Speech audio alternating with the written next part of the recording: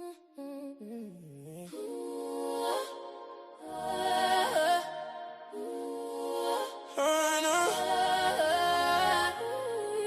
and talk to me. Come and talk to me.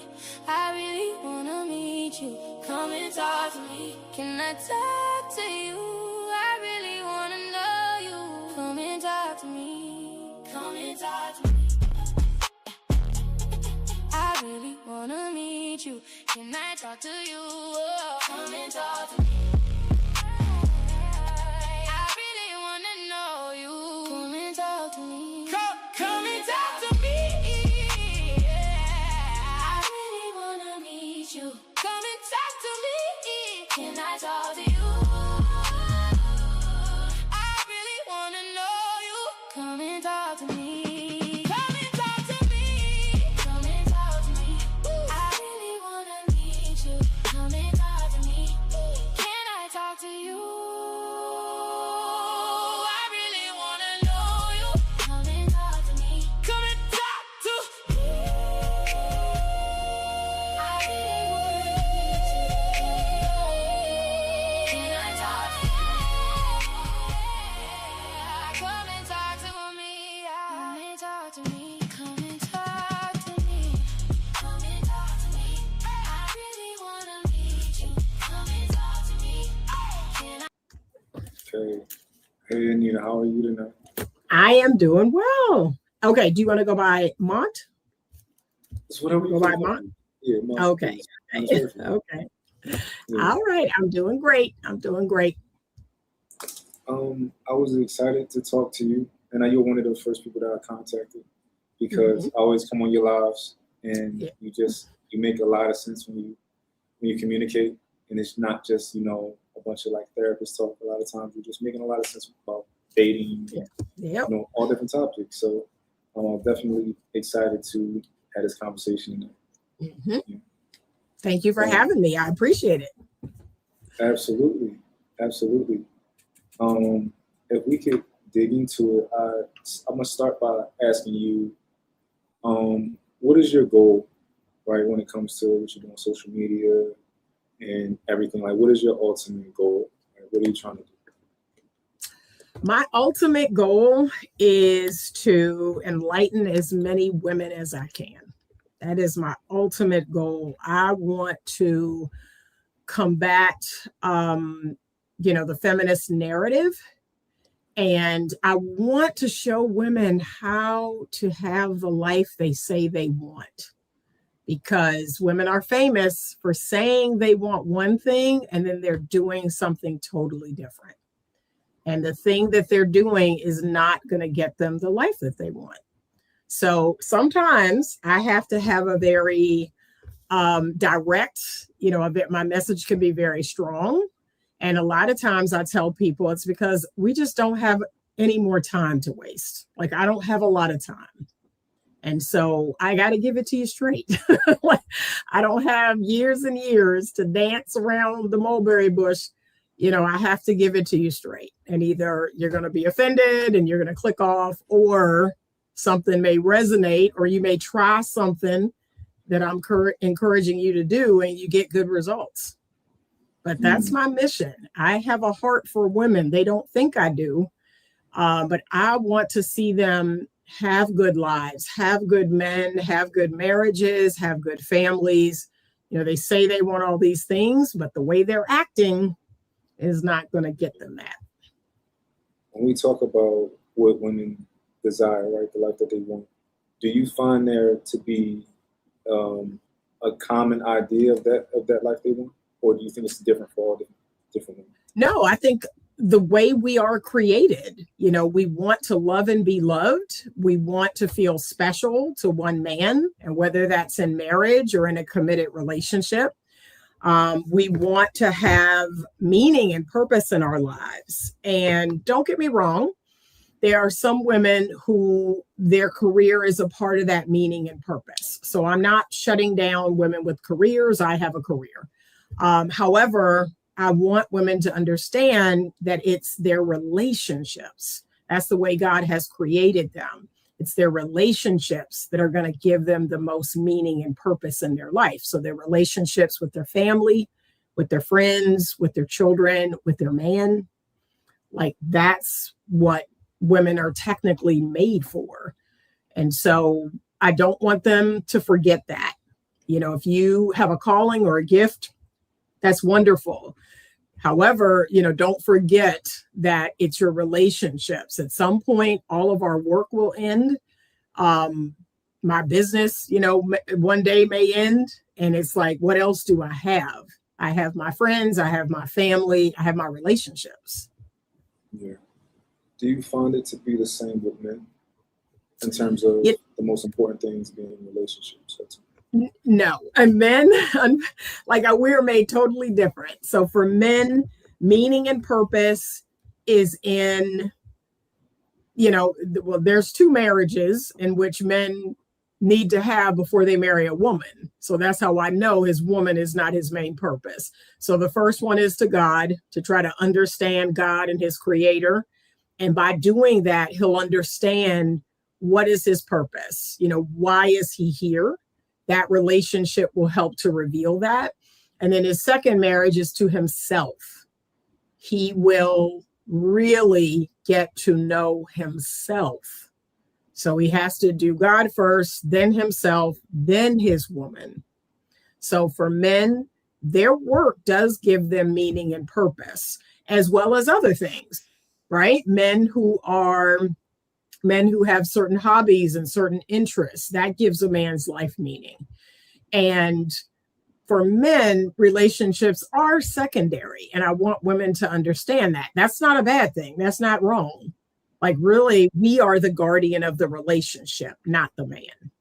So they have lots of other things that they get their meaning and worth from. Men are producers, and they get a lot of worth and meaning from building something and creating something and innovating something. That gives a man a lot of his worth and value.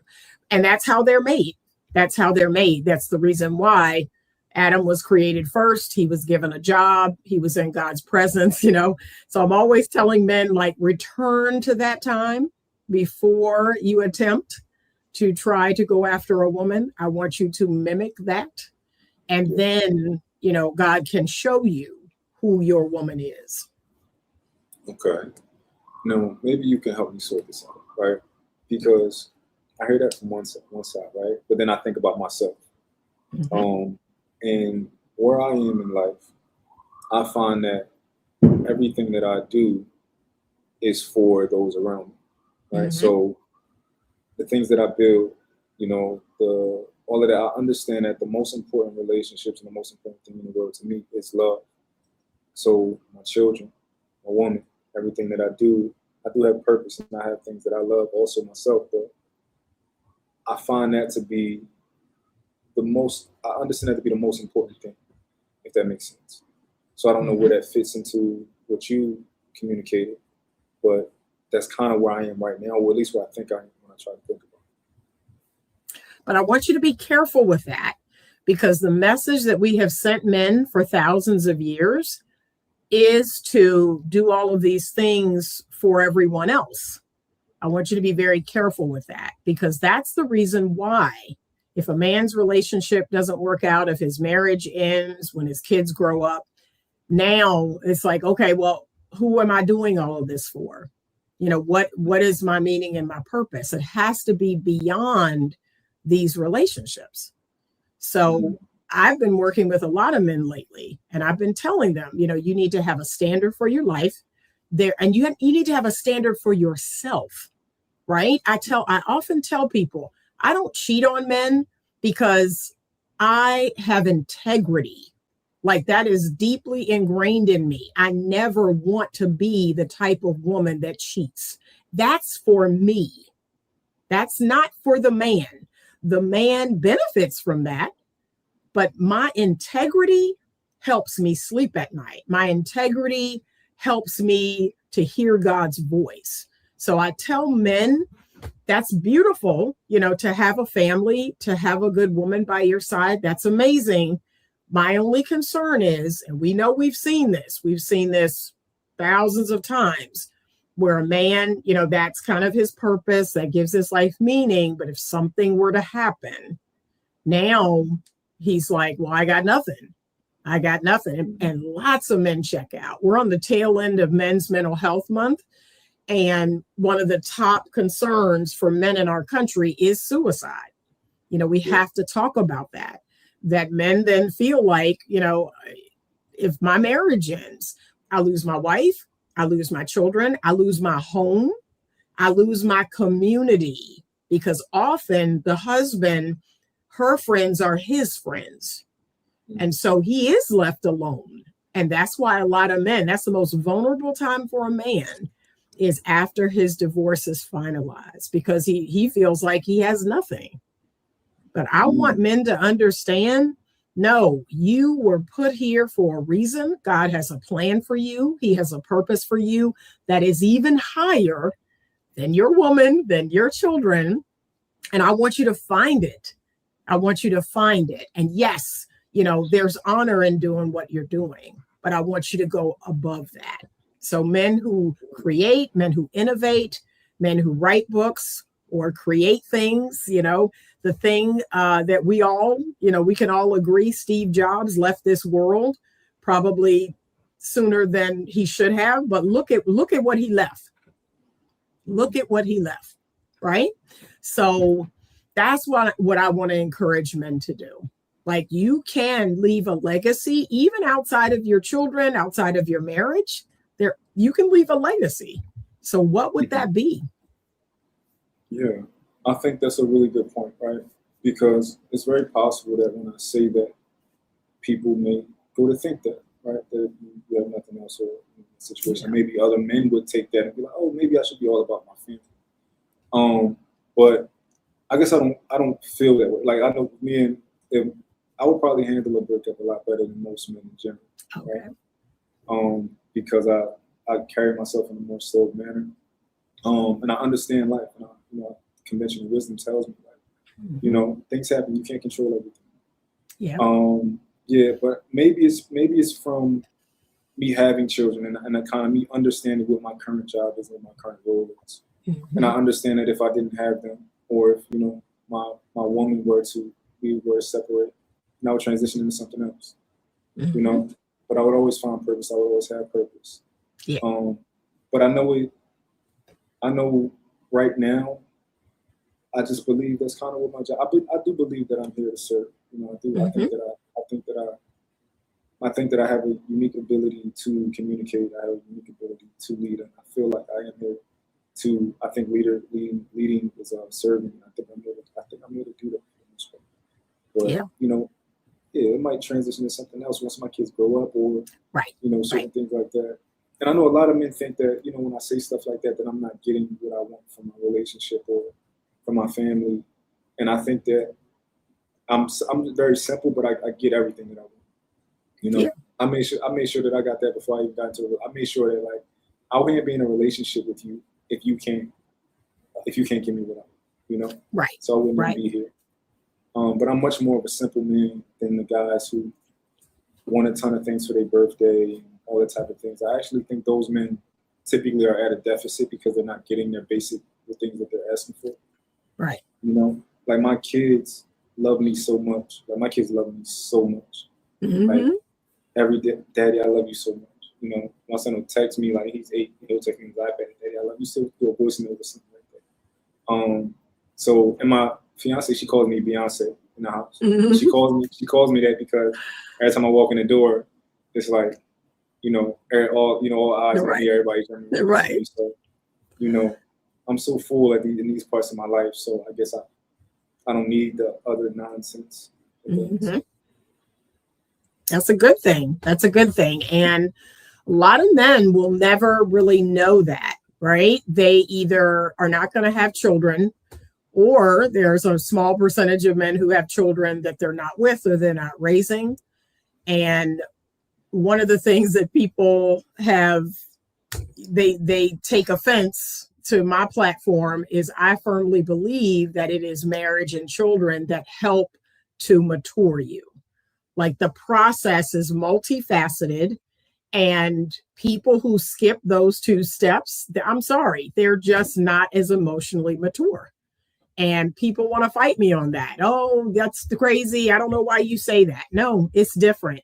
It's different. Life is different when you are doing it, not just for yourself, but for others. Life is different. And although we are our children's first teacher, our children teach us a lot too. They teach us a lot. So I wouldn't be sitting here if it was not for the parents that I have and the children that I have. That is like, that rounded out my emotional maturity. That's what moved me from the maiden archetype to the sage archetype. A lot of women today do not move through all of those feminine archetypes. They stay stuck in that maiden archetype. Interesting. So what do you think your life may be right now if you didn't have your children? I can't even answer that question. I can't imagine it. I cannot imagine it, because for 26 years, that's what I've been doing. They're the longest relationship I've been in outside of my parents. So I couldn't even answer. So I just, they're adults. They're all adults. They're all kind of doing their thing. But we still have a very close relationship. One of the running jokes in my subdivision, is people see me with my kids out, or we have this family movie night on Saturday night. And that has been going on since COVID, because that's when it started, was during COVID. And they'll bring their friends, or, we'll just all hang out. I'll make food or order food, and we'll watch movies. We'll take turns picking movies and watching movies. And I am blessed to say I like my kids. It's not just about loving them. I like them. They're all three of them are different. But again, they're still teaching me things. I'm still learning from them, and I'm hoping that I'm still teaching them too. Nice. That's a blessing to be able to like your kids. Yep. All three of them. When I think about my path, it was definitely backwards from what people traditionally view it. But I agree with you when it comes to children maturing you. Like, at least for me, I always had a glimmer of light there, right? Like, I always had like some sort of glimmer of light. But when I had my children, I was like, oh, I'm a dad, and I'm a completely different person than I was. Yep. And me being in a serious relationship, like with a woman that I actually, a woman that I wanted to be in a serious relationship with. Yeah. Before that, I always found myself in relationships. It was never like I choose you. Mm-hmm. But got into a relationship, chose somebody, and I've grown so much since I was 26, 27 to now. So I agree with you, though. Much more mature than I was before. That's right. And it's only going to keep going. It's only going to keep going. Who you are will change every year that you're a father, when you're married. That's the whole idea. I tell people you should be growing every single year.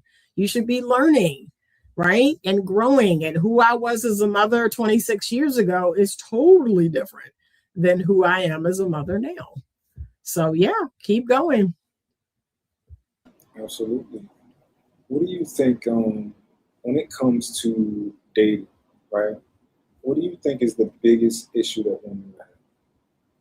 That women have? Yeah, that they're running into. Right now, it's the whole culture. It's the prostitution mindset. It's this idea of, the transactional relationship. And it's sad. It's really sad that we've monetized everything. Like, everything is monetized. And I often tell people, I spend a lot of time making money, right? And I have some semi-passive sources of income, but I also spend a lot of time not making money, right? So when I go out to my garden, when I'm riding my bike, when I'm going to the beach with my family, when I'm talking on the phone to a friend. And I don't know if this world understands that all of it all of it has value, even if there's not a dollar amount tied to it. But women today, they've sold this lie. They've been sold a lie that says, you know, I'm all that, my worth and value, and I have to monetize it. I have to attach it to a dollar amount. And that has created this prostitution culture, this hoe culture. Girls asking for deposits for dates. And, oh, send me money for an outfit. Or, you know, I need to get my nails done. I need to get my hair done. You know, and yeah, that's weird to me. That just feels but they don't feel it. They don't feel that feel. I feel ill, and they don't feel that feeling. So I can't imagine asking a man I don't know for some money, right? That dry begging. I cannot imagine. Ew. Oh, yeah. So that's, you know, and I don't know if it's like the Young Miamis and the Cardis and the Shearer Sevens. I mean, there's so many women now that are teaching this, you know, get that bag and get his money and all this. I'm like, this is what I tell women. And they always push back until they try it. I tell women that when I meet a man, let's say I meet a man and I'm interested in him, my number one goal is to make that man fall so deep in love. Like, that's it. I want to capture that man's heart. That's the goal. And they're like, what else? I'm like, that's it. I go into it with that being my goal. I am going to make this man fall so deep in love. I'm going to capture his heart. And that's it. And they're like, well, you're not going to get anything, and he's not going to buy you anything, and he's not going to check. I said, look, if a man truly, genuinely loves you, what's his is yours. So I want you to shoot for love. I want you to shoot for bonding and attachment, right? I tell women, I was married to a man who took care of me for 12 years, bought me a big, beautiful house, bought me a beautiful car to drive, gave me 3 children. I didn't work. But again, my modus operandi is I'm going to make you fall deep in love. So 6 months into knowing him, he dropped down on one knee and gave me a ring. So that's what I teach women. And of course, you know, any man who's being a good man, who's treating me right, it's easy for me to fall in love with him too. But that's my goal. I'm not after the money or a lifestyle or any of that. I'm like, you know what? I want to gain this man's cherishing. I want to gain his devotion. That is like, that's underrated. How do you think most women should go about doing it? Being the best version of themselves, being feminine, being the girl. Okay, you can get more flies with honey than you can with vinegar. Having worth and value, right? And it's not entitlement. When they say worth and value, it comes across as entitlement. But it is simply knowing yourself, having boundaries, you know, knowing what feels right for you and what isn't right for you. And you just express that. Yeah, I'm not ready to come to your house. I'm not ready to have you at my house. We just met one another. I'm not ready to be sexually intimate. And again, it's not a game. It's not a ploy. It's simply, you know, I don't know you that well. I don't feel comfortable. That's really what worth and value is, right? If I tell this story all the time too. I don't give men money. I've only had that happen to me twice in my whole life. And, you know, that's just not something I would do, right? When I was married, I gave my husband back his own money. But that's not something I would do. If I was married to a man, that's different. But just any old man, no, that's just, I am hypergamous by nature. And that goes against everything in my feminine form to do that. I do not take care of men in the sense of, move into my house and I'm going to be your sugar mama. No, because that goes against my feminine nature. And I believe it emasculates a man. So, but yeah, I want to see women just be the best version of themselves. I want them to develop their personality. I have even complained lately about how boring women are, how uninteresting they are, how dry they are. Like, I went on a cruise a couple of weeks back and I was like, y'all are dry. Like, I was with my girlfriends. I'm like, no wonder these dates don't work out. There's nothing interesting about you. You're not talking about anything. You're not interested in anything. And you need to develop yourself, develop your inner world, and be an interesting person and be able to talk about a lot of different things and be interested in other people, ask questions, be curious. Yeah. That is how you do it. People love to talk about themselves. And to me, that's an opportunity that women are missing. Do you think both parties are missing each other? And what I mean by that is when you say a lot of women aren't interested, there's a group of women who would say that a lot of men aren't interested. Mm-hmm. So do you think the interesting people are missing each other somehow? Yeah, men and women today are different. And definitely from when I was coming up. Men and women today are different. You have a subset of, very strong, independent feminist women. And then you have a subset of very weak, left-leaning liberal men, feminist men, and it's funny because they would be a good fit for one another, but they don't want one another. That's what's so interesting. Or you have the gold diggers, what we would call the gold digger, right? And then you have the men who only want sex. Technically, those people go together, but they don't want each other. They don't want each other. So that's what's frustrating to me is the people that should probably go together. Okay, bro, you want sex? Do you have some money? Okay, you want some money? Can you give some sex? like put those people together, but they don't want each other. So, and it is hard for decent, good people to find one another. It really is. I have been challenged, but like I said, it's not hopeless because I do meet people offline, not on social media, not a part of the manosphere, the pink pill, or any of that. I meet people like that all the time. Yeah. Do you think that you meet a lot of men who are eligible and fit this description, right? Maybe they're just not compatible with you personally, but you think that these men are out here from your experience?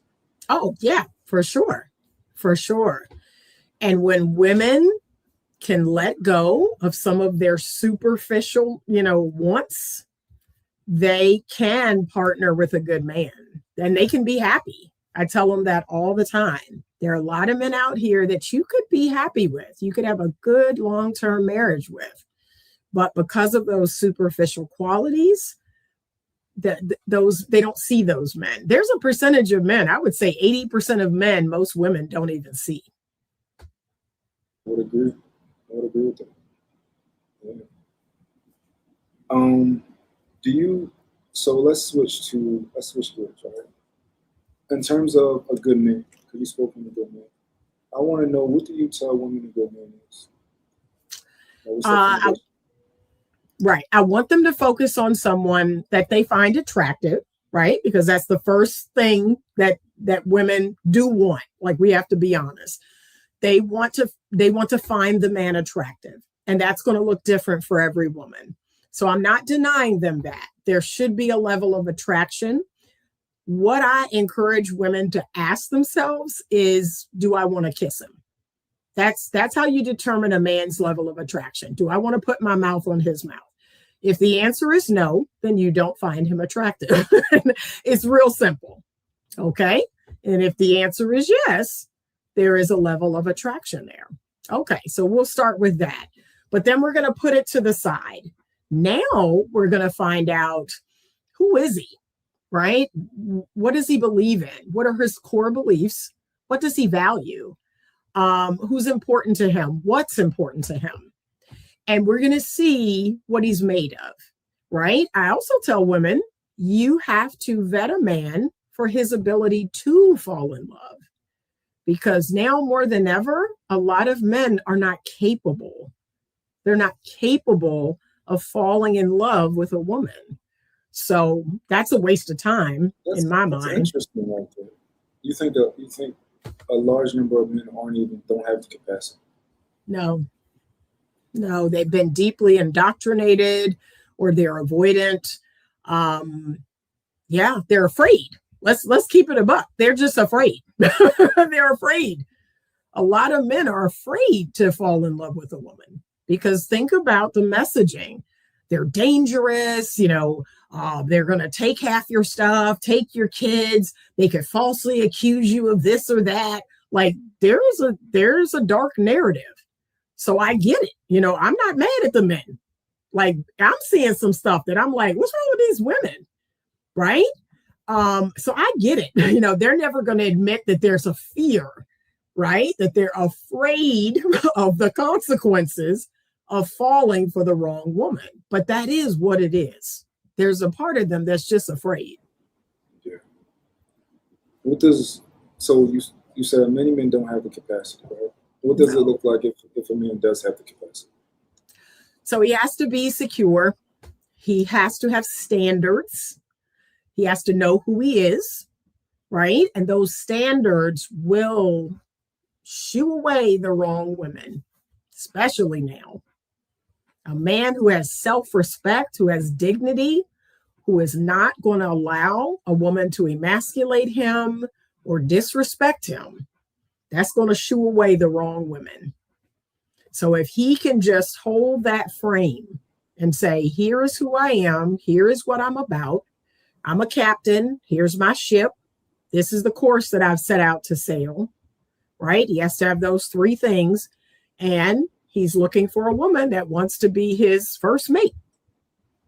But if he can't do that, right? If he can't maintain that frame, if he's, kind of shifting around depending on her displeasure, her tears, women do a lot of things to manipulate men.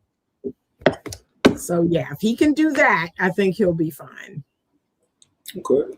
There are a ton of men, I don't know if you've experienced them, who would push back on the idea that a woman has to be attracted to the man. And they say, just go for the traits. Man, if he can provide and this, that, and the third, he's a good man. There's a lot of guys who will push back on it. But from your perspective, no, that's important. Yes. You need genuine desire. You need genuine desire. That is a woman who has settled for you. No, no, that's horrible. Oh Lord, I don't wish that on any man. That's a horrible experience. No, she should have a level of genuine desire. And I'm not even saying it's always physical. There are men that I find attractive because of the way they speak, because of how they treat their family, right? There's levels to this attraction thing, but it has to be there. There's men that I know that, I think they're a big deal at their work, like they're really good at their work. And I'm like, oh, wow, there's men who have big hearts and, they're just a genuinely kind man. I find that attractive. But yeah, there has to be a genuine desire for that man. Yeah, a man does not want to be with a woman who settled for him. What do you say about the men who think that they want to, who think that as long as who would advocate that women don't have to be attracted to the men? It's not going to end well. It's not going to end well. And then when it doesn't, it will give them more fuel for their fire of, you see how these women are? See how they do? I'd rather men remain alone than get into these, here and there relationships and they don't work out and they just add on to the narrative in a man's mind. I'd rather men be alone. And then when that woman shows up who has genuine desire for him, that does it for her, okay, then there you go. Because there's nothing worse than being with someone who's settled for you. It's a horrible feeling. I wouldn't encourage a woman to do it either. I wouldn't. A man has to genuinely dig me. He has to genuinely find me attractive. He has to desire me or something about me. But to say, like, okay, no, thank you. No. Interesting. I have another question for you. Mm-hmm. How difficult, because, relationships, they're not supposed to be difficult, right? Necessarily. Right. But they're not supposed to be 100% smooth, right? Right. So how turbulent or difficult is a marriage supposed to be with two compatible people? So in my practice, I tell my couples that the sweet spot is 80%, right? If you're on a scale of 1 to 100, 80% of the time, you should be good. And that other 20% is for life, right? Life is going to happen. People going to have problems and issues with work, with kids, with that, whatever. But 80%. When I see that number fall and the danger zone, and here's the danger zone, 50%. If you are at 50% or less, that's dangerous. But 80 is a sweet spot. That's where I try to get my couples to. So when they do their intake, one of the questions on the form is from 0 to 100, where would you say your marital satisfaction is today? And so some people put 20%, 30%. And I look at it and I go, okay, we're shooting for 80. And so that I know what I'm working on. So I'm working. And they coming in and I'm doing this and I'm like, try this. Blah, blah. And then about 6 months later, I ask them again, where is your marital satisfaction today? And it'll go up from 20 to 60. See? And that's how I know, okay, I'm doing what I'm supposed to be doing. Or 30 to 70. See? So what I'm doing is working, but I'm trying to get them to 80. 80 is the sweet spot. Because like you said, nobody's relationship is going to be 100%. That's not realistic. Yeah. What do you find to be typically holding people back when somebody comes in and they're like, I'm at 20% right now? Ooh. And then they might jump up to 60% or 70. What do you think? What was it normally that was holding them back? That big disconnect between two? It could be pride. It could be ego. Most of the couples that come in my practice are not compatible. 75% of them, actually. They are not compatible with one another, just naturally, right? I look for natural compatibility. That's why I would rather be alone than be with someone I'm not compatible with. For me, it's about an ease. It's about a natural flow. This person, and we just kind of flow together. We have a flow state together. So that's what I look for. So I don't do back-to-back relationships because that's hard to find. I'd rather be alone and wait until I find someone that I have that flow state with. But what a lot of people do is they can't be alone. And so they're with all these different people that they are not compatible with. And in their mind, okay, well, yeah, I mean, it's just never going to happen. I said, it will. You just have to be patient and you have to vet. But a lot of couples are just not naturally compatible. People choose their opposite. And remember, that attracts people initially. And then long term, it will start to repel the couple. So you got to do that due diligence. And that's what I walk people through. This is the most fascinating thing about couples therapy. So I tell them that statistic, 75% of couples are not compatible. And they say, well, what do we do now? We're married. We're all in. We are, we're all in. I said, okay, so I'm going to teach you about something called radical acceptance. So if you are bent on staying married to this person, you're going to have to do something called radical acceptance. You are going to have to accept your differences. You're going to have to accept that person and stop trying to change them and stop being upset because they're not different. That's it. That's all I got. So, if you're not willing to leave, then you need to radically accept them. And a lot of people do. They do. They eventually come to terms with it, and they lay down their sword and shield, and then they just, because they're like, we're all in, we're not getting a divorce. Okay, and that's fine. I'm not advocating for you to, but you're going to have to radically accept this person. Okay. Do you believe that men should have ego? And how much do you think it should have? That men should have, I missed that part. That men should have ego. And how much do you think they should have? We all should. We're never going to get rid of all of our ego because our ego does protect us. So we're never going to get rid of all of it. However, humility, this is a biblical principle I personally love. Humility is needed. And to me, it's that higher self. It's connecting to that higher self that we all have. So the ego is the lower self. The higher man, the higher woman, right, is humble, is compassionate, is kind, is empathetic. That's that higher version of ourselves. But we're never going to get rid of the ego because we do need it to protect ourselves. It's just never going to die. And I always tell people, children are born narcissistic, right? It's all about them. The whole world revolves around them. Look at mommy, look at daddy. They're running around trying to feed me, trying to change me, trying to keep me from crying. So that's every person's first experience is this world revolves around me. Then it's the parent's job to squeeze that out of them slowly, right? The world does not revolve around you. Now you're older, you can feed yourself. You can go to the bathroom, and they're squeezing that out of you. And there's going to be a tad left, right? There's going to be a tad left, and that's not a bad thing. But overall, you should be able to consider others while considering yourself. So you're not going to be completely selfless. You're going to consider yourself while you consider others. But yeah, everyone needs to hold on to a part of their ego because it does protect you. I believe it's part of a man's instinct, right? So that instinct that's in a man is tied to his ego.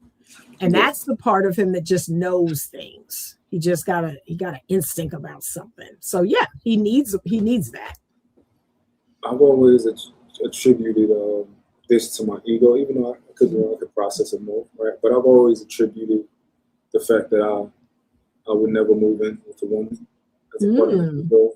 I would attribute the fact that I'll never let a woman drive me under most circumstances. Even if we're using your car, you got to give me a passenger seat, right?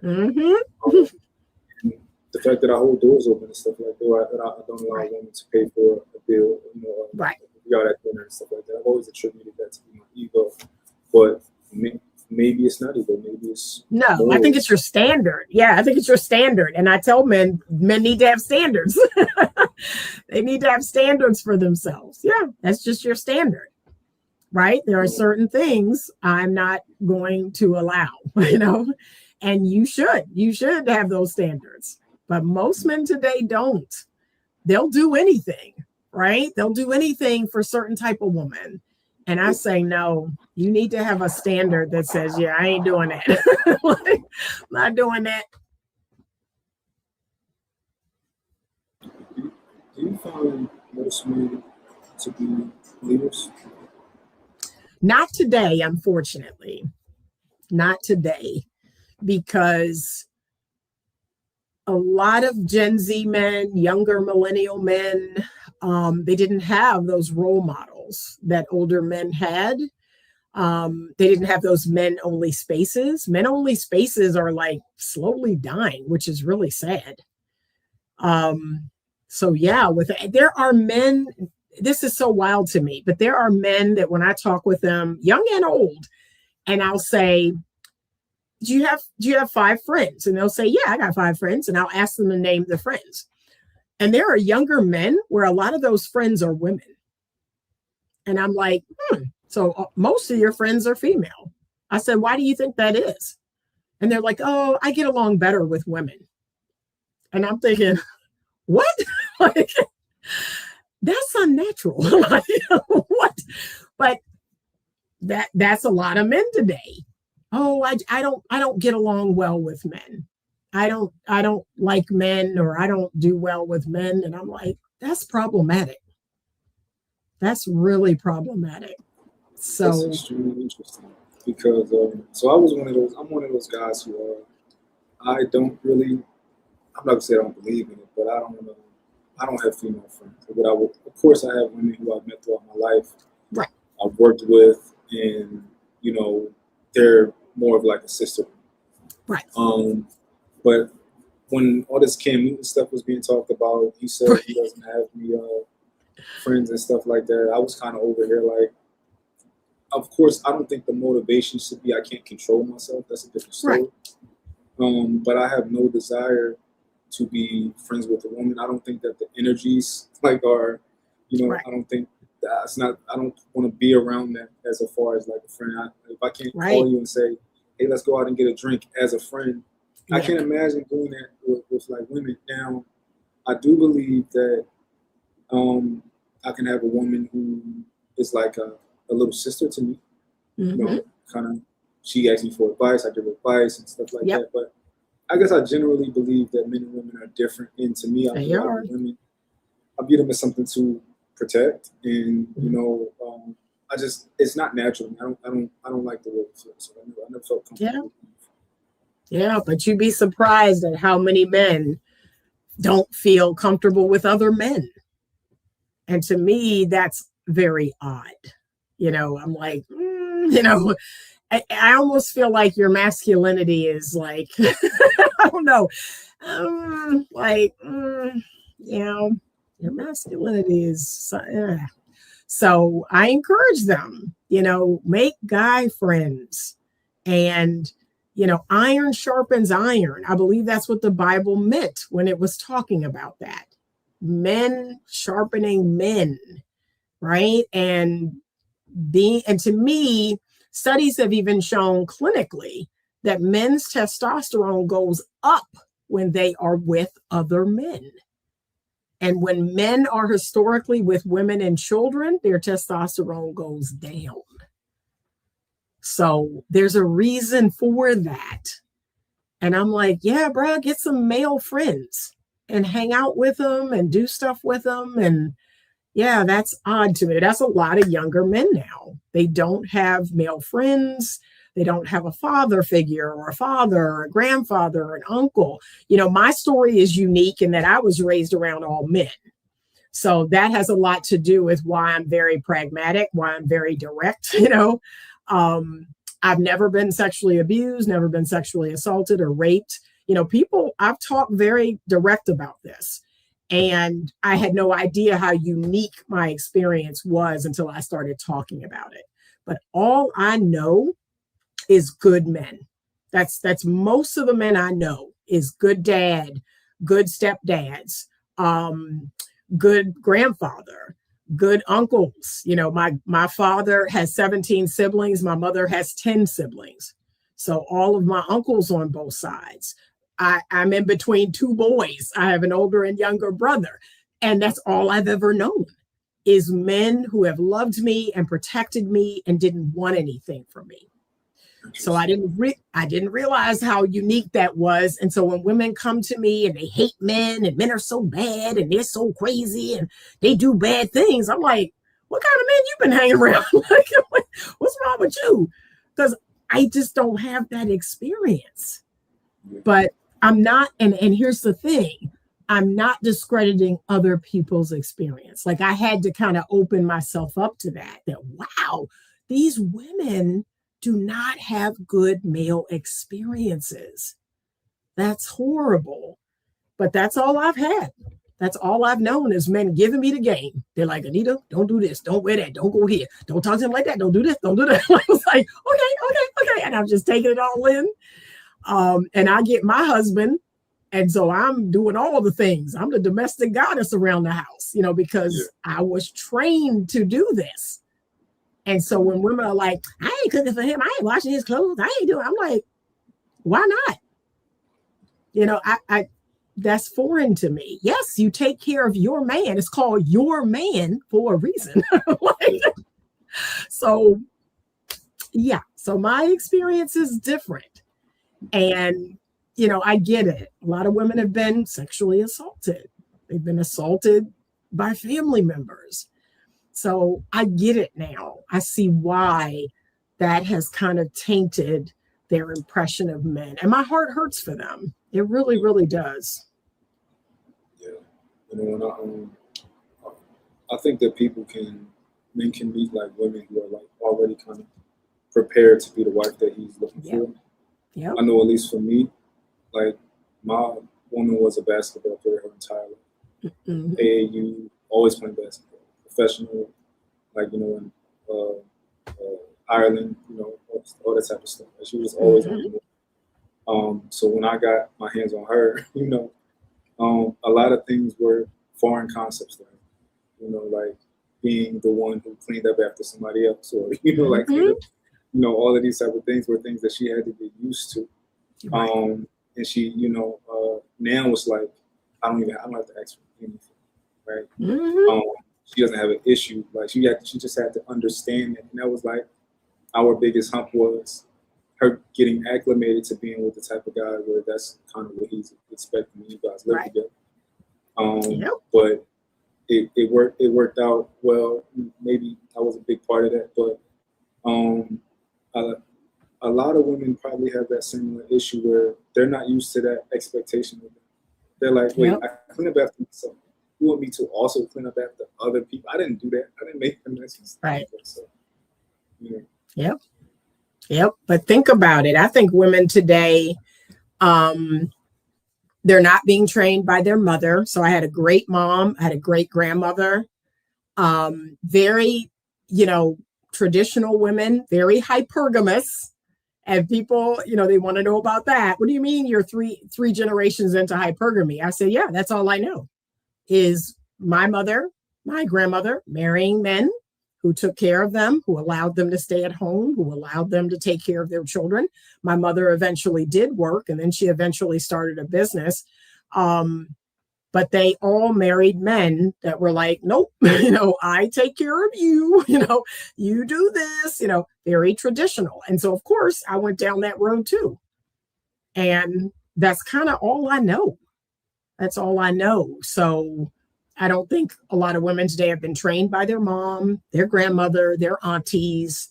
If they don't have good male role models in their life, they're not going to know any of this. They're really not. And I made a video recently where I talked about there's a percentage of women who don't cook, don't clean, their car is a mess, and I don't understand that. I'm like, I'm very clean as a woman, right? I've always seen myself as a fair sex. And now women are as dirty as men, like I've always known men to be kind of dirty. But now it's like women are adopting that. They don't clean their car. They don't clean their house. I'm like, what is happening? I'm not used to that.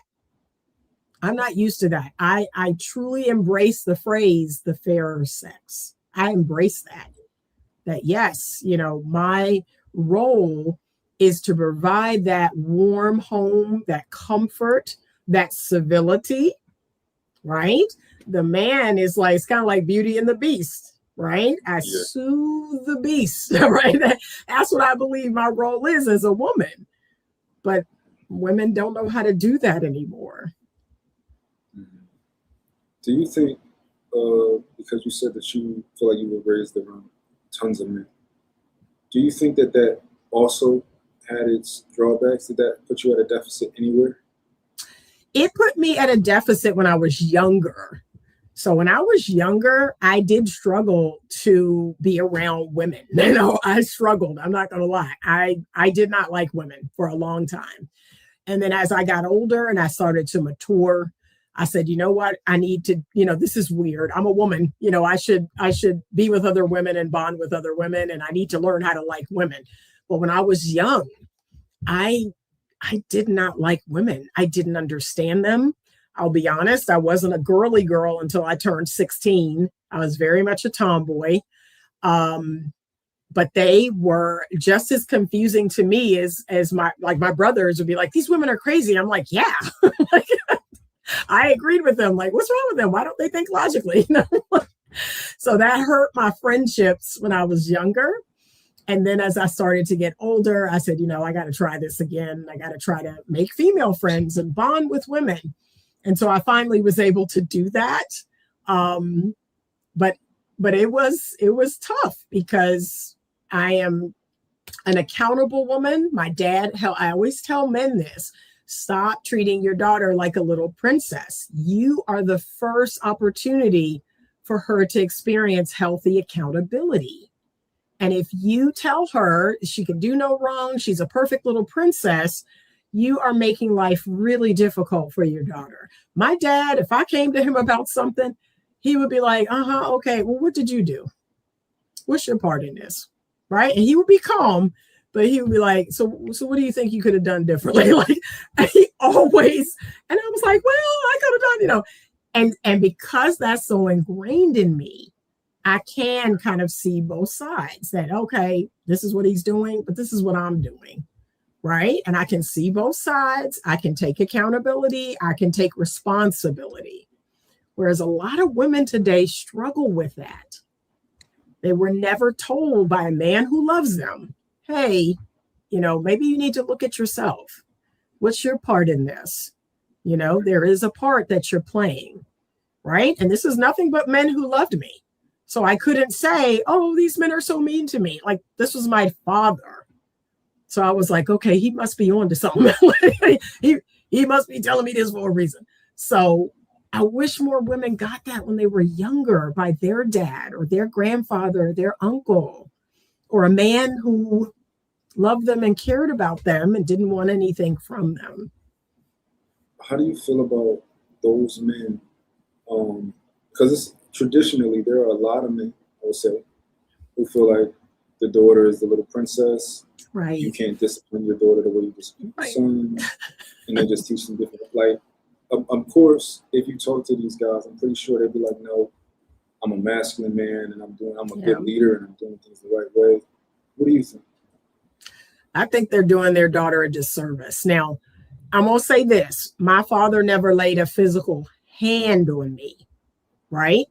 He knocked both of my brothers out. He never laid a physical hand on me. He let my mother do that, because my father is the type of man that says, no, I'm a man. I do not want my daughter to have the memory of me physically disciplining her. That's for her mother to do. And that's what my mother did quite a bit. Okay. But my dad used a different technique on me as a woman. And it's interesting because I even noticed him doing it to my mother. So I was like, did I sound crazy this whole time? I heard you. Are you okay? Oh, no, it said I was using my internal mic instead of my. Do I sound different now? You sound clearer now. Yeah. Wow. Okay. Okay. It'll be fine. Yep. But yeah, it's like he had this weird Jedi mind thing over me. But he had it over my mother too. So, and he's had it over all his wives. So yeah, he's masculine in that sense. Like, he knows how to have a measure of control with a woman that isn't physical. So I find that fascinating. Yeah, that he's just like, it's just a mind thing. I was like, oh, okay. So yeah, I agree. So I don't hold the position that I'll never put my hands on my daughter if I have to, right? Mm-hmm. I don't find that I ever have to. I don't think it's necessary. Right. I think as far as putting your hands on your kids, I think it should be a tool in your toolbox, but I think it should be the last resort. Yes. And like I said, I don't hold the position that I'll never do it and that her mom will do it, but I do hope that I never find it necessary. Right. I think communicating to your kids is extremely important. Talk to them maturely. Get them to talk back to you maturely. And that should be all you really have to do. And I'll be disciplining my son, right? And everybody around me will be like, no, you need to whoop that boy, or you need to do this, that, and the third. I'm like, no, like I can talk to my son, I can reason with my son. Right. And it's typically the women. It's typically the women like, no, you need to whoop him. Like, no, I can have this conversation with him. If I ever need to whoop him, I'll know when I need to whoop him. Right. You'll know it. I agree with that. Yeah. Because both of my brothers, I find this fascinating. They are 11 years apart. So my oldest brother is 4 years. My younger brother is 7 years. So they're about 11 years apart from each other.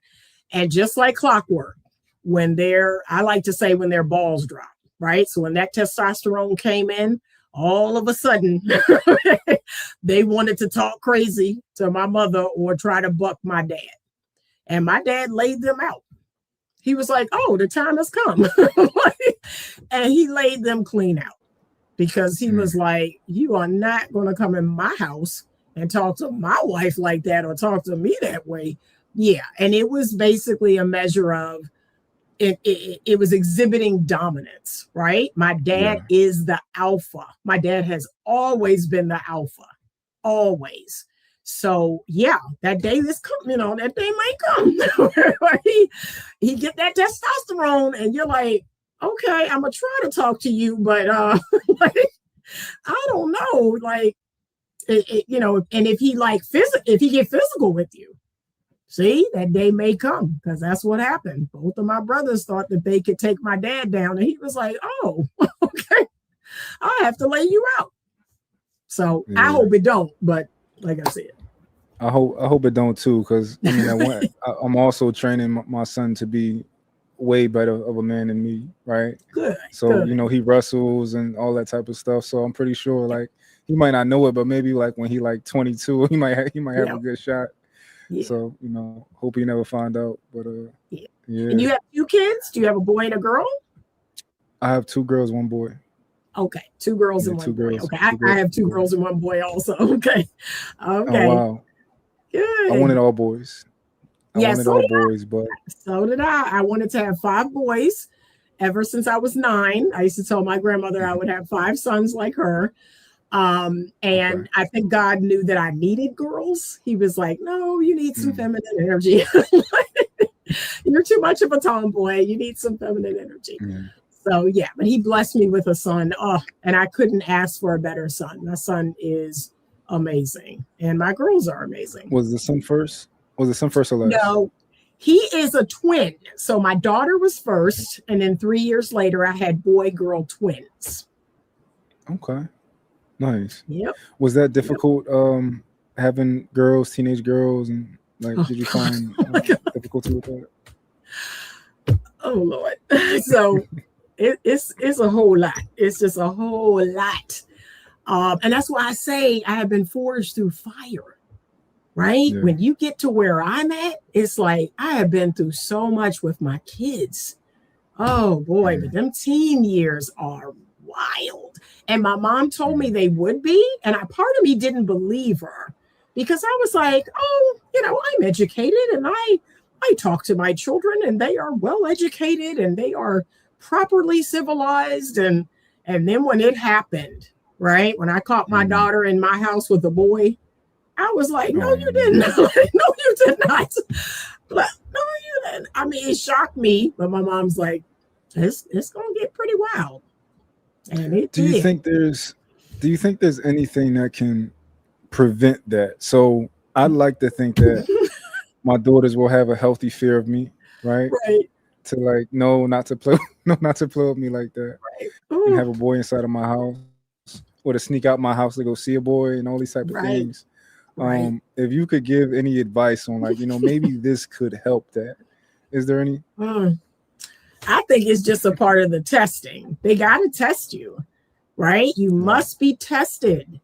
And I think here's a way my children didn't test me. So they don't use alcohol. They don't use drugs. So I'm very blessed, right? They don't do that, but they have pushed the line of like how they talk, or staying out past curfew. My daughters had, snuck a boy in the house. So they pushed those lines. But there are lines like they're not doing anything illegal. They've never been arrested. They've never, they don't use drugs or alcohol. So I'm blessed. I tell people, it could be worse. Nobody's gotten pregnant. Yeah. Nobody's been to the jailhouse. It could be worse. Yeah. So I still consider myself to be blessed. Right. So if you can figure it out, let me know, because I feel like it's going to be something. Like, what would that something be? Yeah. Right. Yeah. I know right now, my girls, they're like very close in age, Mhm. and they're like literally like the odd couple, right? They Oh, ge- yelling, like just it's like, yo, why are you talking to each other that way? Because I always tell them like, right. yo, I'm so big on how they talk and how they communicate. Because Right. I'm relaxed because I think this is how we get information out the best Mhm. way is Yeah. by being clear in what we say and like, all right, kind of being, relaxed and stuff like that. So I'm always telling them like, yo, stop talking like that.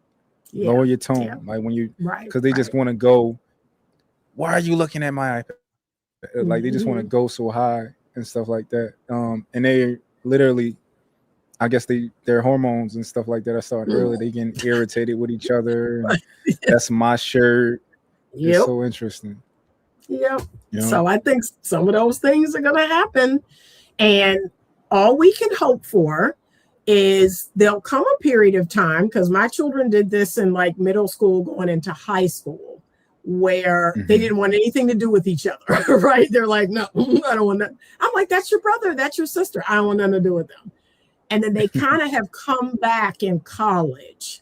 So that's what we can hope for, that the relationship will get better, it'll get stronger, they'll kind of come back, they'll have a closeness. But they did go through a phase where they didn't really want anything to do with one another. And I thought that was odd. I was like, that's your brother, that's your sister. I don't want nothing to do with them. I'm like, what? But now they're great. Now they're great. Like I said, 26 and 2 23-year-olds, and they're always, razzing and laughing and, talking about their dad or talking about me. And that we're kind of their common enemy. And I'm okay with that. I told their dad that. I said, hey, if they need to razz on us to come together, let that happen. Like I want them to do that. So it's gotten better. Yeah. One of the unique things about co-parenting is that my kids do and they have different moms. My kids do they miss each other every week. Okay. So they do leave me, and then when they come back, they're like, where's my brother? Where's my sister? That's good. Yeah. So that is an interesting part of that, versus them having to be around each other 24/7. Right. They do get a break from each other, and they get to miss each other. So good. I think that's an interesting part. Good. Yeah. But it's fun. And I know another thing. Oh, I was gonna say another thing is I hope this works in my favor. They're so close in age that hopefully at a certain point everybody knows eyes on them. So it's like, you can't do this because I'm gonna tell daddy. I hope that kind of goes in my favor of you ain't sneaking no boy in because your brother's here. We'll tell. Yep. Like I'm telling you so. Yep. Yeah. But yeah, it's a fun experience. Another beautiful thing about being a parent is you get to heal some of your childhood stuff. Right. And that's not a popular way to look at it, but that is how I look at it. There's a lot of my childhood stuff that got healed through my kids. And, a lot of people don't like that. Oh, you got muted. Hold on. Okay, there we go. Yeah. So, people don't like when I say that because they're like, oh, you shouldn't be having kids to heal your childhood trauma. That's not why I had them. But that was a pleasant side effect. That was a pleasant side effect. Yeah. That is an interesting perspective too. I'm gonna say I don't know what my childhood trauma would be. I would assume that I'm not gonna say I would assume. Of course, I think that I don't have any, but it's possible. It's possible that I do. But I think my childhood was pretty. If I have trauma, it's not. I don't know. Somebody might tell me I do. I might sit down and talk to somebody one day. They'd be like, "No, you do have trauma." Or, most people do have trauma. So yeah, and think about the ways that you might overcompensate. Right? Think about the areas that you might overcompensate. That comes from somewhere. That really comes from somewhere. So I had a people-pleasing tendency. I was very codependent when I was younger. And I had to go through codependency recovery. And that came out of my childhood. is, not feeling like I was good enough, being abandoned, or, just not feeling good enough. But I had to work through that. And I came from a very authoritarian family, and I wanted to raise my children very authoritative.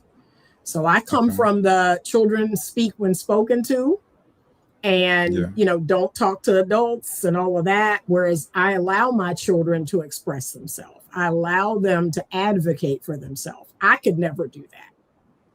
I could never do that. My parents were like, this is what it is. I know you ain't saying nothing. Like, don't you say nothing back, Whereas me, I'm like, hey, this is what we're doing.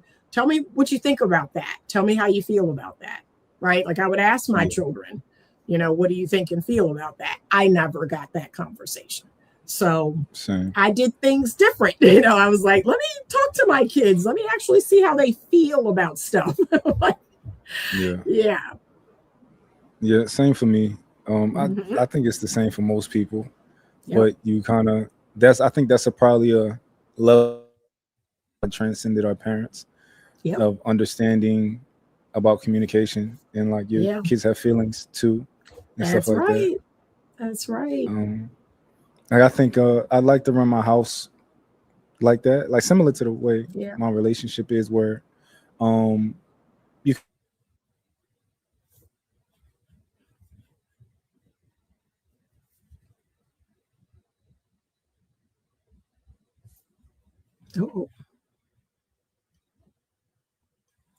All right, y'all, we're going to be back on. Hold on 1 second. I think there's some technical difficulties.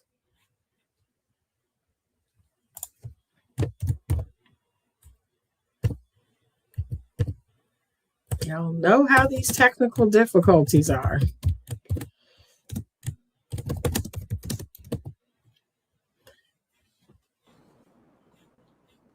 All right, there he is. Okay, we had some technical difficulties. It's a storm.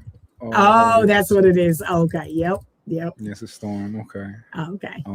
What did I leave off at? You were talking about family, how you were raised. We're talking about healing that childhood stuff or wounds. So even if you wouldn't consider it trauma, maybe there's a wound there. And it usually shows up in the ways that we overcompensate. And so, we have to say, okay, how do I want to do things differently?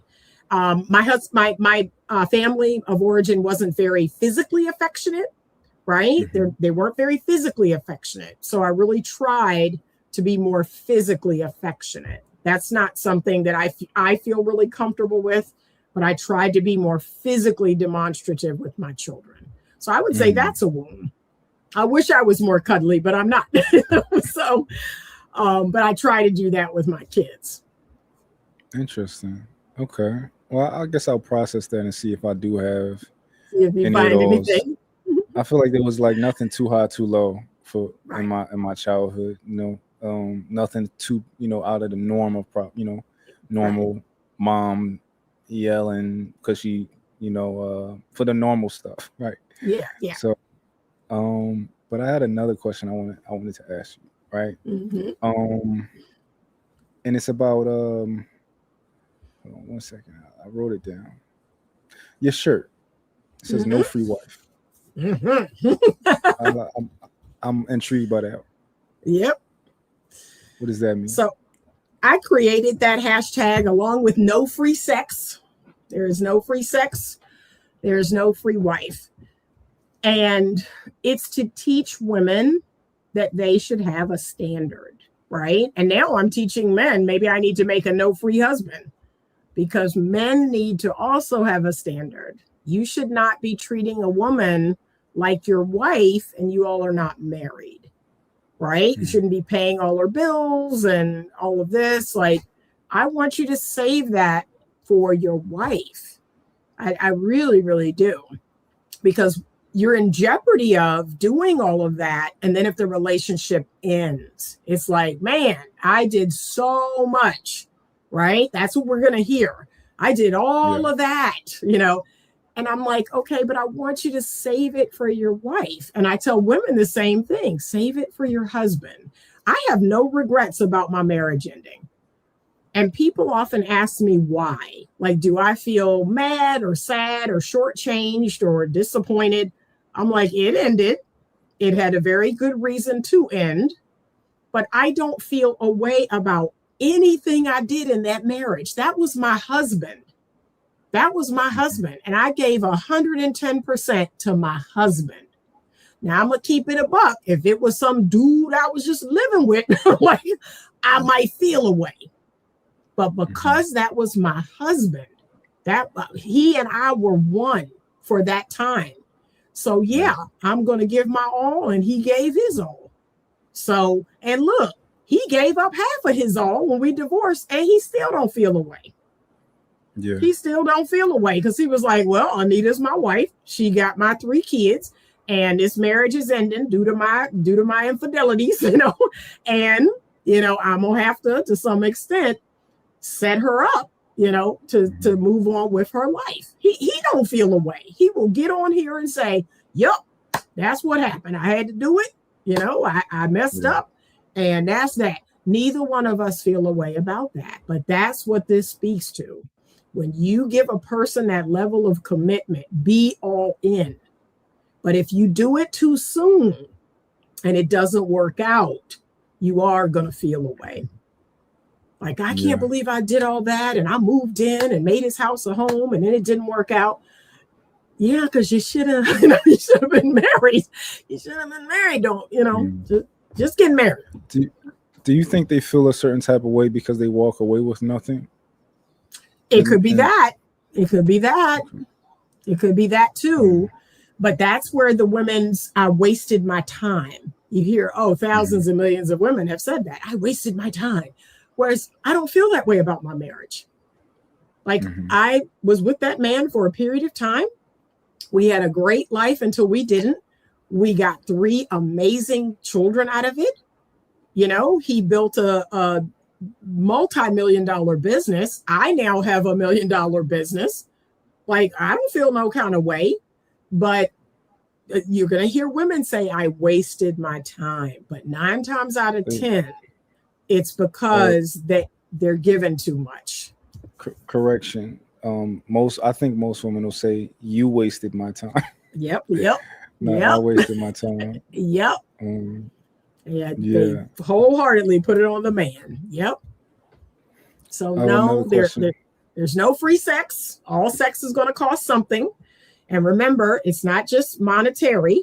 It is your peace of mind. It is your body. It is the possibility of pregnancy. It's the possibility of STIs. Some of them you can't get rid of. See, everything costs. So I ask people, do you want to pay what it costs? That's all. Yeah. Here's another question I have for you. Can you be with a man who you are smarter than?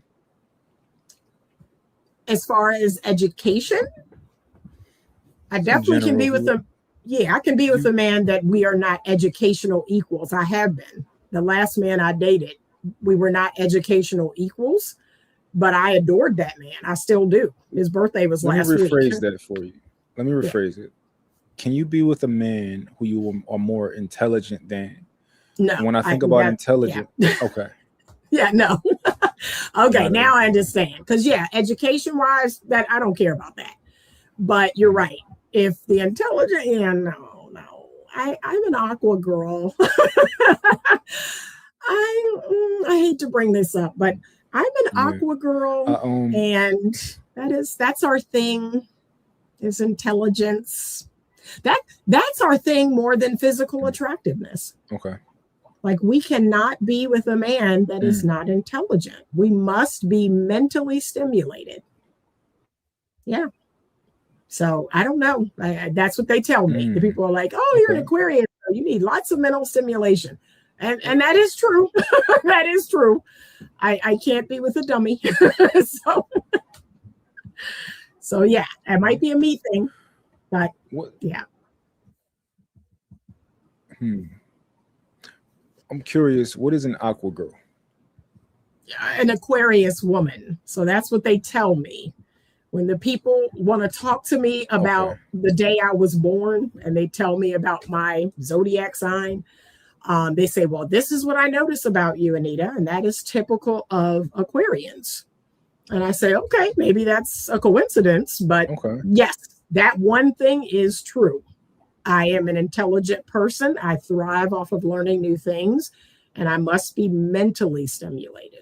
So yes, if I'm not mentally stimulated or that man is not intelligent, I won't find him attractive. And he can be beautiful. He can be a gorgeous man, but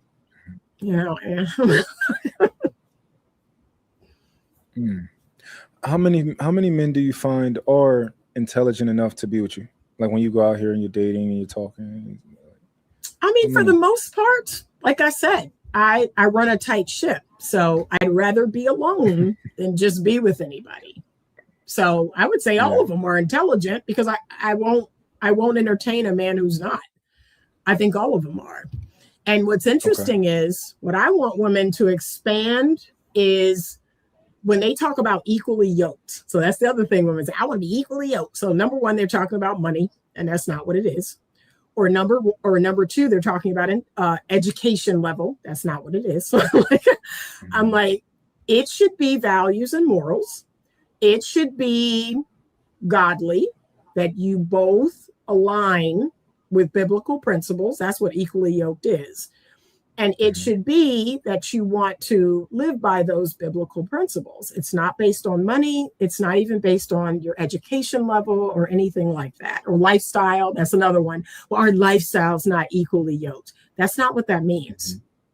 It means that this person has core beliefs and values that are similar to yours. You have a similar goal, and you're headed in the direction of that goal. And you're going to do whatever you need to do to achieve that goal. That's what it means. And then in a biblical standpoint, we're going to follow the Bible. So that's it. We're going to follow the Bible. We're going to use the Bible to set us up to live a good married life. That's what it is, right? So when I read through the Bible, I see what to expect from a man. He sees what to expect from a woman. That's it. Yeah. Somebody asked the question, how would you describe an intelligent man?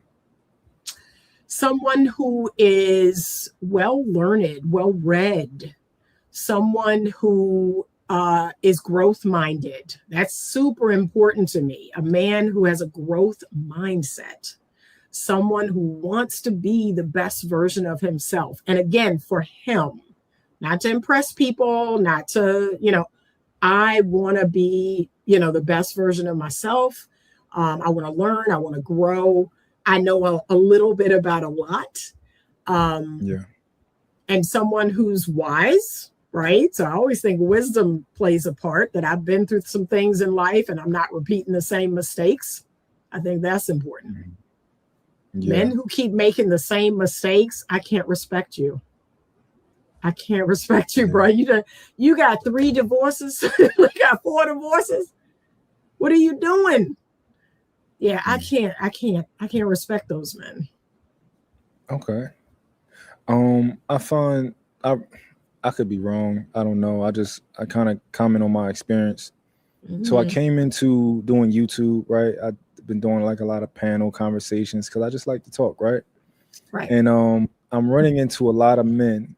And the more men that I run into, I've actually changed my worldview a little bit. So I used to believe that most men you should be a leader in your relationship. You should be the leader inside of your relationship. And as I started to talk to more men, I've realized that a lot of these guys are not that intelligent. And I asked myself, if you are in a relationship with a woman and you're not more intelligent than her, and she is a better decision maker than you, why would I say that I think you should be the leader? I just was like, am I ill-advising people? Like, no. Yeah. No, you want to something. you want to something, right? Because he is leading her off a cliff. Okay, he's leading her to hell. So, yeah. But again, I couldn't be with a man like that. Like, I'd rather be alone. than be with a man that kept making the same money mistakes or kept making the same mistakes. I just can't respect him. I can't respect him. It's one thing for him to make a mistake.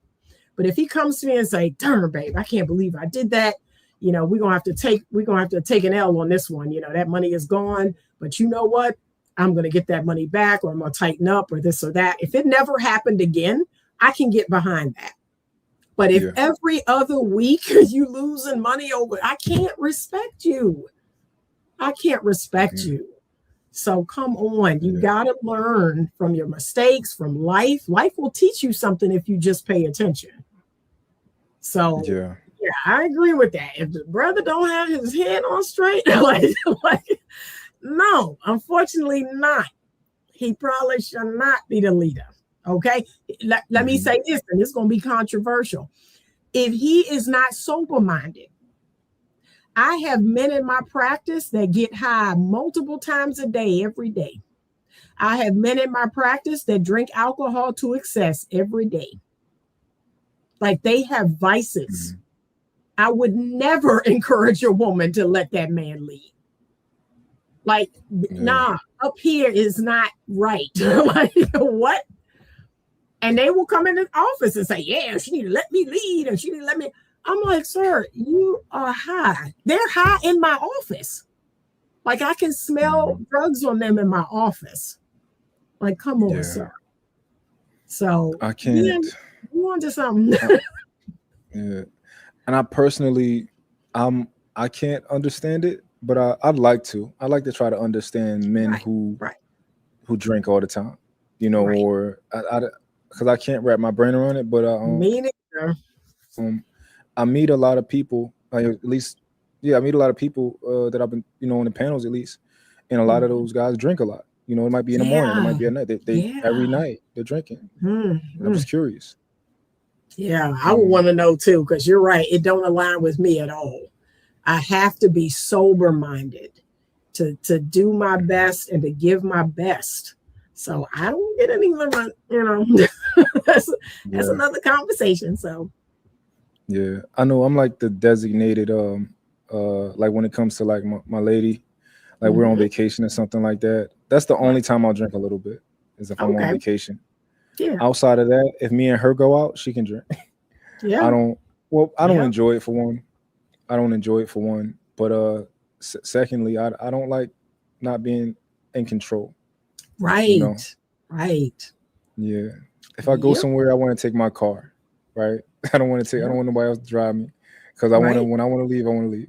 You know. That's right. I want to be in control of, you know, at least certain aspects of myself. So right. And that's wisdom. To me, that's wisdom. That's a strong man that can say that. But if you are high every day, drunk every day, you have all these vices, gambling. I've seen it all. I've seen it all in my practice. I've seen a man blow up his entire family and their wealth through gambling. Wow. And I'm just like, is this real? And it's like he can't stop. He can't stop. And I'm just saying, you got to get these vices under control. You can't lead when you are under the control of your vices. You can't lead. Yeah. Are you aware of how they're the new strategy that at least what I've noticed of them trying to push gambling on kids and stuff like that? Yeah, my son actually brought it to my attention. He was like, okay, Mom, I'm gonna show you how this whole gambling thing is working. And I was like, really? So he sat down and he schooled me of all the celebrities and all the ways and all the places that you can do it. I was like, what? He said, yeah, it's a whole thing. So my son actually schooled me to that. Yep.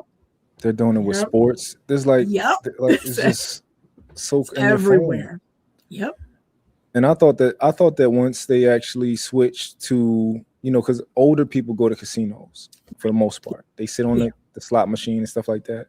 Yeah. And I always wondered, how are y'all going to stay in business once these people age out, right? Right. And they figured it out.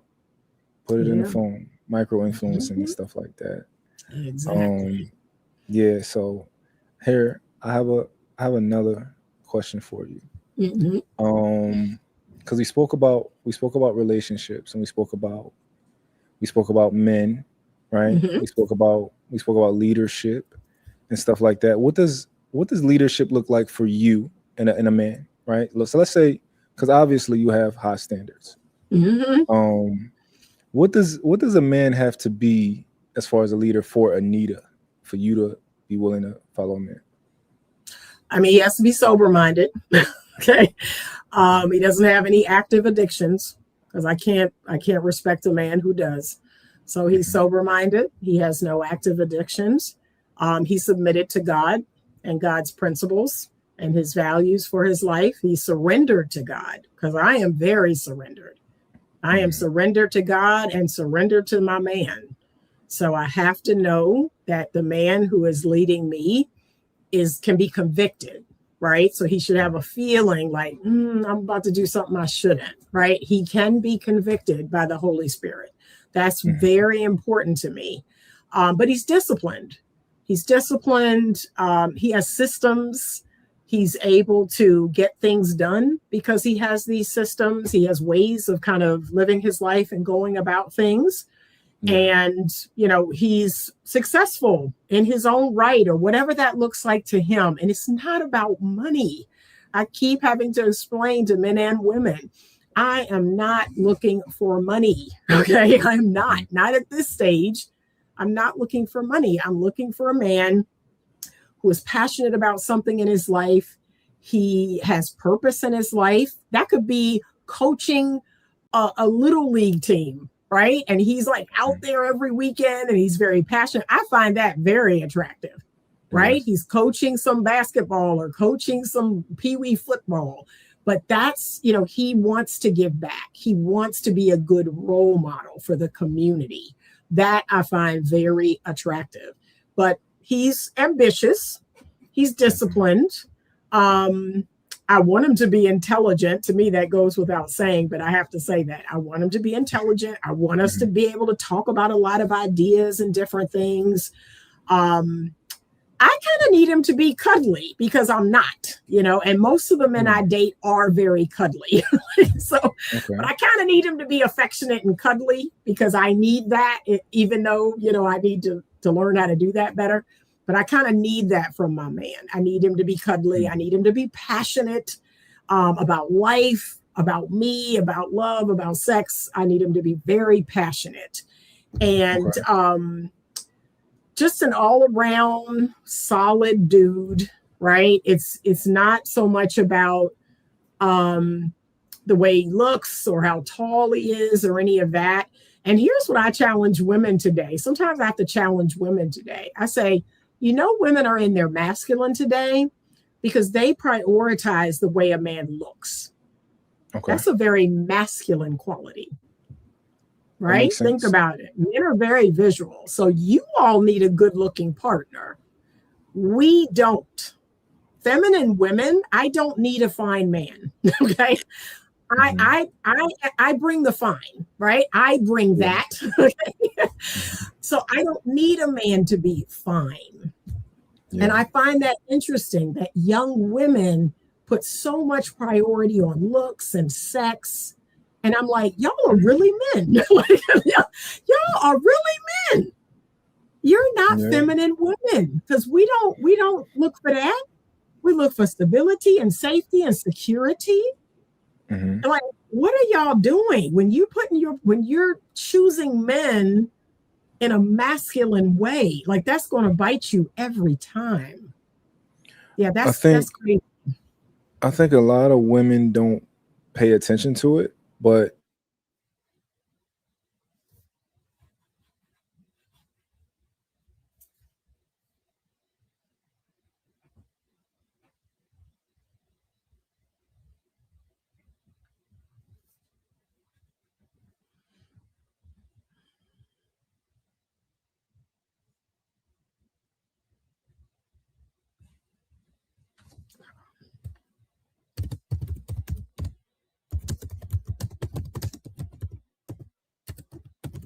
All right, we're having some technical difficulties. Hold on.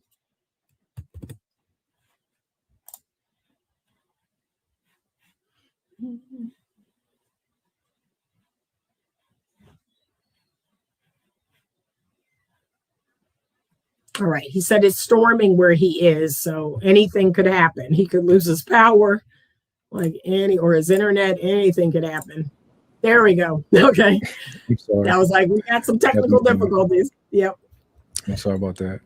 Yep. But what I was saying was, I think women don't realize it, but they're conceding to men being the prize when you say that you're looking for a man who is as or even more attractive than you.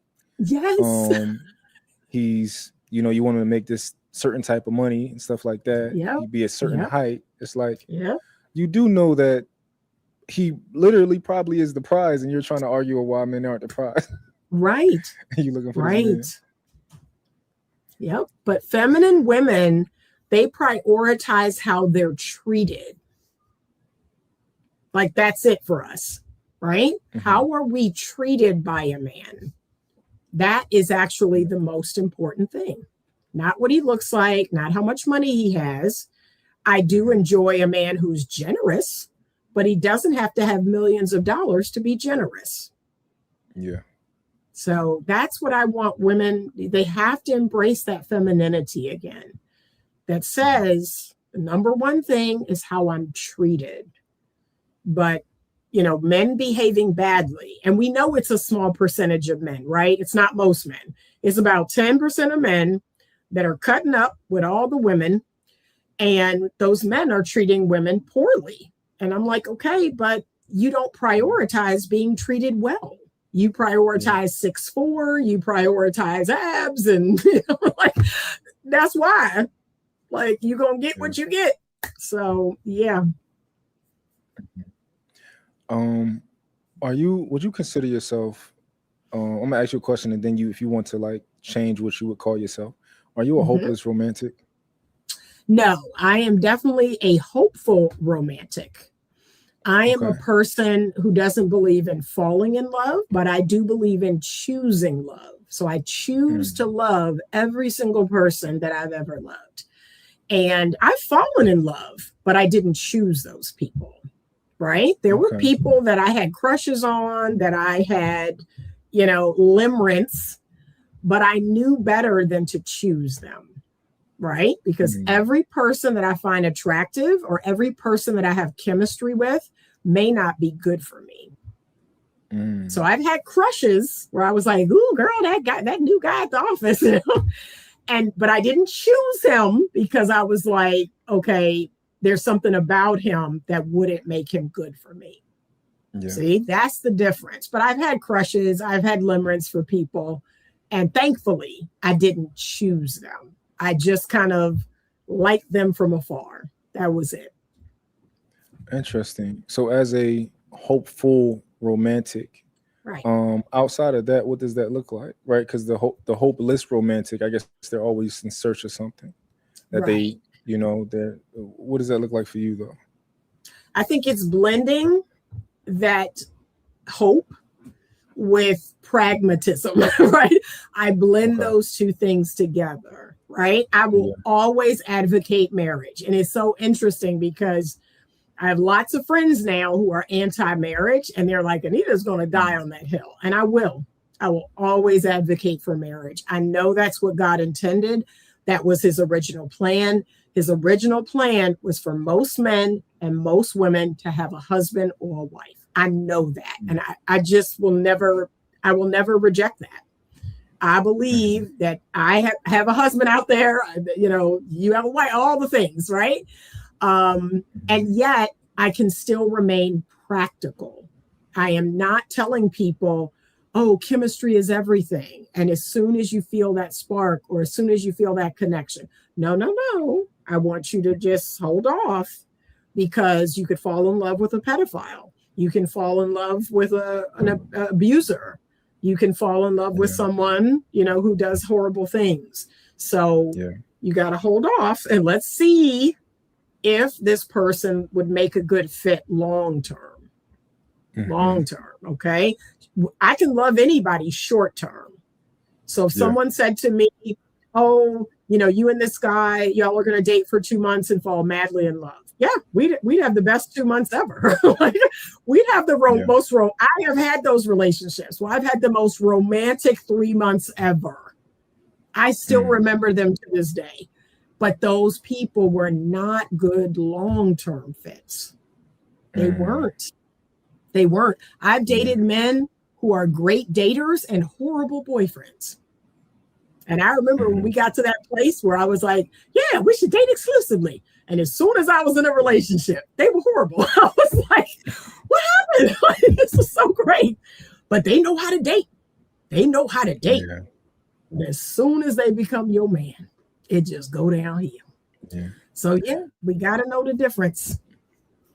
I think a lot of men really enjoy dating, and we try to make it seem like we don't. Like, even if a man is if a man is cheating on his woman, right? A man will try to say, oh, baby, it's just this, that, and the third. I don't love her. I don't care about her and all that type of stuff. And I'm like, no, you enjoy getting to know her. You enjoy going on the dates. You enjoy all that type newness. Of stuff. Yes, the novelty. It is intoxicating. I get it, right? There's nothing like the spark. It's nothing like it. Like it is like, oh, like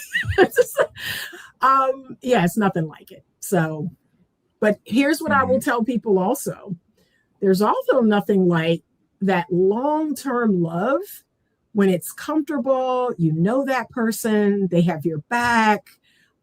You can kind of be more of yourself, not less. Like that's underrated. That's really underrated. Yeah. Yeah. How do you feel about, I know you said that, you're a hopeful romantic, so you choose, right? Yes. I believe in that too. I believe in choosing somebody. Yes. How do you feel about brainwashing yourself? So for example, I know like every time I wake up and I look at my woman and she's sleeping, right? To me, she's like a baby. She's like so cute, cuddly, sleeping, right? Yeah. And I just tell myself things. I tell myself, every day how much I care about, like just looking at her sleep and stuff like that. So how important do you think stuff like that is? Oh, it is very important, right?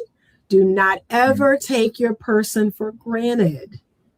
Do not ever, right? This person chose you like you chose them. They got stuff, you got stuff. And I always tell my couples, you have to, renew and refresh that relationship. That's why I make them do this assignment. One of their first assignments in couples therapy, they have to write out everything they love and appreciate about the other person. So they have to think about all the good things, not all the bad things that brought them in here. Okay? Because everybody has something good. And so I help them to remember that. Remember all the good in your partner and why you chose them. Never forget that. But even some of the relationships I have, I can remember good things. There were things that I miss. I remember the last guy I dated always took care of my yard, always made sure he always drove. I really miss that. It was so many things. He was very cuddly. I really miss that. So, I tell people don't take that person for granted. It's easy to do, but don't do it. Like you said, every day, wake up grateful. I feel that way about my kids. You see all these women aging out, not having no kids. I'm so glad. Oh, I'm so glad. I'm so glad I had my kids. And now they're doing the IVF and got to get a sperm donor and all that, jumping through all these hoops to have some kids. Yeah. So I do. As much as my kids may get on my nerves, I wouldn't have it no other way. So, yep. How do you think, as a question, because it's going to lead to why do you think so many women are filing for divorce, right? And I want to know what you think about this. A lot of men feel like women are not seeing them and forgiving them for being human, right? While a man, he thinks that he's forgiving his wife for being human. So, for example, if she forgets to do something, everything that she forgets to do, he might not be keeping score when it comes to, I came home, the dishes aren't washed or something like that. But a lot of men feel like women aren't forgiving them for their humanity in that aspect. What do you think about that? So there is actually an evolutionary reason for that. Okay. And men, they get mad when I tell them this, but it's a part of evolutionary psychology. And because I'm a scientist, because I'm a geek and I'm a relationship scientist, I have to bring this into the conversation. So women are higher in what's called trait neuroticism. So when you look at a personality assessment called the Big Five, there are 5 different traits that make up the human personality. One of them is neuroticism. Neuroticism means that a person is more sensitive to negative emotion and negative experience. They are more detail oriented. They're looking at all the little things as opposed to the big picture. And they really struggle to be grateful. They struggle to see the glass half full. They can be very anxious by nature. They can be very perfectionistic by nature. And that, believe it or not, is a lot of women. A lot of women have a certain way to do things and a certain way to load the dishwasher. And, this has got to be like, or they'll notice the little things that the man is like, I didn't see that. Like, that's not a big deal. That's not important. But that is baked into how women are created. Let me tell you why that is, though. I believe God, in his infinite wisdom, created women like this because, one, they have a womb, okay, that men don't have. Women have a womb. They can grow a human being inside of their body. Not only is that process a miracle, right? It's a miracle that another human could live inside of a person's body and you push that human out. So we are already bonded to this thing that we're growing. Then this thing comes out of our body and it's helpless. And we have to do everything in our power to keep it alive. I've just invested 9 whole months growing this thing. I can't let anything happen to it. And so here comes the neuroticism. I have to be on the lookout for every danger, everything that could happen. Everything has to be just so. And there you have it. And that cycle continues and continues and continues with every child that is born. And even if no child is born, because a lot of women say to me, well, I don't have any kids. Why am I like that? You have a womb. You have the ability to do this thing. And so God baked that in you so you could keep that child alive. So you could recognize danger in milliseconds. Okay? As somebody as aware as you are of these things, do you struggle with it? I struggle to find people. I do struggle to find people who are, what's the word I want to use? Let me try to be politically correct. Everybody's been working. They've been working with me on this. Try to be politically correct, Anita. Conscious. There we go. Okay. I do struggle to find other people who are as conscious, right? Who are self-aware, who are conscious, right? I have ripped the veil. That's what I like to say. We're all walking around with a veil covering our eyes, and I have ripped that veil, right? So I see things now that I can't unsee. Kind of like red pill. So when we talk about red pill, and I tell men, yeah, red pill is born out of evolutionary psychology, and it is the truth. But unfortunately, some men, they see these things that they never saw before. They get very angry, and a lot of them get stuck in that space. These evil women, oh my God. I'm like, no. I want you to keep walking through. Don't get stuck. Don't get stuck there. Keep walking through. But a lot of men get stuck in the middle. And they're very angry and bitter and, oh, these women, they're so awful. My wife took half my stuff, blah, blah, blah. But once they truly become enlightened, when that veil is removed, they're like, oh, okay.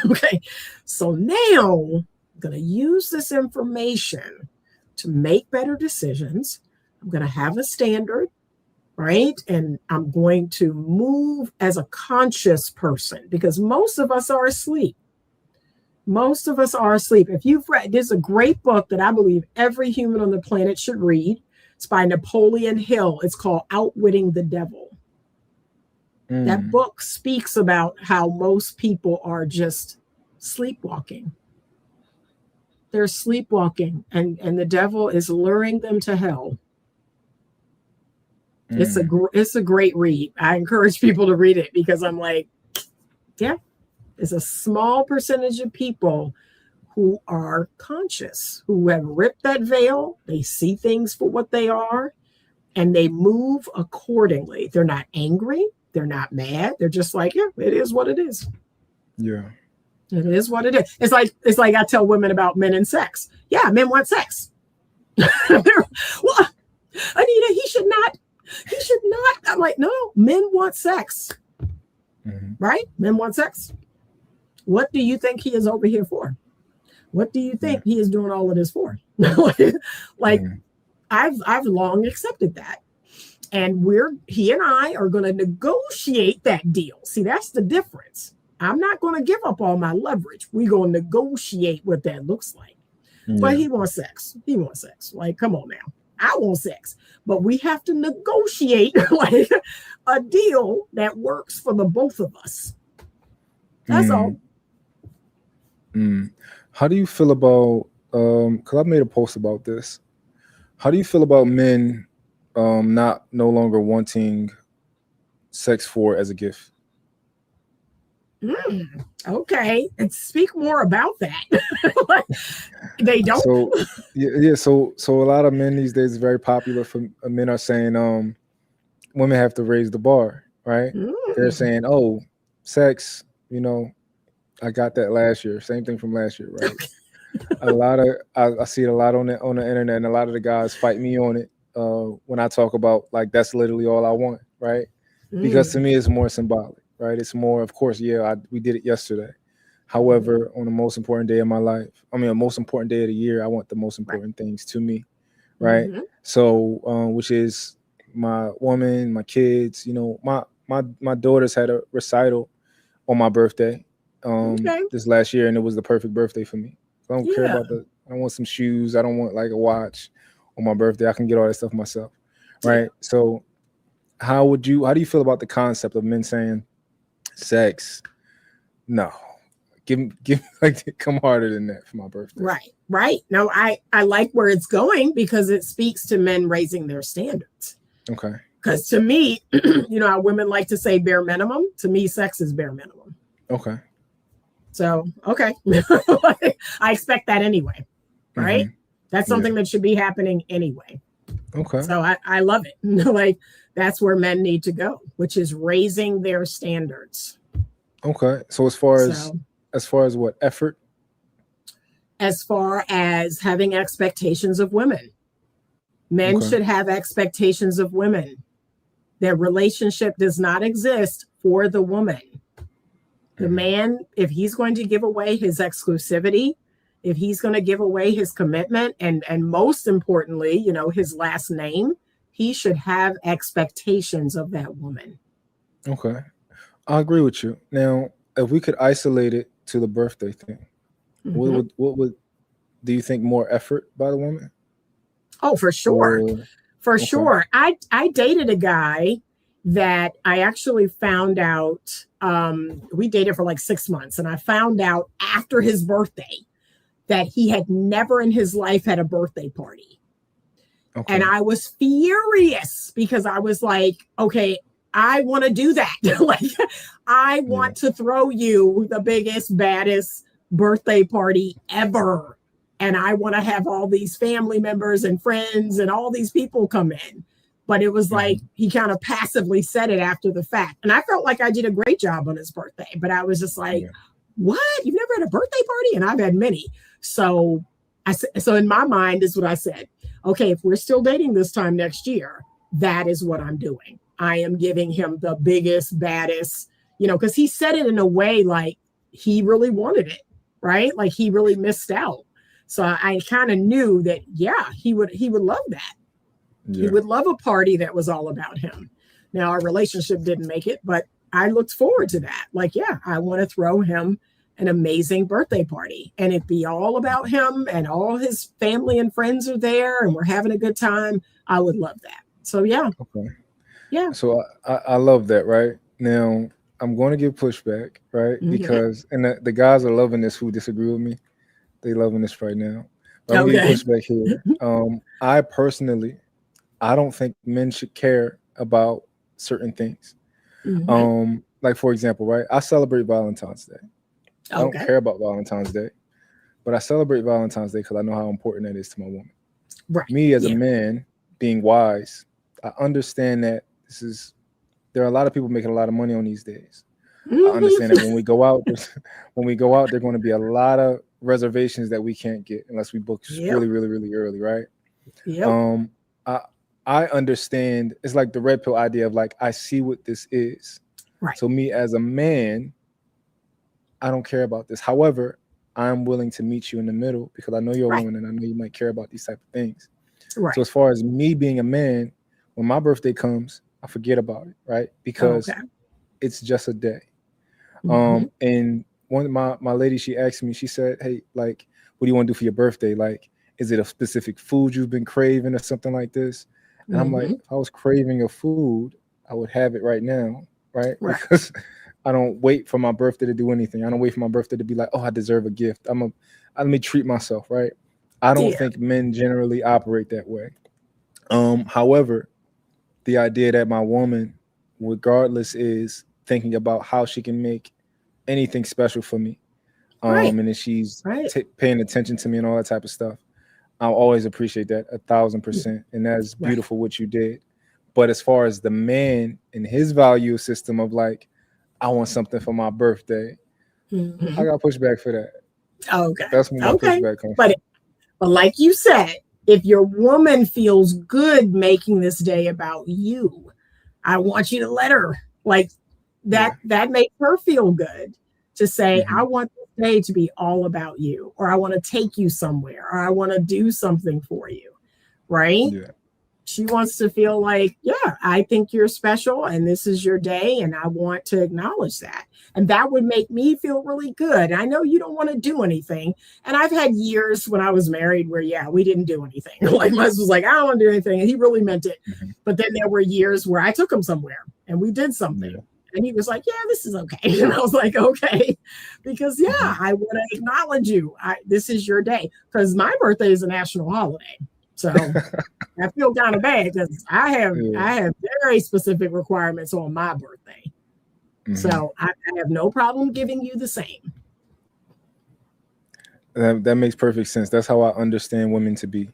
Their birthday is a big thing for them. It is. Right. I always tell men that. And they're like, why? Why? I'm like, look, okay, it just is. Okay. And I need you to be thoughtful and plan something and put something together or whatever that is. But it just is. It just is. Right. To me, that's the admission of being with a woman. Yeah. Yeah. A lot of guys, especially in the red pill space, they don't, I think they get up. So let's talk about what I think about red pill first. I like the idea of red pill. I think that I'm red pill. I think that you're red pill, right? Yeah. Red pill is just the truth, right? Give me the truth. Right. I don't care. Right. I don't care how I feel about it, right? However, I find that the red pill community is different from the theory of red pill. Right. The red pill community, I think, are a lot of men who are scorned, who are hurt, who want to see women get slam dunked on. They want to see women silenced and stuff like that. So a lot of what I find to be the red pill guys, I lost my thought, but let's just talk about the bastardization of red pill. Right. What do you think about that? Right. So I don't know if you're familiar with Paul Elam. I don't know if you're familiar with him. He is one of the original OGs of the red pill, of the manosphere space. He's 70 years old. So he is even before Rollo Tomasi, even before a lot of the guys you see in the space. He has a lot of criticisms about the red pill community. And Paul and I align in the sense of, like, we've been talking a lot about gynocentrism, that the real issue is gynocentrism when we're talking about the no-fault divorce and they want mandatory DNA testing and things of that nature, not holding women to a standard. All of that is because of gynocentrism, right? That we've spent thousands of years pedestalizing women and seeing them as the fairer sex. Well, guess what? It's 2026. They're not that anymore. So now it's like men are really confused. They're like, well, I was taught to be chivalrous. I was taught to, women and children first, out of the boat. And I was taught to, lay down my life for a woman. And now we're seeing women behaving so badly. And so you have to ask yourself, should those rules apply to them? Right? Should we save a woman who is chosen a drug dealer to be in a relationship with her? Should we save that woman if he's beating on her? And she has willfully chose a guy that she knows sells drugs, shoots up places, like she made a bad decision, and now she needs saving from her bad decision. So we've been having a lot of these conversations, and they're making people mad because, again, most people live below the veil. They are still, their eyes, they still have scales on their eyes. So they don't want to let go of some of these thousands of year old traditions that, and women are just, believe all women. We heard that in the Me Too, right? And we know that's a lie. We know women lie. So it's like we're having those conversations and it's like pissing people off, but it needs to be said. So here's something he brought up recently. I was actually going to do a live on this. In the last 7 or 8 months, we have had an uptick in teachers, female teachers, sleeping with minor students. We have had an uptick in female prison guards having sex with prisoners. Police officers, female police officers, having inappropriate relationships. Like, we've seen an uptick in this bad behavior. And let's be honest, if that was a male teacher sleeping with a 14-year-old, we would put him under the jail. And this woman got a slap on the wrist. This woman groomed a 14-year-old boy, sending him nudes. Come on now. So that's the conversation that people don't want to have today, is that the nature of women is changing so drastically. And it's scary. Like, I'm going to be honest, it scares me because I'm not that type of woman. I don't understand it. Like you said about the alcohol, like, I don't get it. Like, why are you sleeping with a 14-year-old? Like, what is happening? Huh? So it's an uncomfortable conversation, but we have to have it. We're seeing more women, intimate partner violence, an uptick in intimate partner violence on both sides. So it's not even just men; it's men fighting men, women fighting men, and women hitting men, and women. See, we're seeing it on both sides. So what do we do with that? Can we maintain that way of thinking if women change so drastically? So it's uncomfortable, but I want you to check out Paul Elam, E-L-A-M. He has a podcast called Repairing the Manosphere, and he has brought on all kinds of people, and he talks a lot about, his disdain for the community. He's like, why is it like this? He's like, this was never what it was supposed to be. And so he talks about a lot of different stuff, but there are a lot of people in, like you said, the community that, they need to work on themselves. Like, come on. Do you think Kevin Samuels played a pivotal part in the bastardization of Red Pill? I think he did something in our community, and I think his voice was necessary. I do. I think his voice was necessary, and he definitely woke up something in our community. And so I'm not mad about that. Like Kevin and I come from the same generation. We have a lot of the same talking points, believe it or not. And I think our community needed that. We needed to wake up, right? We were going in some directions. We still are. We're still going in some directions that are not great. And so I think his voice was needed. Right. We needed to hear that. Women need to hear that. Right. Yeah. I agree with you. I think it's like Kevin Samuels, and this is something that I'm processing as we speak, right? I think Kevin Samuels is almost like the internet, right? So much good comes from the internet, but yet so much bad can be done with the internet. Yeah. Kevin Samuels' approach, his information a lot of times was sound. I think his approach, you could see his disdain sometimes, and he might deny it. He might say, I'm not mad. I'm not angry, right? But you could see it. And I think a lot of what people grabbed onto were moments like, you're average at best. And it's like, yeah, tell these average women that they ain't special and you don't deserve anything like that. So I think on one aspect, absolutely, I think he woke a lot of people up, a lot of women. Right. And in the other aspect, a lot of hateful men were like, I found a home here. You know? Right. Yeah. And look, he gave them a voice that they didn't have. Like they didn't feel comfortable saying these things, but they loved it when he did. Yeah, tell her, Kevin. Yeah, they love that. Yep. Yeah. And there's so many of the guys that are from his tree, who are they've taken the torch and they're arguing with women and stuff like that. A lot of guys get mad at me because I have conversations and I'm not trying to argue, and I'm like, no, I'm not going to convict this person of what they just said. I'm going to ask them to clarify, and I'm going to try to understand what they said, and I'm going to try to understand what they meant. I'm not going to use what they said, right? I want to know the meaning behind it, right? They get mad. They're like, yo, we got them. They said it. It don't matter what she meant. Like, we got them. And I'm like, no, I want to have a conversation.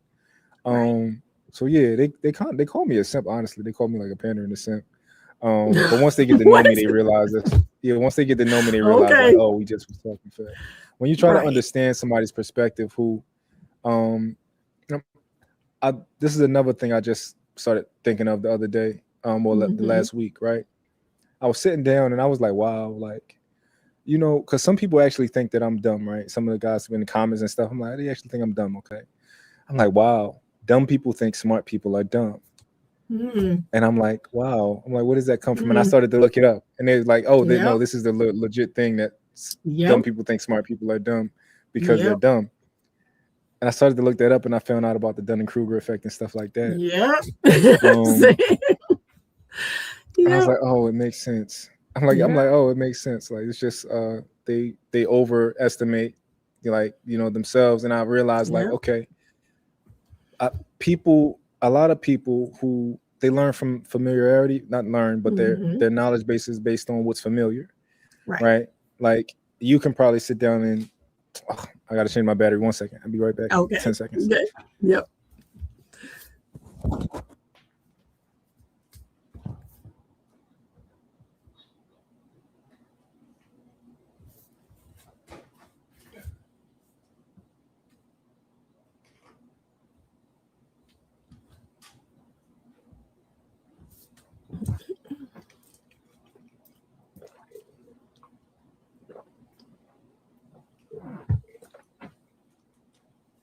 Take our water break. Okay. There you go. I'm back. What was I saying? So yeah, a lot of people, their knowledge base comes from what's familiar, right? Right. Versus somebody like, let's take you for example. You can hear something, and you can, like a detective, you can try to make out like what's valuable and what's being said, what's not valuable. That's right. You can critically think, right? Yep. A lot of people, they don't do that. They're like, think about a kindergartner, right? How do you teach a kindergartner? Start learning from memory. I see a cat, this word is spelled C-A-T. I'm not thinking about the letters. I'm just thinking it looks familiar. That's cat. Right. Or shape and stuff like that. And I think this is the adult version of that. Whereas you just said something, it's unfamiliar to me. I'm not going to process it, right? It's unfamiliar. It's stupid. And a lot of these guys do that. That's it. So yeah, I just realized that. That was interesting.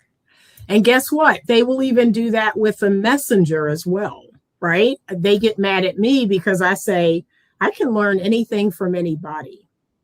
And they hate that.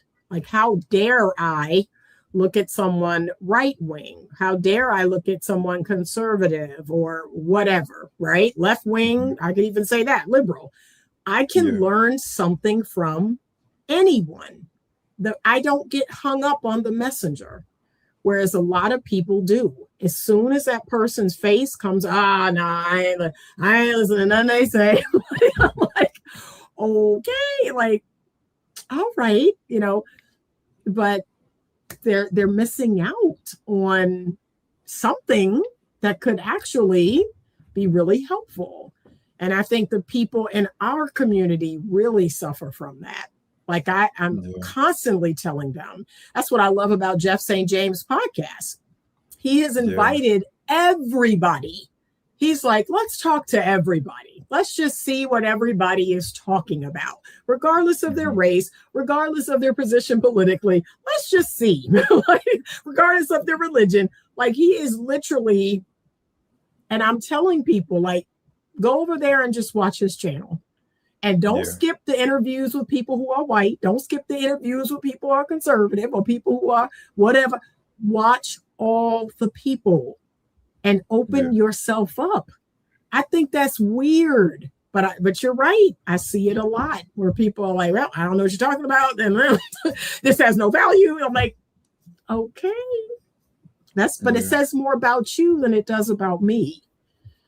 So that's what I tell people to remember. That small-minded people doesn't say anything about you. It says something about them. Yeah.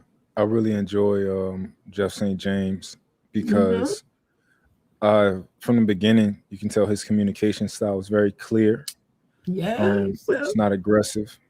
It's not aggressive, right? He gets information out. And a lot of people, he can disarm a lot of people and allow them to take in information. And people don't realize how valuable that is.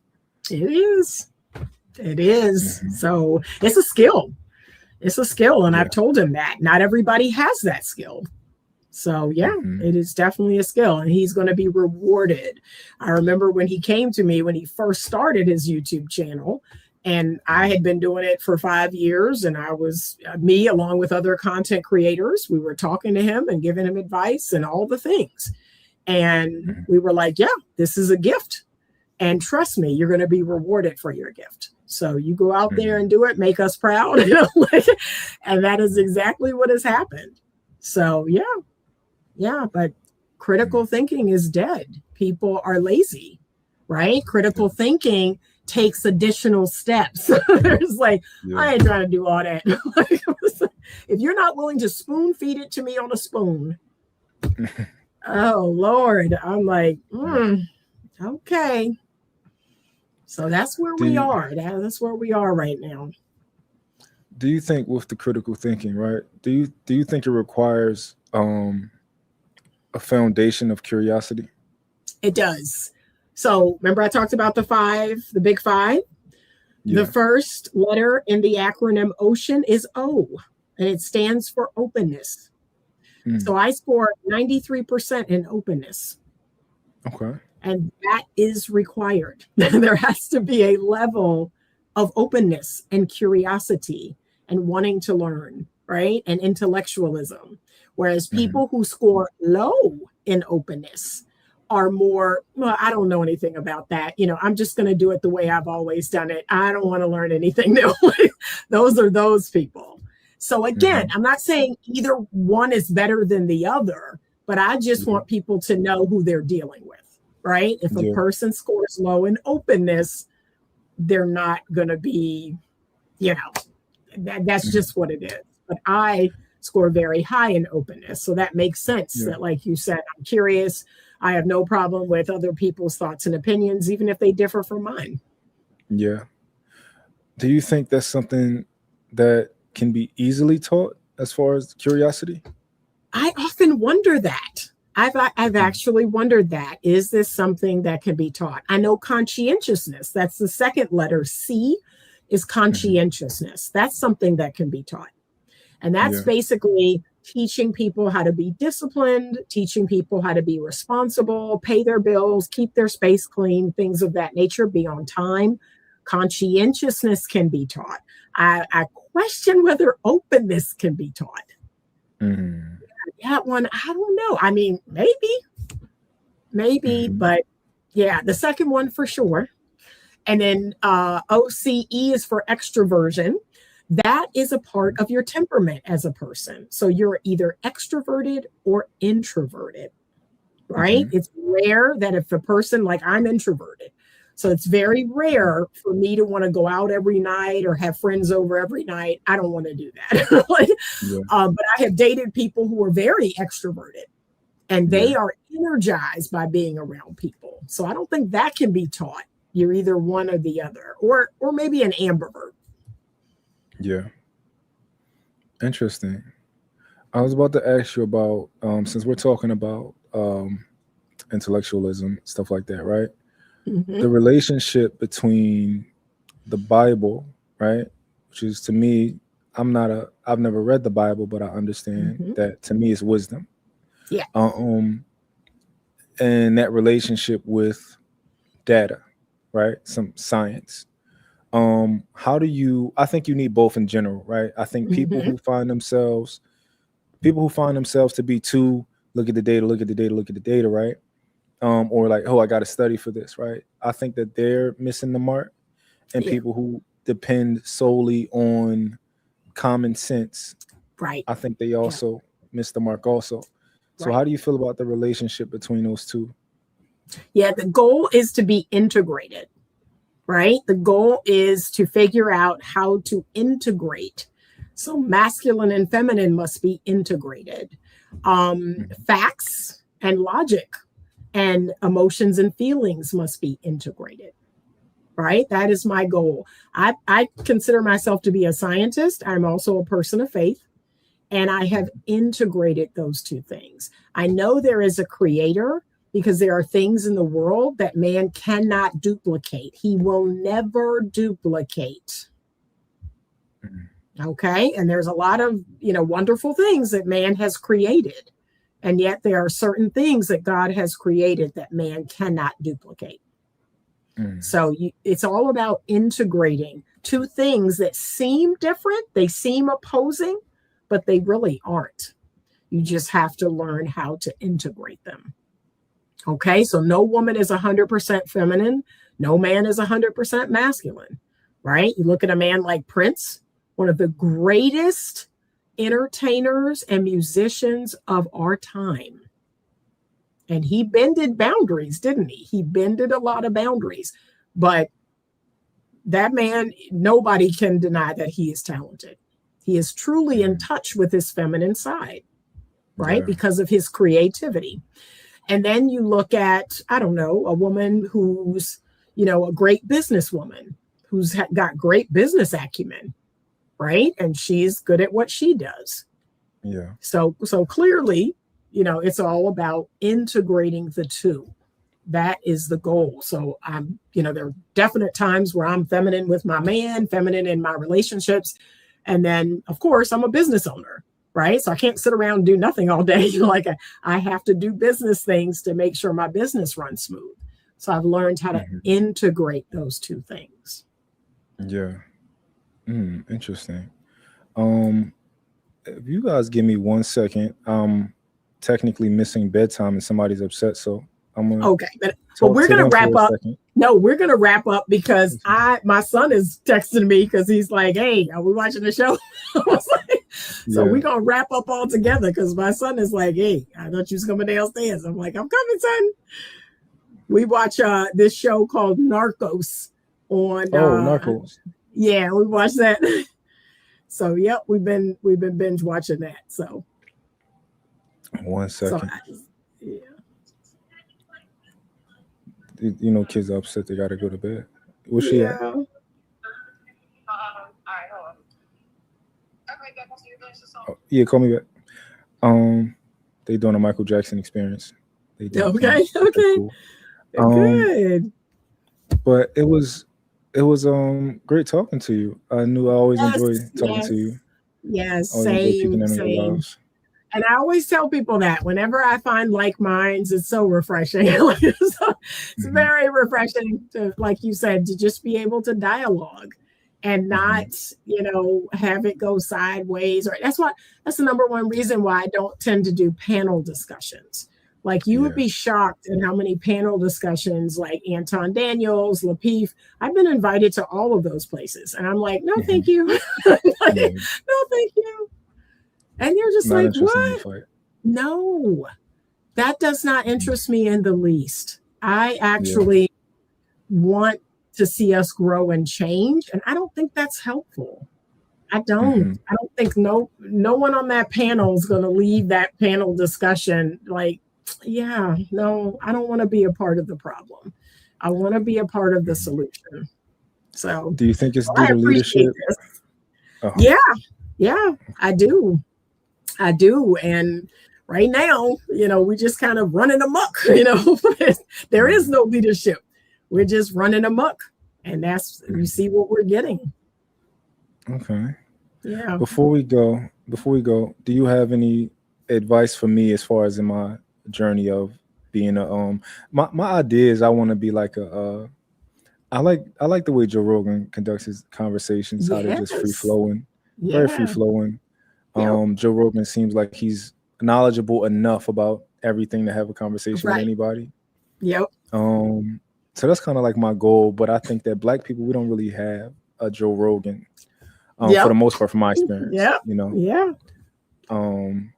So what advice do you have for me as far as when it comes to, the podcast and platform, YouTube show? The first piece of advice is to be consistent, right? You have got to be consistent every week or every month or whatever that looks like for you, right? I have done this for 6 years consistently, other than my, I take social media breaks. I'm actually coming off of one right now. Other than my social media breaks, I'm consistently putting out content. I am consistently going live or putting out videos on YouTube. And that does make a difference. The second thing I think is important for you to do is just be authentic, right? Just be authentic, be you. The people who love that will find you.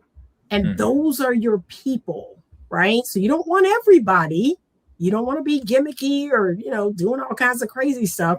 You will get more eyes, but those may not be your people. You want to find your people, right? And then, open it up to, just like you said, having conversations and having, how about this? How about inviting people that have very different opinions and see how those conversations go? Like, that'll definitely strengthen you and help you to grow. But invite people who, you almost feel like, okay, I don't know what I would have in common with them. Invite those people. Yeah. And just see, you may be pleasantly surprised. But you're right. I don't think we do have a Joe Rogan. That would be awesome if we could. And we had conversations where people got something out of it, or maybe had an aha moment in there, or it helped them to think critically. So that would be great. Our community needs it. I mean, our community is in such disarray right now. And I have content creation friends that are confused about, like, what should we do and how should we save the community? I'm like, I said, y'all, I'm older. Like, the young people gonna have to do that. I mean, I'm a stand by whatever y'all do, but that's not a fight I can be in the front of. I could support it, because it's a lot. It's a lot going on with our men, with our women.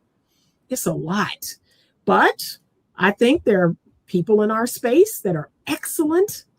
And are you familiar with Delano Squires? I'm not. He has a new book that I just bought. It's called The Vanishing Black Family. I'm in the midst of reading it. I believe Delano is one of those people. He's one of those Black voices that we need to start supporting and listening to. And he talks all about the historical, degradation of the Black family and what caused it. And then he actually has solutions in the book. And maybe there's something there that we can apply. And we can once again become 76% married. We're at what, 30? I think it's 32% for men and 29% for women in the Black community. Those are low numbers. So yeah, 70, it's about 70% of children that are born out of wedlock. So we got to do something about this. We got to do something about this. But yeah, if Delano Squires, he's been making the rounds. He was on Jeff St. James' podcast, talking about his new book called The Vanishing Black Family. So I bought it and I've been reading it, and I am going to review it once I'm probably like halfway through it. I'm going to review it on my channel. Okay, Delano Squires. Let me write that down. But check him out. He's great. So we just, like I said, I believe Black excellence is a thing. I believe I'm a part of it. I always tell people that, like, yes, I am Black excellence. And we need more of that. We need to platform more of that. You know, Black people who are trying to help the community, trying to grow us as men, as women, trying to hold us to a standard. We just need more of that. That's all. No, I agree. Okay, absolutely. So you're headed in the right direction. And think about this. You're young. You got way more years ahead of you than I do. So leverage that. Leverage that. I came into this game at what, 52? I was 52. Yeah, I was 52 when I came into this game. So I always tell younger people, nah, you got time is on your side. So all you have to do is leverage it. And who knows, in 5 years, you could be the Black Joe Rogan. Yeah, I don't do it for the money, because I don't need the money, right? So it's like I like to talk. Yeah, but this could be your passion or your purpose, right? Yeah. This could be a part of what gives your life meaning. And we all need that. So good. And if you enlighten one person, that's how I feel. When I get emails from like younger women and they're like, you know what, Miss Anita, you made this video about this. And I immediately started to do the things you suggested. And, you know, wow, it was like night and day, you know, the people I started dating. And that makes me feel good. Like, even if that one person gets it, it's worth it. Absolutely. Well, I appreciate it. And if I can tell you, one of the things that is I just took from you that I think is going to be most important is staying true to myself. That's and just doing the content that I want to do, and that aligns with me. You know, I want to review a video. Don't necessarily feel like I have to review something that's popular. Review what I want. Right. Yeah, because that's what's popping, right? People talking about all the craziness, like that will get you in the algorithm. But, you know, is that helpful? Is that positive? Because I had to make that decision maybe 2 years ago. I was putting some stuff on my platform that was salacious. I'm not going to lie. It was salacious. Okay. And it got views. But I was like, I don't like this. Like, I don't like how I feel about this. And then I just decided I wasn't going to, you know, put out anything salacious anymore. I wasn't going to repost, you know, these outlandish videos anymore. And I stopped doing it. Yeah. Okay, well, so you just stay true to you and be consistent, because that's a huge part of it. And then you'll see that it'll start growing. And sometimes you just need something to go viral, or you need to get invited somewhere. That's happened to me, where I got invited on certain platforms, and that helped my platform to grow. Yep. Yeah. Okay. Well, I appreciate that. Keep reaching out. Yep. Keep reaching out to folks and having them on your platform. You will be surprised at the people who will reach back. One of the things I share with people is I'm an avid reader. And so most of the books that I have read, I have reached out to the author. And do you know, about 75% of the time, the author writes me back.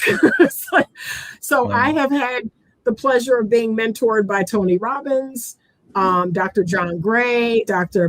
Pat Allen. Like, I've had conversations with, you know, these Dr. Wayne Dyer when he was alive. He was one of my mentors.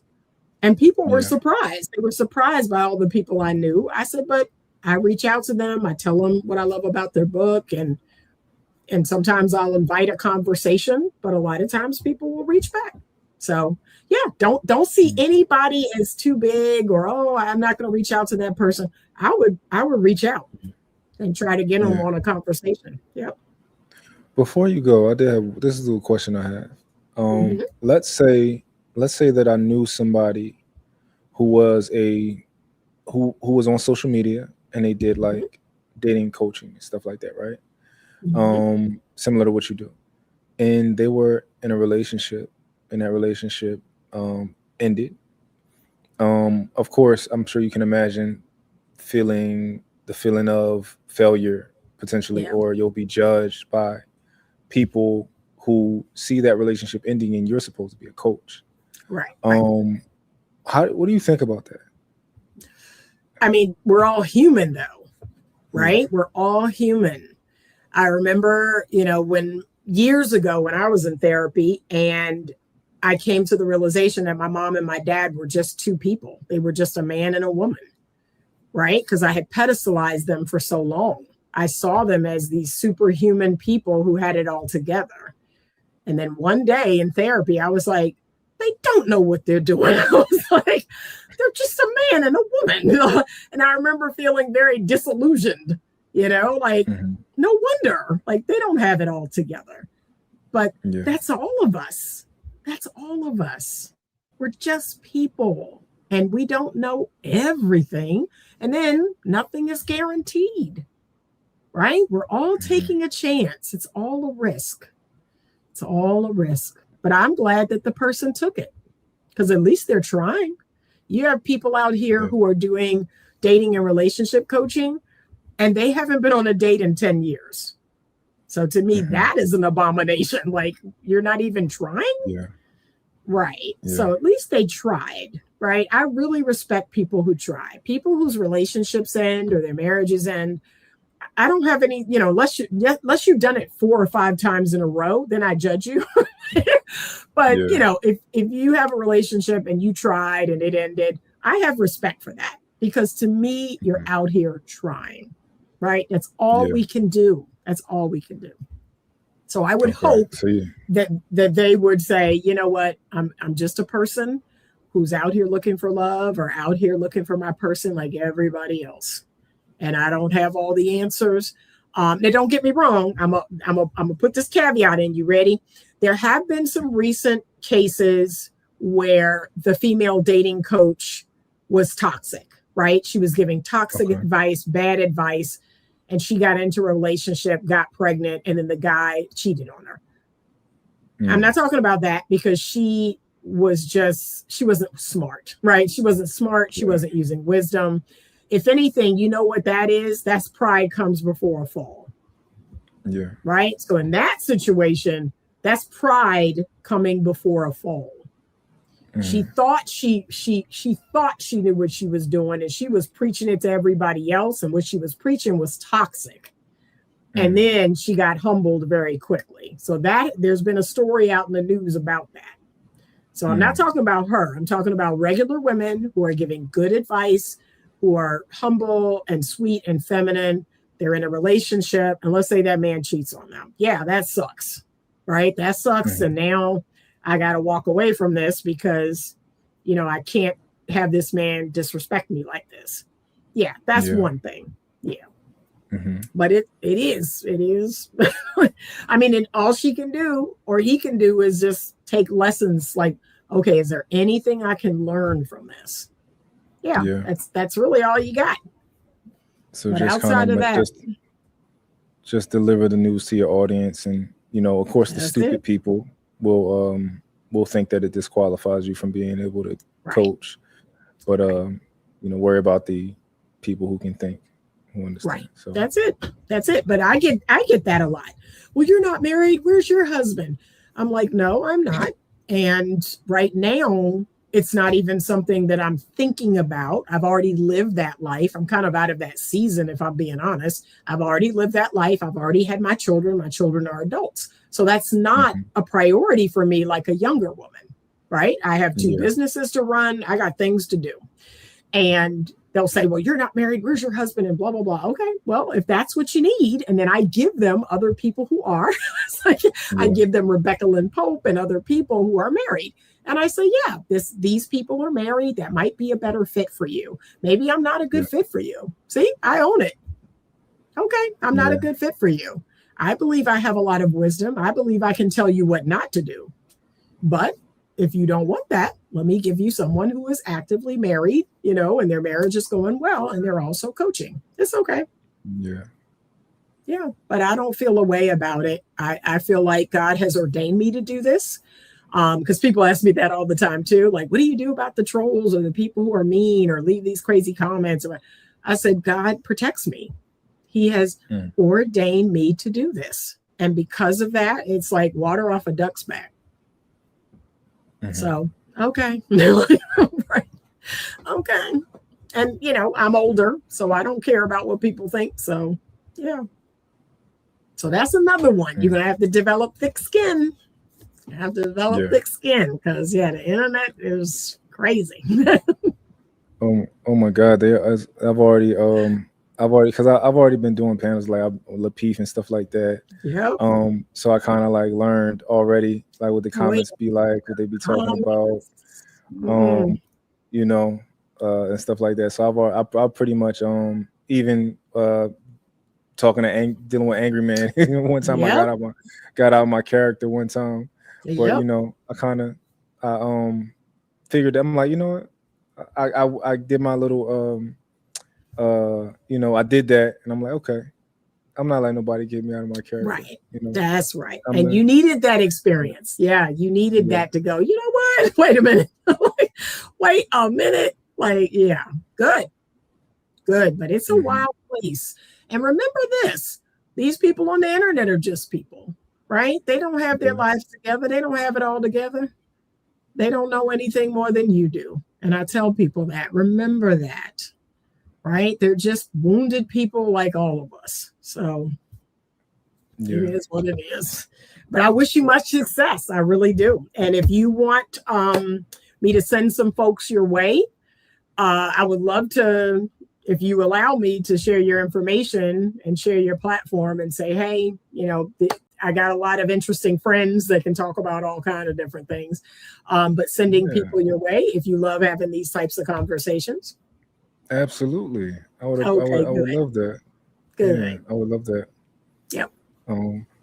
So whenever you have the time, you can send them right to me. Absolutely. I sure will. All right. Thank you so much. I appreciate you for having me on. I hope you have a great rest of the night. Absolutely. You too. Thank you for coming. All right. Bye-bye. All right.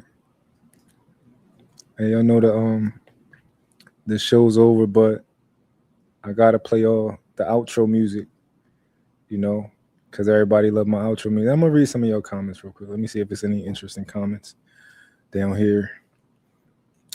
Oh no, Beans, you gotta pull up. I'm dropping a link for you, brother. Hold on, Beans, come pull up. Let's have this conversation since you want to be down there. It's your accusatory tone. Hit that link, my brother, Mr. Beans, so we can have a conversation. You like conversations, Mr. Beans? I'm a gentleman. I like to have conversations. So I enjoy intellectual, stimulating talks. And you yourself are an intellectual brother. So let's have this conversation. Thank you. I appreciate that.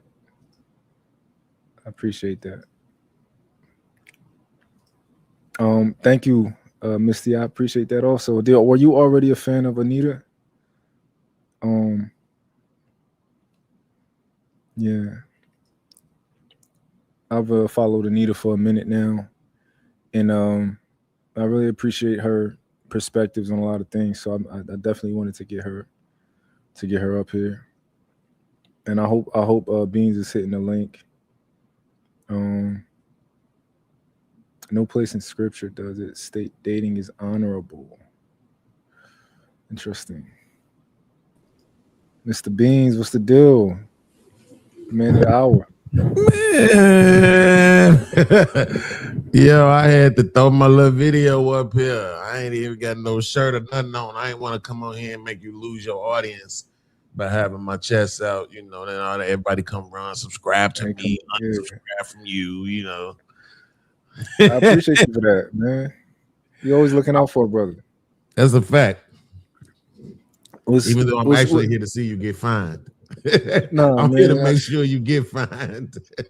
Nah, man. You know, Beans, no matter how much you try to act like you hate me, man, you can't hate me, man. I'm an intellectual. Ooh. There's not a lot of us in this space, man. I don't hate it's not a lot of us here.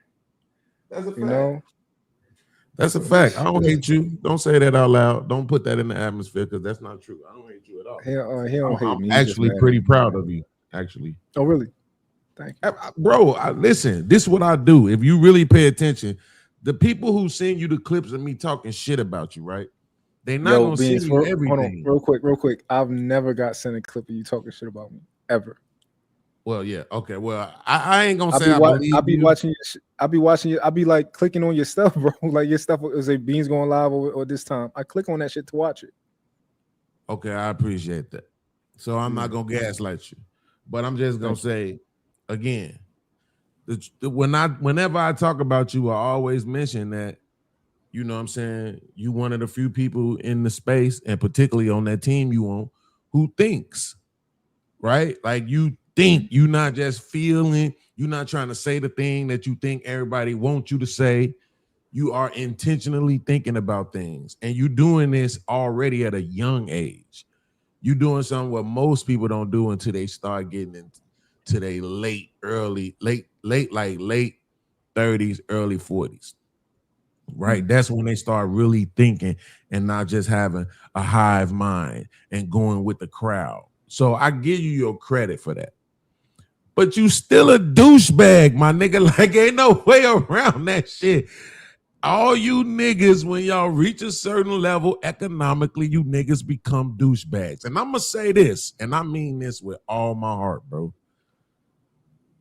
I'm trying, right? I'm doing my thing. I'm trying to make more. You know, everybody I was trying to have a little bit more, if not, you know, really blow up big. And, you know, you want to see whatever your efforts are, whether you got a podcast, you got a trucking company, you got whatever, you got a tech company, you want to be successful, right? So I want to be successful. But if being successful means that I got to become a douchebag, bro, I'd rather stay broke, bro. Real talk. I don't, if me having some money mean I can't hold other niggas accountable who got some money, I don't want no fucking money. Fuck it, I'll just stay broke. You know, Beans, you've been holding on to this, Beans, but I'm more than confident that you just don't understand the perspective, and you think when it comes to this, me not holding, you know, people accountable and stuff like that, I think that you are just happen to be wrong. No, like, I'm not going to say, oh, you just got a different perspective. No, I think you're wrong.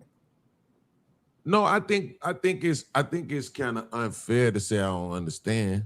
I'm too old to not understand. I just disagree. I have a difference of look, it's a few of us that been in this space for a while, right? This YouTube shit over here, particularly.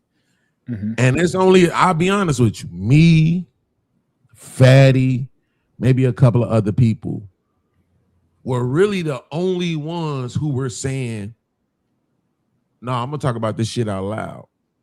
No, I don't want to talk in no back chat.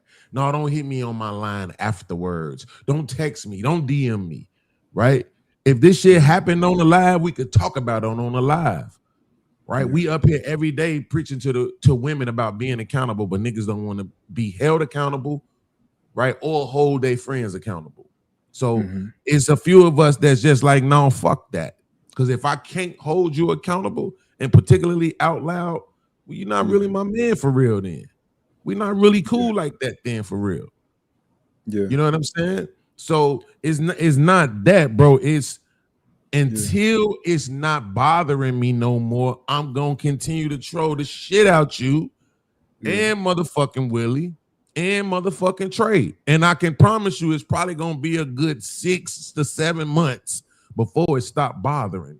Right? Something is going, this probably what's going to happen. Y'all mark my words. Everybody take notes. Something is going to happen to where either you going to have to hold one of them rich niggas accountable online, or that nigga Trey gonna have to do some apologizing out loud online. And then I'm gonna feel a little bit better because it was forced to happen out loud, but then it's still gonna bother me again because bitch, why couldn't you do it for me? You see what I'm saying? So it's not that, bro. I just disagree. Like I said, the same way how you came on my platform like such and such, such and such. Man, that's how niggas need to do these niggas, bro. Yeah. We So can't let niggas who got money think that their money takes away from them being accountable. That's a real thing, fam. Maybe you not seeing it, but you will. Beans, I agree with you. I agree with you, Beans, but this is the thing that I identify with you, right? You are so passionate about something that you think you're right about. You just want to talk and talk and talk about it, but you don't really want to listen much to even understand maybe if I'm wrong. I understand you being confident about this topic, but I don't think you actually have the information or the perspective that you need to have to even make a decision on whether I'm being fair or not, if I'm being honest. When it comes to I think that you're under the impression that I came over on your live one day to hold you accountable. It was never why I pulled up on your live. I pulled up on your live because you was live and I jump on everybody live. I like to talk, right? And when you were on your live, you said something. You said, no. Somebody, Kay told me it because I was talking to her, right? I was having a conversation with Kay. And I was like, yo, he said this was being said. And she said, no, I apologize to Beans, right? I'm like, oh, you apologize to Beans? She like, yeah. I'm like, where? And she showed me where. I'm like, oh, let me go tell Beans you apologize. Because he's under the impression that you didn't apologize. Maybe I can, maybe this is something like a silver lining, right? I see you live. I'm like, oh, pull up on Beans, right? I'm like, yo, Kay apologize to you. You like, no, I ain't see her apologize to me. So then we went and we got it. I found it. We did all of that, right? But I think you under the impression that I came up there to hold you accountable. Like, no, I do what I do with everybody, which is, I saw that, we figured out that she apologized, and you took the moment to, kind of be like, this makes Trey more of a fuck nigga because she apologized, whatever, right? And I thought that could have been a moment. And I never tell you what to do, right? I can only offer a perspective. And the perspective that I offered was, you know what? Maybe in that moment, it would be honorable of you to honor her apology in a way of, you know what, Kay? That's some thorough shit. I appreciate that. You did what's right, and a lot of people don't do what's right. So it was just in that split moment of when I identified you kind of going a little bit more at Trey versus like, oh, hold on, we got Kay right here. She just apologized to you. Like, let's and I just was giving you that perspective. I would never say that you're wrong or right about what you did right there. Cause I'm only a man. I could be wrong about a lot of shit. I could be wrong about what I'm telling you right now. But I was never there to hold you accountable. And if I'm being honest, when people be telling me shit, bro, I don't listen. So when you're giving me your perspective on, I still don't know what Trey lied on you about or what he didn't hold. I still don't know because I don't listen. Because personally for me, if I'm not there, a lot of stuff is hearsay to me. And I tend to, even with Trey, when I still don't know why Trey mad at you. Because I refuse to involve myself with the hearsay because I like to be so matter of fact about certain things. That when people give me a perspective, I honor certain parts of it, but for the most part, my brain is not really registering the details you're giving me because I know it's just words. And I would have to do the research to really validate it before I can actually come to a actual like judgment and stuff like that. And if I'm not in the space to do that, I don't really, so I didn't really get involved in what Trey is saying you did wrong, what you saying Trey did wrong. I wasn't there for that. But if I ever am on a panel where I be arguing with these niggas every day, bro. If I ever see Trey doing something that I think is wrong, I'm going to speak up. Now, it's also possible that in the moment, I don't think about something that might be wrong. So I have to maybe process that later and be like, you know what? Maybe he a little out of pocket with this or she a little out of pocket with that. And the next time it come up, I'm going to address it, right? But I think from what you've been telling me, it's like I came on your panel to hold you accountable, so you want me to go and hold Trey accountable just in the same way. And that's fair to a degree, but I was never there to hold you accountable because you a grown-ass man. And I don't think that you were necessarily wrong about anything, even though I thought that in that moment where after the apology was read, I did think that there was another perspective or alternate universe where there could have been a better way to respond to that. Right. So that's this is what I think. I don't know if this actually applies to you. This is why I kind of think ego gets involved, though. And the reason why is because the same thing that you're saying, like you think like it's another way that could be handled, is exactly what I'm saying. I'm talking about even if it was just for me. Real talk. I feel that much about myself that even if you did it just for me, you still should have did it. I'm never going to change my mind about that. I'm not playing on this one, bro. I've been here longer than you. Point you of haven't information. seen it yet, bro. Point of you information. haven't seen it yet. When these niggas build these coats, bro, like you just mentioned, hold on, you just mentioned to Anita. Shout out to Anita, because she been doing God's work for a while, right? But you just mentioned to her the dust up that you had with Angry Man. And that's not usually even in your character, correct? Yes, in it, but I don't like to be there in that place. Right. So here's what I'm saying though. Why you think that happened? That happened because this nigga got a nation of motherfuckers behind him who are always going to tell him he's right, bro. Mm-hmm. No matter what he does, no matter what he says, he's going to try to find a way to justify every single thing that he says and does. It's not the only time I've ever seen him just be like, you know what, fair enough, was when he was dealing with another motherfucker who was on his level at that time, which was the lead attorney nigga. When lead attorney called him out for some shit, and he was just like, you know what, fair enough, you got me. Other than that, not with us po niggas. No, he's gonna argue. He gonna find another way. He gonna find a way to justify. He's never just gonna concede and just say, you know what, that makes sense. You're right. And bro, for somebody who's saying that they want to have intellectual conversations, you're around a bunch of niggas who have a problem with saying I concede you're right. That's problematic, bro. That shit is just as problematic as all the shit with the women that these niggas talk about every single fucking day. Because far as I could tell, it's still mostly men killing each other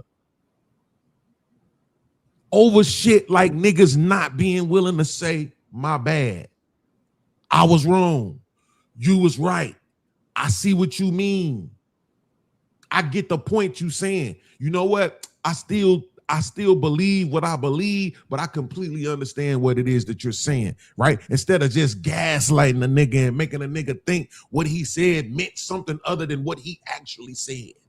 That's what these arrogant motherfuckers do. That's what Trey did to me. He told me what I said. And I said, bro, I didn't say that. And that man said, you know what? You're lying. You did say that. Then when I did the reaction video, he was more upset about the fact that I was going hard on him than he was about the fact that he was fucking wrong.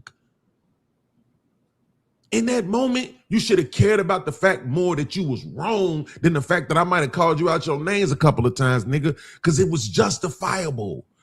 I'm just trying to tell you, I've seen this kind before. You seem way more calm, stoic, humble and shit. But if you can't, I'm talking about legitimately, fuck arguing with these niggas about your differences of opinions. I'm talking about, no, fam, you're wrong. You're wrong how you're treating that person. You're wrong how you're talking to that person. You're wrong how you're doing this. That's not right. Right? I'm talking about that part. We're talking about behavior. We're not talking about ideologies. We're talking about how you treat people, bro. And these people who got a little bit more money, got them some funky ass robes and shit, got them 100,000 subscribers, a little YouTube plaque, think they don't have to treat everybody else with the same kind of respect that they want. And I'm telling you where I'm from, that's how niggas get killed, bro. That's not hyperbole. That's not hyperbole. I'm talking literally graveyard full of niggas because they felt like they was bigger and better than everybody else. So that it means something to me. That's why I'm passionate about it. I'm not passionate about shit I don't care about. It means something to me, bro. That these niggas been like this since we been in this space. Every nigga who think because they make 6 figures or got 1,000 or got 100,000 subscribers feel like they better than us, bro. They don't never have to acknowledge nothing. You be on a panel with motherfuckers. If you watch Ham's show, it'll be on a panel with motherfuckers.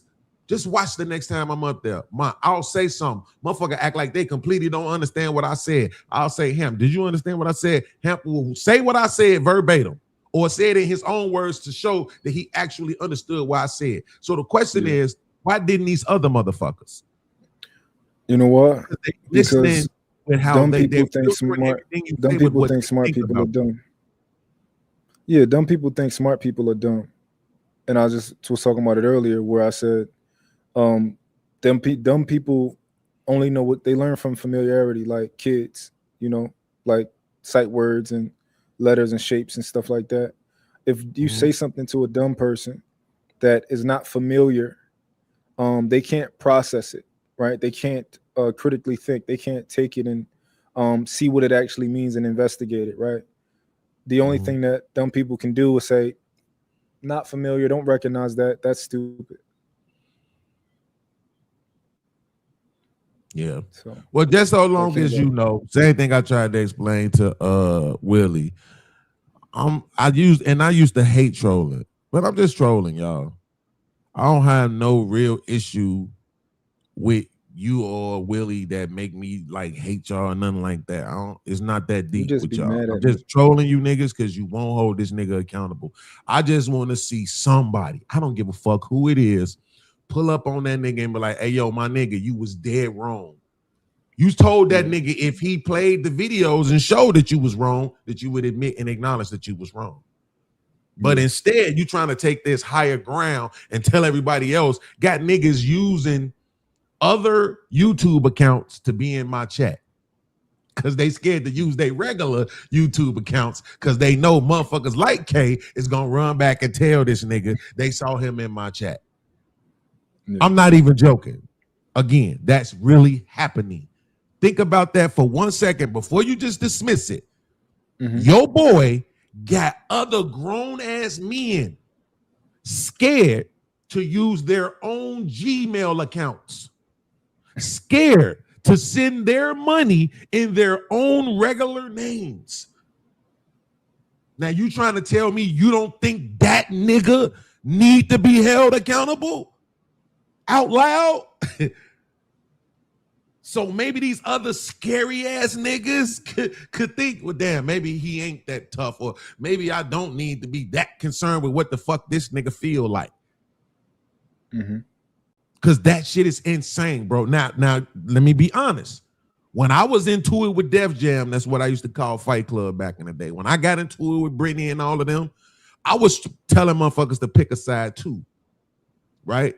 But it was more about the fact that I didn't want niggas sitting with another motherfucker while they talking shit about me and then come try to hang out with me. That's what it was about for me. I damn sure didn't tell no motherfucker you couldn't be in nobody's chat. I wasn't saying that. But I definitely was saying, if you sitting on the panel with this motherfucker while I'm into it, they talking shit about me, nigga, don't come over here and sit with me like everything is all good. Nah, don't do that. So, but this shit, trying to tell motherfuckers they can't be in my chat, niggas inboxing me, bro, I'm watching though. Like, what you want me to say to that? I want to say, bitch ass nigga, don't watch. You inboxing me to let me know you watching because you scared this other nigga don't see it? That's crazy work. Niggas really told you that? Yes. I'm not joking, bro. That's why I'm never gonna lie to you, my nigga. Never. I'm always gonna just tell the truth. That's why these niggas don't like me. Because when they wrong, I'ma say it. I'm not fuck that 48 laws of power shit. Never outshine the master. Fuck the master. I will outshine the master every chance I get. And he don't like it. Too bad, nigga. So sad. I don't know what to tell you. I'm not lying for you. I'm not hiding, ducking. I'm not doing none of that shit for these niggas, bro. And it means something for motherfuckers that's in your space. Now, this I'm dead serious about. Again, I don't got a single angry bone in my body for you or Willie, bro. But when I know it's niggas in this space that think like how you think, let's just be frank, right? I don't even play the pause game, but that are as attractive to women as you are obviously are. You got a woman, so nobody can say you lonely. Then on top of all of that, your hair can grow. And then on top of all of that, you got a bag. Yeah, we need niggas like you standing in the gap, holding them niggas accountable, because they don't listen to the rest of us broke motherfuckers. So I know what it's gonna take though. It's gonna take for one of these niggas to get touched in real life. And then that's when they gonna start. Everybody gonna do some shows for a couple of months and have the conversations. Do we need to watch what we see on the internet, or do people need to get up their feelings? This shit happens once every 2 years. Somebody on the internet get fucked up real bad, and then they recycle the old conversations. Yes or no? Should we watch what we say, or should people just get out of their feelings? Nah, we shouldn't have to get out our feelings, my nigga. If you say some shit to me on the internet that we both know you wouldn't say in my fucking face, or if we know it will be some smoke if you said that shit in my face, nigga, expect for it to be smoke if we ever in the same room together. Don't expect for a motherfucker to be, I saw YouTube. No, fuck all that. Hey, yeah, that's him right there. Stomp him. Ears together. Bring me back something with blood on it. That's how I'm running my nephews. Straight up. Like, fuck all that, man. Now, that means something to me, bro. But now, you and Willie are cool. You two smart brothers. I appreciate y'all. I appreciate the fact that y'all think. But even Willie, though, he got to get the trolling, too, because he couldn't admit he was wrong. That's what I'm saying. When we was on Ham's show, he said some shit that was incorrect. In real time, I got him to do the very thing he said you couldn't do. The thing he said you would have to be of a low IQ to do. And instead of saying, damn, you know what? That's crazy. I see that now. Nope. Everybody just skip past it because Beans said it, so we can't never acknowledge that Beans is right about nothing. Right? No, fuck that. Acknowledge that shit. Is this Manos fear, or is this niggas that make six figures fear? Which one is it? Is it red pill, or is it niggas that's over 6 feet tall pill? Which one is it, bro? Do y'all niggas really give a fuck about men and what we go through as men, or is it just you niggas again? It's high school all over. That shit ain't cool, man. Scam, what up, boy? What's good? Shit, What up, man. Scam? Yeah, I missed half the conversation you had with the lady, and I don't know who she is. So Anita fired, bro.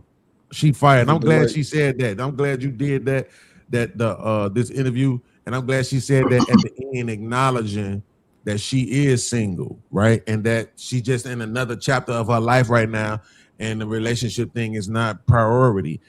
It's a nice way of saying I can't get the dude I want anyway, but at least she acknowledging it.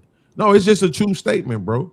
When you realize when you hit a certain age, whether you a male or a female, bro, you can't just do what you want to do as it pertains to getting people no more. It changes, bro. Let me ask you a question. Mm-hmm. You think the man that she want is in her grasp and she just can't get him, or do you think that the man that she want may be a very rare man? Yeah, he's probably gonna be super rare, and any version of that she meet, he's probably gonna already be taken. Okay, I think that's fair to say, like, because Anita is an intelligent woman, right, with standards and stuff like that. So she needs a man that's at least on that level for her to even be intrigued, right? And those men, oftentimes, they snatching them up, right, immediately. So I think that's fair. When you said it earlier, it almost felt like, and I don't know if it sounded like, but maybe I could be tripping, right? Sounded like, oh, he out here, but you just can't get him. That's what I felt to me when you said it, which I would probably disagree with that. Nah, I mean, technically it is that, but it's just not in a derogatory way, because I think she's fire. You know what I'm saying? Like, for real. I like to react to Edit the Table, and they reacted to one of her videos, and of course they went right in. How does she know? And this and that, blah blah blah blah. They don't know nothing about her. right? But I've been watching them for a little while, so I knew that she had at least put in the work to be able to have the conversations that she have and talk about the things she talk about. She uses data and studies. She's not just up there running her mouth and giving you her feelings, right? As the people who are judging her commentary and her content. You know what I'm saying? They ain't got no degrees in nothing. You know what I'm saying? They ain't studied none. They don't know none of the data, none of the numbers, but they got everything to say about it. You know, so it ain't meant to be derogatory, but it's just true, bro. Like when you get older, bro. I mean, you know it. You just look in the mirror one day and realize, like, yeah, I'm not him no more. I'm not her no more. I can't just get now. It's changing. I don't know how old she is, but she probably at least my age, so she's somewhere around 50. Yeah. So you know what I mean? So now at around 50, what you looking for? Real talk. I think Anita's probably closer to the latter half of the I think she's over 55. She looks great for her age. Yeah. Yeah. So what you gonna do? You gonna get a 40-year-old, 30-year-old? Hell no. Yeah. Here's my pushback, right? I think the guys that she want, the men that she want are in her age bracket. Right. So these guys also don't look the same. So the argument would be, right, some guys, some like men in the manosphere will make the argument like, oh, these men are looking for younger women, right? And I think that's cat, right? I think that's cat. They'll say these men are looking for the most beautiful women in the world. And I'm like, I think if Anita is interested in that man, he's a little bit more intelligent and not that vapid to be looking for just a woman that's beautiful, right? You know, he'd be interested in other things besides that, like how the woman feels about him, like what she, you know, how she talks, how she communicates, and things like that. So you know, that's my pushback for that. Well, but I can't say that they necessarily wrong. It's all about what percentage of the men you think they're talking about, right? And you got to remember you're dealing with a specific demographic. So you're talking about 15% of men if you include all races, and it gets even smaller if you can just talking about black men, because not most people, men in general, ain't making six figures already. So now you already then dropped off 85% of men out the whole country. Now you're talking about those percentage of men who are single, and out that 15%, 100% of that, it gets even more smaller. Because most of these guys that made it to that kind of money absolutely have a family, have a wife already, you know? So it just, it is. And then by the numbers alone, it's 700,000 more adult black women than it is black men. And even though Ed at the Table dropped that new statistic, I couldn't verify it myself, but they said 24% of black women are in interracial relationships. Now, they didn't say marriages, right? They said relationships. So that's why I'm like, man, and I asked them like, yo, well, where did y'all verify? They said, of course, they didn't answer because most of these people probably don't care. They just be making up shit. But 24 is a lot. That's a lot, bro. That's a quarter of black women in interracial relationships. That's a lot. Historically, black women don't want to date outside their race per se. So, and I would probably include Anita in that too. If she wanted a man, I'm pretty sure he probably would be black, right? So, but he would be healthy, in shape, got a bag, educated, all this other stuff. It's just going to be rare for her to be able to find that, you know? So that's not even a diss on her. It's just the pool itself is just limited. It's just a very rare man that many of them are already, you know, situated. Yep, absolutely. Yeah, but Anita is fire, man. I'm glad you was on with her. She fire, bro. She be keeping it real. She the one who dropped the bomb on the women leaving therapy. That was her video that went viral, talking about how she had a therapist who's saying that they was like pretty much they wanted to be done with dealing with women in these relationships, in these therapy sessions, because whenever the conversation became about holding the women accountable, the sessions would end. They wouldn't even come back to the sessions. Sometimes the husbands would come back by themselves. Sometimes they just wouldn't come back at all, you know? But that's what I'm saying. You see how she notices that, oh man, look at this. This is problematic if we have this demographic of our people, which are women, being unwilling to be held accountable. I'm not trying to say I'm Anita Stoudmire, but I am saying I see the same issue when it comes to men, particularly black men, who have acquired a certain level of financing. And now all of a sudden they think nobody can't tell me nothing. That shit's bad, bro. It's bad. And we need people on all fronts. You know what I'm saying? We need people speaking up on all fronts. I watched the video today on the Puerto Rican shit that was going on in the late 60s and 70s. They was calling themselves the Young Lords in Chicago, and all that they went through to try to make changes in the communities for themselves, getting kicked out of certain areas over and over and over again before they eventually landed where they still at today, which is Humble Park. Somebody had to be saying something specifically to address those real estate and residential issues, or they would have just never been addressed. They would have just kept kicking the motherfuckers all around. You know what I'm saying? Like, somebody has to be talking about something, right? Everybody can't talk about the same thing, bro. I ain't here to bash women. It's enough niggas on the internet bashing women, bro. I bash people who choose not to be intellectual, who choose not to think, people who don't want to be held accountable, people who can't spell. Like, I come at people's, you know what I'm saying? Because stupid, the reason why I call my show The Stupid Detention, bro, is because stupid to me is a choice. You don't have to be stupid. Because if you're incorrect about something and someone offer you correction and you accept that correction, guess what that makes you? Not stupid. But it's stupid when you just wrong and you won't allow for it. It's stupid when you choosing not to think, or you just feel. And it's stupid to just have this hive mind. Oh, everybody else doing it, so I'm gonna do it. That's what bullies do.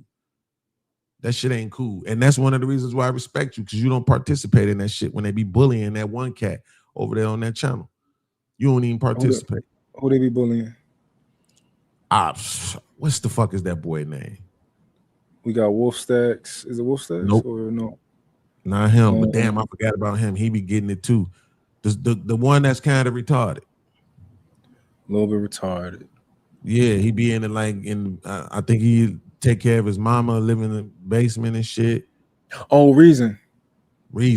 Yeah. I'm not gonna lie, I kind of bullied Reason one day.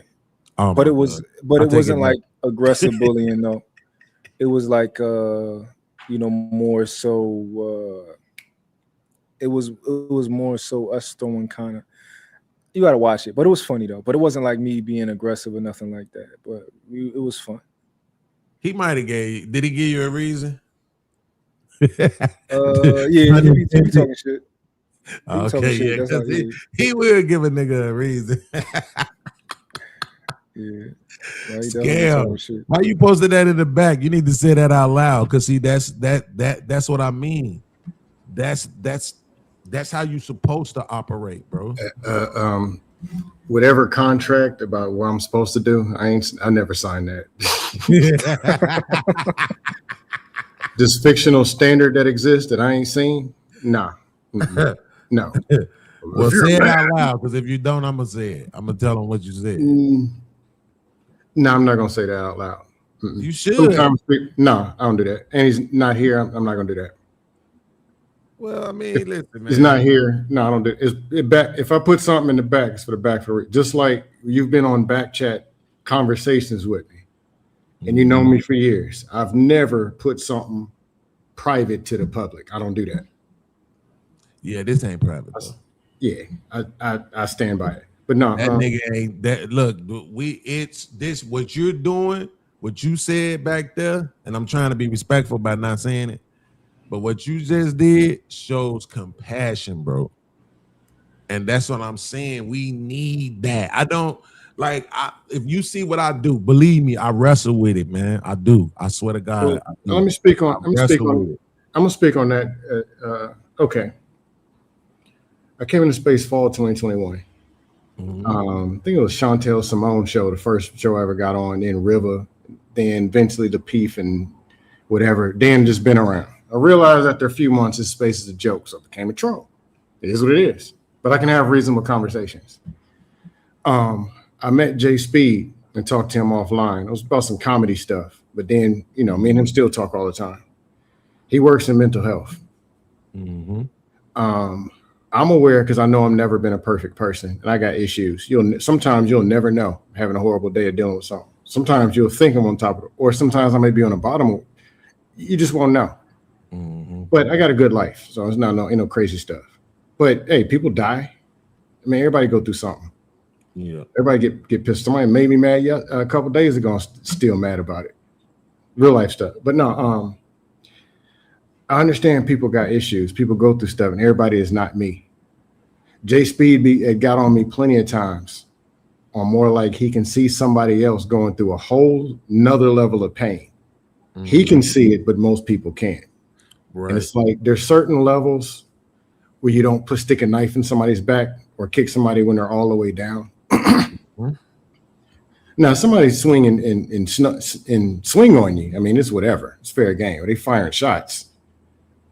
But there are some people really going through some things. And sometimes I over time, start to actually see it.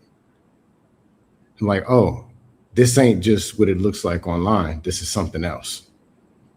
I won't say anything. I just, and if I possibly have, because this maybe never happened, have talked to certain people offline or whatever, which would never happen, you find out that there's a story and somebody could be going through. I may have gotten some weird phone calls. Some of them who look like they're in the bottom of the world.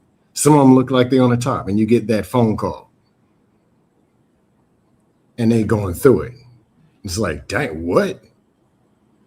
But no, long story short, there is a level of bullying.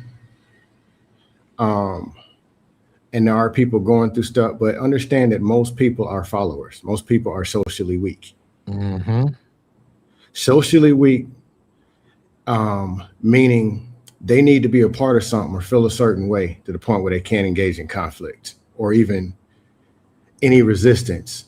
And their norm is to nod their head and say, I'm a part of this crowd, or yep, this is what we doing, because they want to be a part of something. That's normal. I didn't know to what degree till I started coming in this space. Like, my God, people are willing to follow, like people who claim to be married, people who claim to got it all are willing to follow a whole Dusty that they ain't never seen 4,000 miles away on the internet that don't even believe in their own self. All right, that's what y'all got. Okay. But question for Mike. I missed half the conversation. I just clicked, saw you had a show, but I see it might be different. What is it that you're trying to do? What is it that I'm trying to do? That's a good question. Mike, my name is Mike. I have this channel, and I am trying to. I would like to. I want to. This channel is. I'd like to learn, and I'd like for people to learn. So I ultimately, when I think about where I would like to take inspiration for my channel from is Joe Rogan. Because when Joe Rogan has certain guests on, he'll have a random ass guest. Random. I have no idea what he is. Maybe it's like an animal person. And I'll learn something interesting that I didn't know before. And I'm oddly interested in watching this episode that I've never actually thought that I would be interested in this type of a topic or subject. And I kind of just want to do that. And I want to be a place where people who like to talk and people who like to listen come here, intellectuals, stuff like that. That's what I really want. What about trolls and dusties? They allowed? Trolls and dusties depends on who I got on. Oh, okay. I don't want y'all scaring away my sensitive guests. But yeah, I'm a little troll and dusty sometimes. So, I don't discriminate too much. Yeah, I ain't gonna lie, man. I'm not hating on your dream, but I don't see it. Well, I ain't supposed to have you here right now. You know that? You too stoic.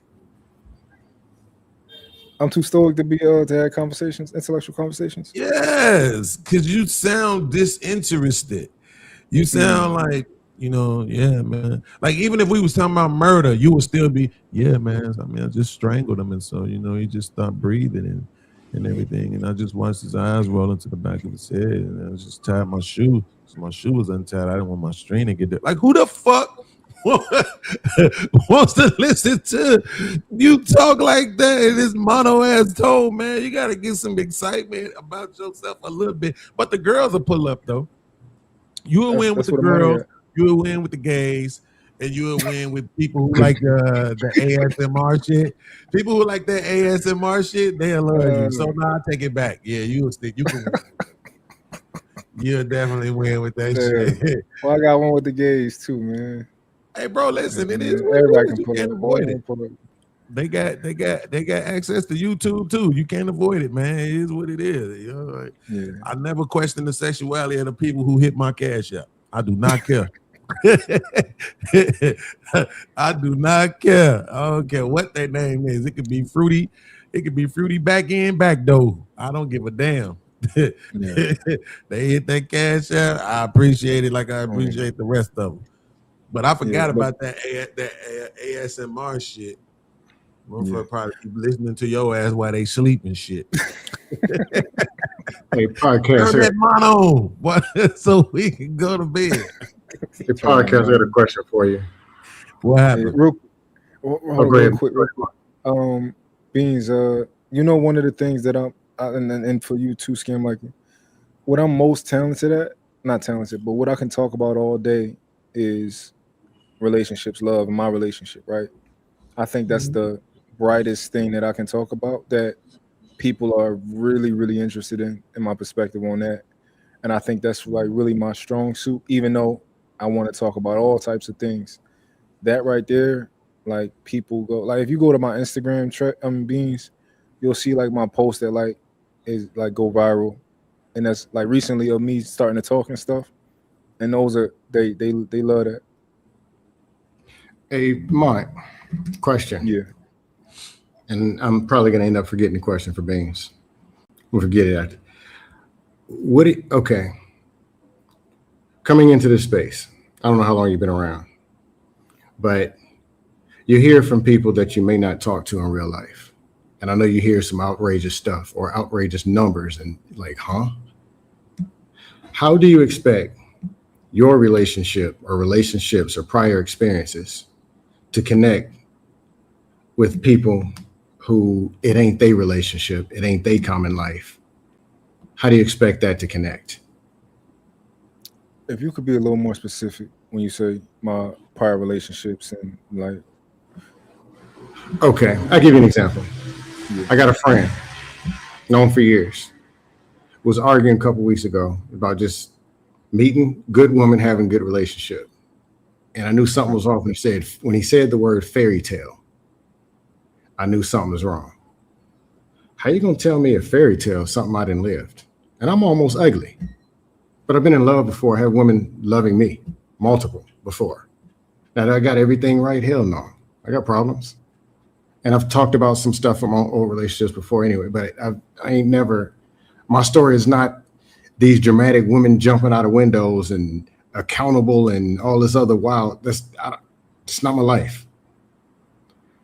But I'm realizing that it then spilled over to the point where I'm noticing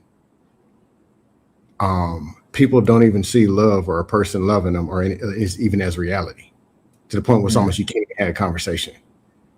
But they see all this junk that don't mean nothing and never meant nothing about nothing as forms of reality.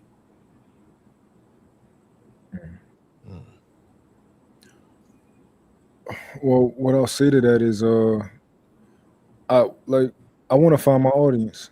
You know, I want the people who resonate with my message and who want to believe in love. Like I want all the hopeless romantics to come over to my page. You know, like when Creative, I was talking to Creative the other day. She said, "Yo, Ma, every time I talk to you, you make me believe in love again. When I hear you talk about your girl, stuff like that, right?" I think that that's doing something when people hear how I choose to love, right, and how I choose to show up in my relationship, and that revitalizes them to be like, you know what? Maybe there is a man out here who will love me for me, or maybe there is a woman out here who I can be motivated to be better for. So I like that, you know, and I think that that's I think that's actually what's happening. I love when I get those comments. Beans, did you see it on my angry? Well, Mike, do you understand that a very high percentage of people, men, women, children, dogs, this country, other countries, look in the mirror when they wake up and they don't love or even like that person? It's a high percentage. Yeah. And they like or love something else, some celebrity or some fictional character that doesn't exist. And if that fictional character existed, they don't even like themselves, all the way up to the celebs. Now, that's a high percentage. Too high? I would say. So, do you expect people to believe they're going to run into somebody that's going to love them the way that they need to be loved for the rest of their life and not going to go anywhere, and going to not just love their stuff, but actually love them? And understanding a lot of people didn't get the love they needed even in their own household. I think the women will. I think the women are made to do that. I think women are designed to believe, and women are designed to be sold things, whether it's good or bad. They're consumers. So if I'm telling a woman about my relationship, a woman will picture herself in that position. A woman will dream about the man that she's going to meet. I think they just designed to do that. I think that it's a part of their makeup. Have you ever dated a person who self-sabotaged? Or Absolutely. They met, and you might have been a person liked, loved, treated decent, and they don't know what to do with it, so they blow it all the way up. Mm-hmm. Or they're uncomfortable, or it just ain't what it is, or they just can't believe it. To the point, like, have you ever been through that? Yeah. I'm not discouraged. I'm just saying, if you're trying to get a holistic, everybody get on board, this is the way. Good luck, my friend. Oh yeah. I think I'm wise enough to understand that everybody not gonna get on board, right? I'm just grabbing the people who want to believe. Like for me, like I'm a romantic, right? I want to believe in fairy tales, even though I know they might not be real. But I want to believe in fairy tales. So I put myself in that place. Every day I wake up, I tell myself my girl's special. I tell her she's special. She might be just another woman, right? But I want to believe in fairy tales, so I act like it. Well, I do think how can I say it? Somebody's belief level is at a 2, you can increase to a 3. That's still progress. Or belief level of 7 gets to an 8, or 1 to a 2. Or if they're at a 4, keep it from going down to a 3. Yeah. Yeah. And Beans, like I said, I forgot the question I had. Oh. Beans ain't important. Yeah, Beans. I just got to ask. You know me, I know you. Where is this expectation for these people to do what it is that you want them to do? No, well, I mean, again, like I said, everybody has they crosses to bear. I get it being a trigger, but the expectation part. Yeah, everybody has they crosses to bear. Everybody has they what do they call the thing that the preacher man stands on the corner? Podium or the pulpit? The soapbox. Okay. Right. Everybody has their soapbox, but to that point, yeah, podiums and pulpits, man. And for me, it's just like I'm in the space. Like you say, you've been in here since 2021. Me too, right? Mm-hmm. So it's like we in it. So I want to say something, but I ain't trying to be offensive. But so let's just say like this: I once lived somewhere that wasn't that clean, right? And I started cleaning while I was living there, Mm-hmm. And it would frustrate me because right after I would clean, 30 minutes later, be right back messed up because of the kids and the dogs and shit. Mm-hmm. But, I lived there. So I just started just staying in my room way more often than being out because I didn't want to have to keep cleaning. You know what I'm saying? But it's like when I first was there, I'm like, shit, I live here too. Let me go and clean up. My people let me stay here for a little minute. Let me go and clean up. I like for it to be clean. I bought air fresheners and shit like that, little soaps and shit to put in there. You know, I did that. I swept, I mopped. I tried to clean. I like for it to be clean. It's my space too. And that's how I feel about this YouTube shit.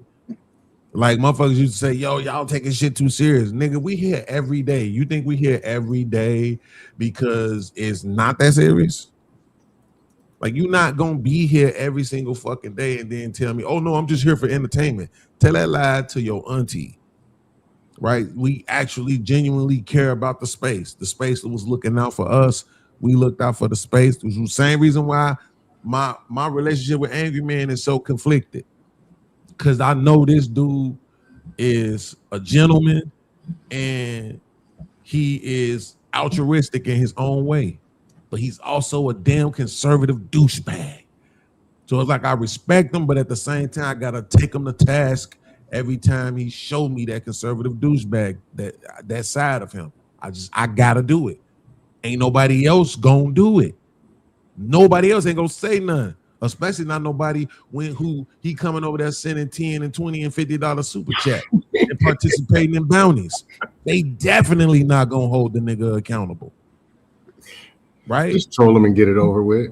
And like you said, you've been here since 2021. So you know that's not even just a shot at the most recent nigga. That's been the whole time. Like, the only place where Angry Man really got pushed back all the time was Fight Club, because Fight Club was different. It was its own entity.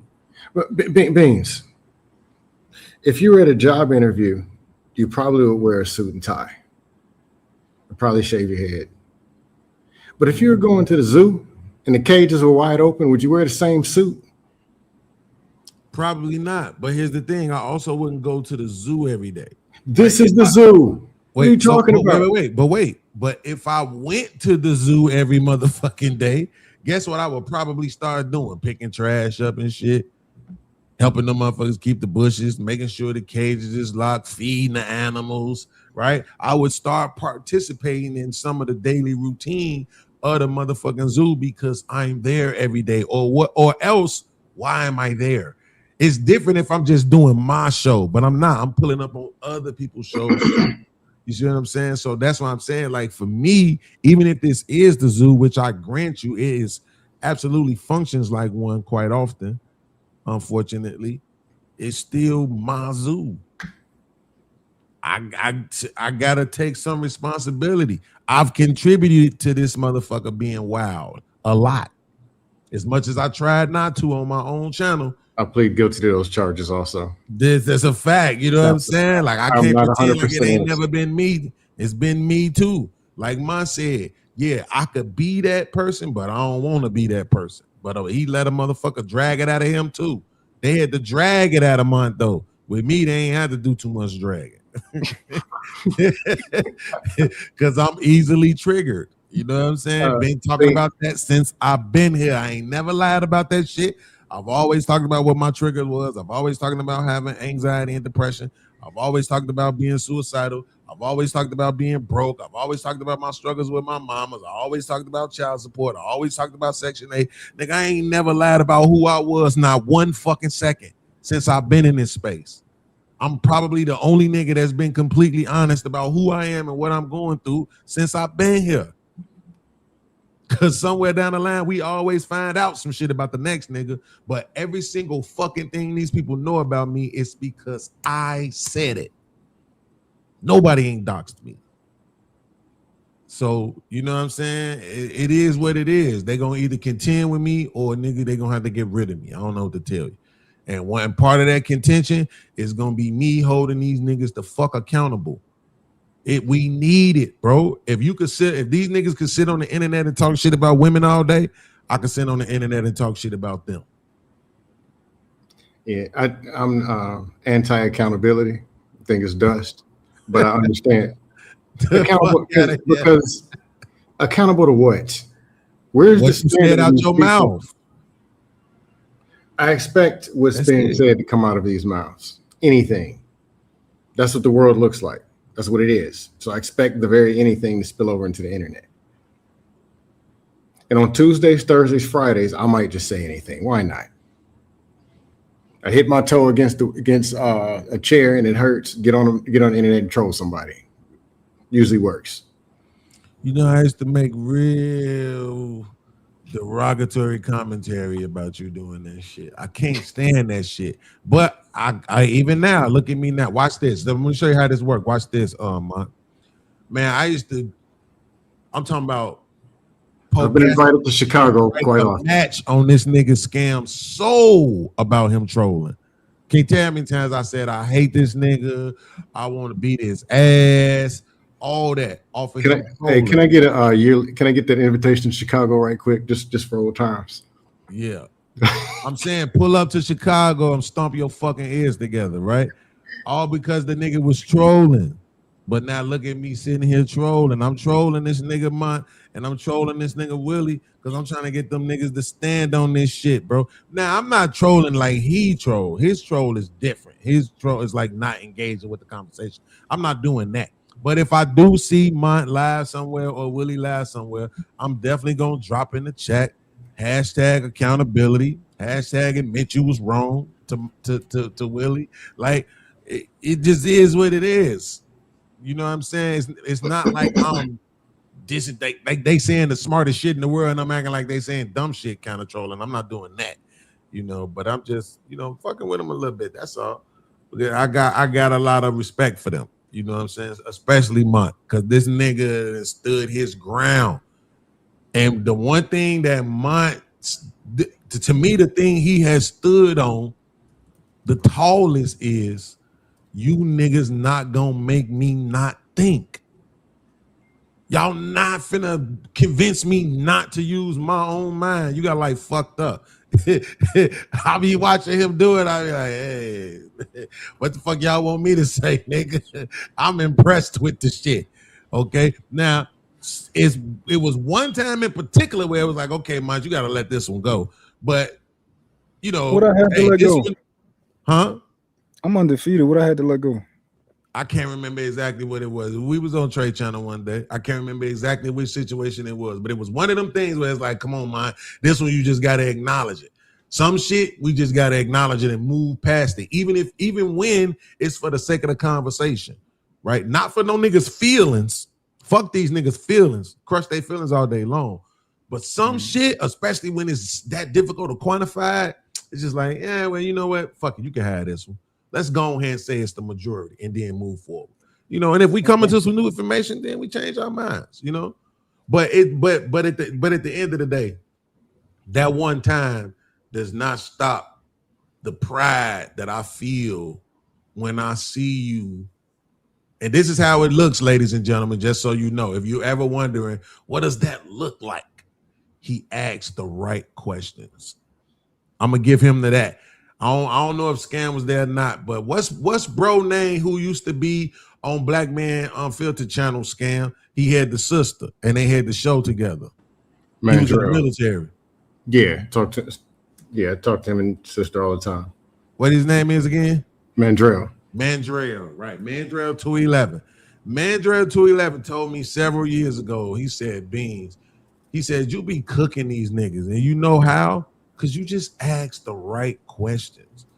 And I be seeing that shit with mine.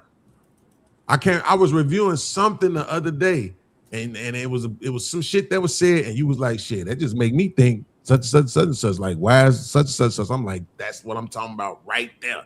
In the show, I said it. See, this is what I'm talking about. This is why I fuck with Mont, because he thinks, and he ain't finna let these niggas convince him that he not supposed to. Y'all got me fucked up. I don't gotta go with y'all or what y'all saying, because we what? Because what? Because we all 6 feet?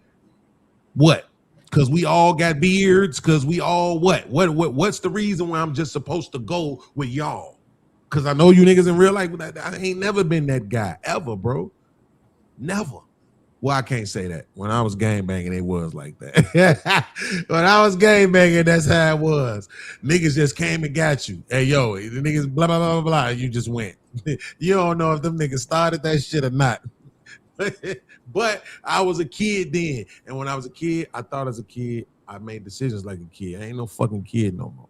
So no, I'm not riding out with the gang just because the gang said so. No, motherfuckers gotta let me know what's going on, who and what and why, and then I make a decision for myself. And I like that about mine. So I'm just saying. Now, like I said, I changed my mind. See how I did that in real time? I was like, I don't see how it's gonna work because you so monotone. And then I thought about the audience, and I was like, yep, this nigga got 3 target audiences. Not only is there 3 big audiences, but they 3 audiences that's getting to the bag and don't be having no fucking kids. So they ain't got nothing else better to do but to send all they goddamn money. So just remember, I said, okay, that I spoke this life into your dream, okay? That I said that you're gonna be successful, so that way when you do it, when you get your 100,000 subscribers plaque, and you get your first $500 super chat, $500 cash app, just think about your boy. That's all I'm saying. Just think about your boy. You know what's Remember interesting, who believes in you. I don't know how far I'm gonna take it because I'm gonna be pretty heavy in some other, like in the fashion industry. I'm gonna be pretty prominent. So what you designing? Yeah. I don't believe in you on that. I ain't gonna lie, I don't believe in you. Well, I'm just I don't believe in you on that shit. I don't know. You got the plug on cotton. Let me find out. This nigga get the plug on cotton. He be meeting up with the plug and shit with a briefcase full of cash and leaving out with bales of cotton. Let me find out, bro. Oh shit, this nigga trying to bring slavery back. Just know I'm gonna be on some Virgil type of, you know. I'm coming from a certain pedigree. But nah, you know, Beans. I've been told you. I thought you was gonna be successful. Even you already been in the space a long time. But when we was talking about, you losing your monetization and all that type of stuff.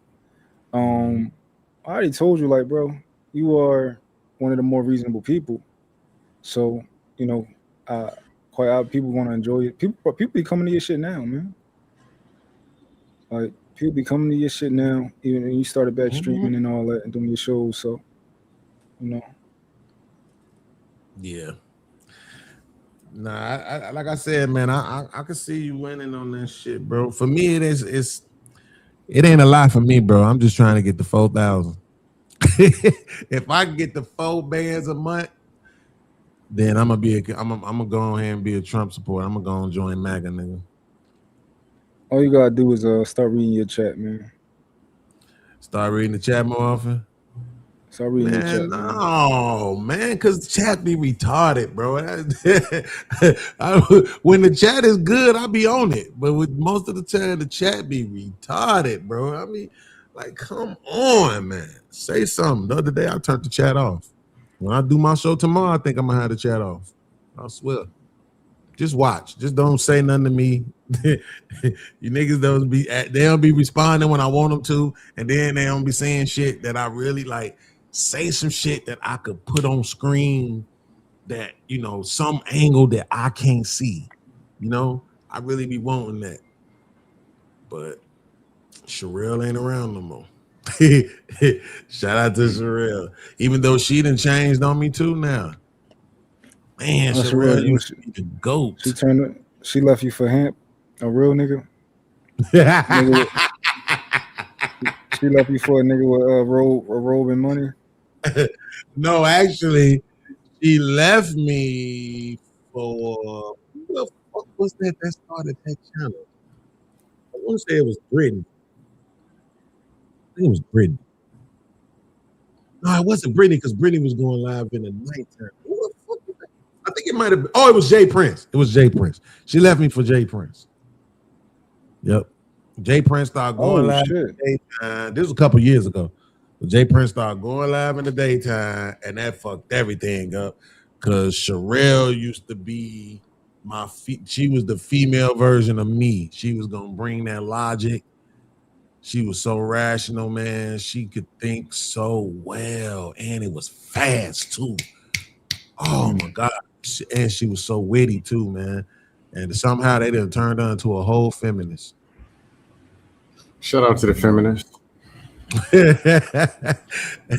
Shout out to the feminists. That's how you feel? Who turned into the feminist? The red pill?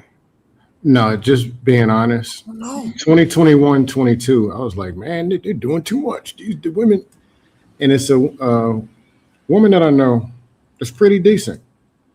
And I remember talking to her on the phone and asking her if you had a choice, 6-figure man or 6-figure job. She said, give me the job. Sherelle did?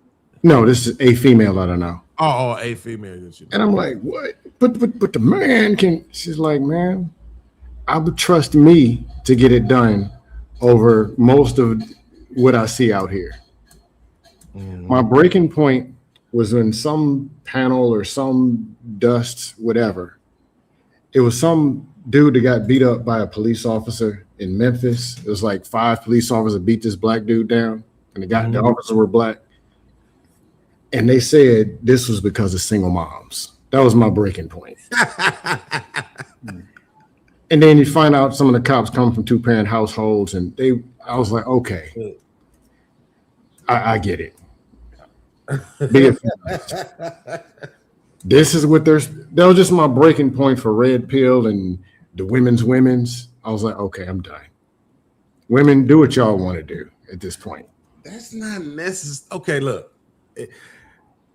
Is it wrong? Probably in that case, because you said you found out some of them niggas came from 2-parent households. No, just the point that they were pushing women so bad. Right, absolutely. Officers, men, black ones. You can't blame the gays. You can't blame the white man. You can't blame. They still went and created some women that didn't exist to blame it on. Yeah. That. I mean, you can blame the white man for everything, though. So if a dude comes up with, if 5 dudes come up blasting talking point, veins popping out their neck, and the Nation of Wigwam comes and dusts them all the way off the panel, it is what it is. I'm gonna be snickering. Hey. Mrs. Sherelle was the one who labeled me the talking point killer, right? Because she saw that no matter what, I'm not siding with you niggas because you niggas. I'm not siding with you niggas against the women. I'm siding with what's truthful, what makes sense, what's logical. Sometimes the talking points just be too much. So, you know, I appreciate it. I appreciate the people who can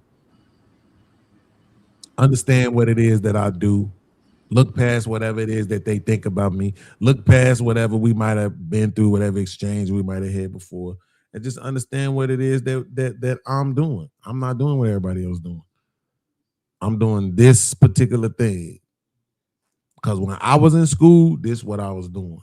I was a philosophy major, right? So this is what I was doing, thinking, trying to understand human beings, why we do what we do, think what we think, act like what we act, because motherfuckers be lying, bro. So when mine say, yo, I'm big on the relationship shit, like I'm a hopeless romantic, I want all the hopeless romantics over here. Again, you know why that's big? Because this nigga is over 6 feet tall. He make over 6 figures. He got a beard and he got a woman. So they can't say, like, whatever shit that they say about him, 9 times out of 10, they're going to have to make it up. They can't extrapolate nothing from who he is for real to try to use against them. Right? Whereas with me, they go, oh, you broke. Like as if that has anything to do with how my mind functions. Right? But oh, you broke. So, you know, oh, you're not fine no more like you used to be when you was 24. You know, it's all this dumb shit. So that's why when you say what's the expectation that I have, Scam, that's why it exists. I don't got shit left but my brain, nigga. That's all I got. And yeah, as one of the quote unquote OGs, it's my duty when I'm around black. Like the other day I was out at the restaurant with my lady. Some kids was coming in. These little boys was coming in with their mama. I made sure I spoke to them. When I seen this man, He was some kind of delivery driver. I can't remember which company he worked for. But he was some kind of, I think it was the motherfuckers that delivered them waters and shit. Hey, I pulled up. I just wanted to say I'm proud of you, black man. Salute to you. He walked all the way over to my car, shook my hand. Thank you for that, man. I really appreciate that. That's who I am in real life. You know what I'm saying? Strangers. I say hi to them. I shake their hands. I salute them. I tell them I'm proud of them. When I see black men with their kids, I'll be like, hey, yo, hey, fam, just so you know, I'm proud of you. Because nobody don't really give a fuck about us like that. Not even the people in our lives who we be doing everything for don't even care enough to utter those words to us. They say shit like, what, you want a cookie for doing what you supposed to be doing? And all the motherfuckers who say that is the main people who want all the accolades and praise. So when I see black people, or in particularly black men, doing shit that's good, I make sure I acknowledge it. But at the same time, that gives me the right to also hold black men accountable. So if you ain't standing on some shit I think you need to be standing on, you damn right, nigga, I'm gonna say that shit. Period. Fuck that. Yep, I got an expectation and it ain't going nowhere. As long as I socialize with you, I'm going to have an expectation.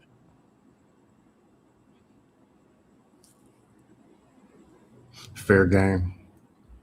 Yeah. I more motherfuckers do it to me. You seen my niggas Tommy, Freezy, when World Class was around, like all them niggas that was around me, them niggas didn't hesitate to hold my ass accountable or remind me of some shit I had said before.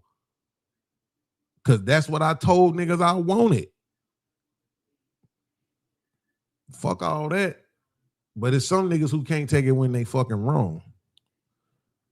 Or they just don't understand, like I'm doing this because I see things this way. You want me to do this other thing, but I can't do it that way because I don't see it the way you see it. That's fair. I was about to ask you that question. Yeah, that's fair. But there's supposed to be an understanding. I still struggle with it. Understanding that everybody doesn't see things the way that I see them. Mm-hmm. And even if I almost, in my mind, I may hold in the mirror, put the glasses on them, gave them LASIX, and showing them what it is that I see. Mm-hmm. But I still have to accept. Now, there's a percentage of people just going to say what they want, do what they want. Right, but absolutely. People who don't see what it is that I see, or they don't see what I see right then. Or don't see me have to move the way that you saying, look, man, I don't want to see that. But it's more. It's see, for me, Scam. I don't. Now that last part, I ain't gonna lie. I might have misspoke because I don't think it's necessarily that niggas don't see it. I just think sometimes niggas move differently. So remember, I said earlier how back in the day they should be like, bro, if you had a problem with me, you could have hit me offline. No, nigga. The problem I had with you was some shit that happened online. So I'm going to address it online. If this is about to lead to you apologizing, that needs to be heard just as much as the bullshit you did was heard, right? But some people don't think that. Some people think, yo, hit me offline, hit me on my DMs, text me, something like that. Don't address whatever we got going on online. I'm like, that is the dumbest shit I ever heard in my fucking life. Why don't you want people to see us grow? How come you can't accept it? Being mature and working through some shit. Beans, how come you can't accept it? Accept what? Okay. Certain things, like me and Jay Speed, for example, we talk all the time. Mm-hmm. I ain't been around like that off and on. And I disappeared a couple times for like months. Mm-hmm. But it might be something said, done, and we'll talk. Might be something in the panel. Because there's stuff that I'm learning out. It applies to stuff in real life. Mm-hmm. And it'll be a conversation offline, not online, because online is not the time or the space for that particular conversation. But if you choose that, I'm not going to try to change your mind. What I'm saying is, when I choose what my option, though, also, you're not going to change my mind. See, so if I say something that might be offensive to you, and then you address me offline, you have all the right in the world to do that. But if you say something that's offensive to me, and I address you online, understand that I also have all the right in the world to do that. Right? Don't try to now force me to live by your standard when I can't force you to live by mine. Just accept the fact that we had two different standards and then move on. Is the goal to be effective, or is it that you're going to do it the way that you feel it need to be done? Which one is more important? For me, I ain't gonna lie. For me, it's doing it the way that I feel it needs to be done. Yeah, absolutely. Because the truth of the matter is, we dealing with human beings. I've proven this over and over and over again. These niggas not gonna take accountability anyway. So what the fuck? What? Look, if I watch this, if I think in my mind that if I approach you about something offline, you're gonna give me a different response than you would online, I already don't even respect you enough to approach you offline. Fuck approach you offline. I want everybody to see you cower behind not being accountable. Even if they're going to keep showing up to your show every night. Even if they're going to keep sending you all their money. I still want these bitches to see you not be accountable. They could chalk it up to, oh, it was a broke nigga. You don't owe him nothing. Whatever excuse they want to make. But the seed has been planted. Motherfucker seen you was unwilling, nigga. Well, when I do something, nigga, I am the first one to rush and go hold myself accountable. That's why I left that post up. That I don't know if Mont knew about it. I left that post up that I posted days before the shit happened with me and Trey. I said some shit about him hastily. It wasn't even that big of a deal. This is what I said. I said he let people say whatever they want to on his show, which at the time wasn't true. So I posted on my community wall, hey, I said this thing about Trey. That wasn't true. He ain't know about it. He ain't say shit to me about it, but I knew. And I'm the only one who need to know. Nobody else don't need to know. I know I was wrong. So I held myself accountable out loud. On my very next show, I made sure I mentioned it again and showed the post. Now, what happened when that nigga did some shit on his show? Exactly. Y'all better not go to his channel no more. That's what I'm talking about. And that's why I'm going to keep standing on this shit. See, and this is an example I want to give my earlier. Let's say you got a father. He got 2 kids. He come home. And he got a rule against something. If you do this thing, I'ma whoop you. So he come home. He catch one of the kids in the act of doing whatever that thing is, and he whoops him. Boom, right? So let's say some days, weeks, whatever, months, however long, go past. He got another son. He hear about it while he at work that the other son did this thing as well. Now he come home. He so tired. He ain't got no energy. He don't feel like doing no whooping and shit, you know. He threatened the kid, tell him I'm gonna whoop your ass, be prepared. But then he never actually gets around to whooping him. How you think the other kid gonna feel? Like, damn, when I did this shit, you beat on me. Now, when he do it, he don't get nothing. Now, watch this. This is why it's important. Because the father isn't just intentionally not whooping that kid because it's that kid, right? It's some other circumstances, some other reasons that's leading to him not whooping the other kid. But from the kid who got the whooping, from his perspective, all he know is you whooped me, but you not whooping him. And and the only thing, and this might sound fucked up, but the only thing that's gonna make me feel better about this is if you whoop my brother. That's the only thing that's gonna make me feel better, because you can't take the ass whooping away from me that you gave me. You gave it to me already. So the only thing that's gonna make me feel better is if you whoop my brother, right? And that's kind of like where I was at with the, holding niggas accountable shit with mine. Beans, this is what you gotta understand though, right? You didn't get whooped, right? Yo, you whooped me. You didn't get whooped. You didn't get whooped. You didn't get chastised. You didn't get none of that. And it wasn't my homies was like, "Yo, what you want to do about that nigga?" Huh? Okay, I made that up. Didn't nobody say that?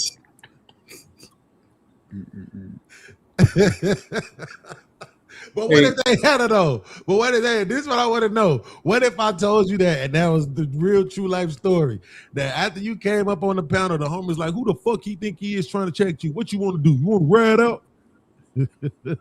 Then what? Would you still say, no, I didn't check you. I didn't try to hold you accountable. I said they being unreasonable people. Well, Mike, or Beans, I mean, do you accept? You gonna mix me and Beans up? That's right. I was going to ask you a question, and I forgot it. I look better than you. I'm doing better than you. My car better than yours, my wife better than yours, my house better than yours. Now, Beans, do you accept? Rub it in. For example, there might be a troll that rocks with me on a troll level. Right. And they agree with me on something I say. And then you say the same thing and they don't agree with you because they don't like you. Mm-hmm. Do you accept that that's their choice? I do. I'm still going to call him a bitch ass nigga, though. You can't force them. Like, there's some people in this space that don't like me. They just found out I was ugly last week or something. I tried to keep it a secret, but they found out, so they don't like me. Or I trolled them 4 years ago and I don't even remember, and they still, whatever it is. Absolutely. But I expect them, if they like content creator Joe, to nod their head every time they say something. Mm-hmm. And not listen to anything that I say. It's expected, and it just is what it is. Or I have to be that more influential or say it in such a way that they have to agree with it or meet it some kind of other, but it can't just be like, that's just how people are. Mm-hmm. Communication is a relationship-based thing. And if you have a bad relationship with somebody, expect the communication to be altered or agreeance or the willingness to agree with what you say, expect it to start out being altered. That's just how people are. Yeah. No, you got a point. It's not going to change. No, you got a point. Listen, man, if the internet ain't for nothing, it's for venting. So I'm just saying, like, at this point, like, motherfuckers just got to get over it. Hey, can y'all hear my background noise or am I good? Nah, I'm hearing them. Oh, Sherelle told me a long time ago, I remember asking them, it was her and Venus in the back chat. And I said, Sherelle. Back chat noise? No, matter of fact, it wasn't Venus, it was Brittany. Hey, Beans, back chat? Yeah, we was in the back chat. Well, it's not me. Go ahead. Yeah, just me and Sherelle and Brittany. And I was like, yo, I don't understand, bro. Like, why the fuck is it that everybody act like when I'm angry, when I'm going off, it's this big deal, but when other people do it, they don't give a fuck. And she was like, this because we believe you. Like, when these other niggas is mad, we don't really think they really mad. We think they just performing for the internet. They just saying some shit. On the next show, it'll be like that shit didn't even happen. But with you mad for real. Your blood boiling, your blood pressure going up and shit. You talking about stomping niggas' ears together and making their mouth bleed. You gonna get your brothers to jump them and shit. Your nephews. Like, you for real mad. That shit ain't as entertaining. And I had to eat that shit. It is entertaining when you get mad. I can't as a troll. When you get mad, it'd be entertaining. Well, yeah, but that's you a troll though, right? So, but I'm just saying, like, that was her response to why motherfuckers don't treat my anger the same way they treat everybody else's anger. Because you really hurt somebody or get somebody hurt. I'm like, yo, that's fucked up. I gotta eat that, right? I gotta accept that. And now, guess what? Moving forward, I go out of my way to try. I try my best not to be that guy, bro. I swear I do. I be trying my best not to be that guy. Huh? I got a question for you, Beans. Yeah. Do you work on yourself at all? Of course. Then you just hear me say I go out of my way to not be that guy. Cause I don't want when I'm upset that to be what motherfuckers remember. I want them to remember what I said. Okay. So you work on yourself. What are some things you think you need to work on? Eating better for one, which is why I just bought all this healthy shit from Kroger yesterday to go along with all this dietary and hell yeah. That's what I'm talking about. And man, whatever. This shit better work. That's all I'm saying, bro. I spent my light money on this shit, okay? So but I mean, as far as like my online persona, bro, I need to stop cussing as much. I need to remember that I don't have to take it all so personal. But I do, I do. Fatty was the one who first pointed that out to me. He was like, bro, you take everything so fucking personal. Like everything is just an attack. Like some of this shit is just the internet. And I was like, I think I argued with him and then I saw it in myself on another show and was like, damn, I do. Now I just have to embrace it that, yeah, it's that little kid in me the teenager in me, all the shit I've been through, that every fucking thing, like I said, Trey letting that nigga get away with calling me a PDF on his channel. Then that nigga telling me I was lying. Nigga, I'd rather you call me a bitch than to tell me I'm lying. Straight up, bro. Don't tell me I'm lying, nigga. How you feel about Fatty? Fatty is my Fight Club alum brother. And because of that, I got love for him. I like to see him winning. But he is a fucking asshole. Give me an overview. What can I really mind? Say it one more time because I need to make sure I know what you want from me. What can I expect from Fatty? Let's say I don't know him. I don't know Fatty as well as everybody else knows Fatty, actually. What can I expect from him? Truth be told, you can expect the same shit from him that you're gonna get from me. Y'all start off, it's gonna be cool. If you disappoint him, or if you do some shit that he disagrees with, or he feel like he needs to call you out for, he's going to fucking do it. And he not gonna give a fuck about your feelings and all of that. None of that other shit. It's just, I don't want to say it's just content. You know what I'm saying? But it's like, it's who he really is, and he does content. So it's gonna be content. Same thing for me. It's who I really am. I'm like this with my mother. That's why I've been telling these niggas for years, man. Like, if I'm like this with my mama, what make you niggas think you gonna get something else? Yeah. I give my mama this kind of energy. You think Fatty is genuine? To who he is, yes, absolutely. Yeah, he's genuine. Yes. Oh, okay.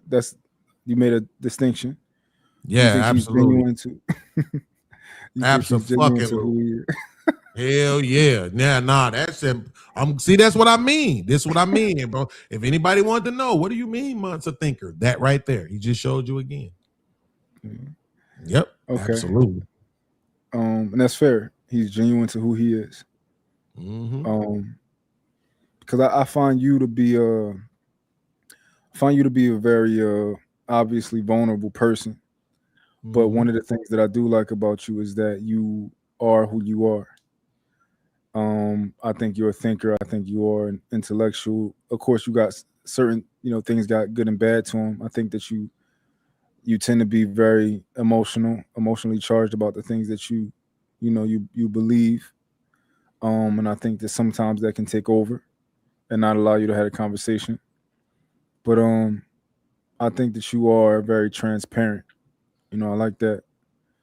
But okay. And the reason that I asked you about Fatty, I'm just curious. A lot of y'all been around a lot longer than me. So when you brought up Fatty, I was just curious. What's your take? What's your history as far, not your history, but just if you can give an overview of like, this is who I think, this is what comes with Fatty. Yeah, man. Like I said, I root for him. When he every time he reaches a new milestone, I'm happy for him. I believed in Fatty from day one.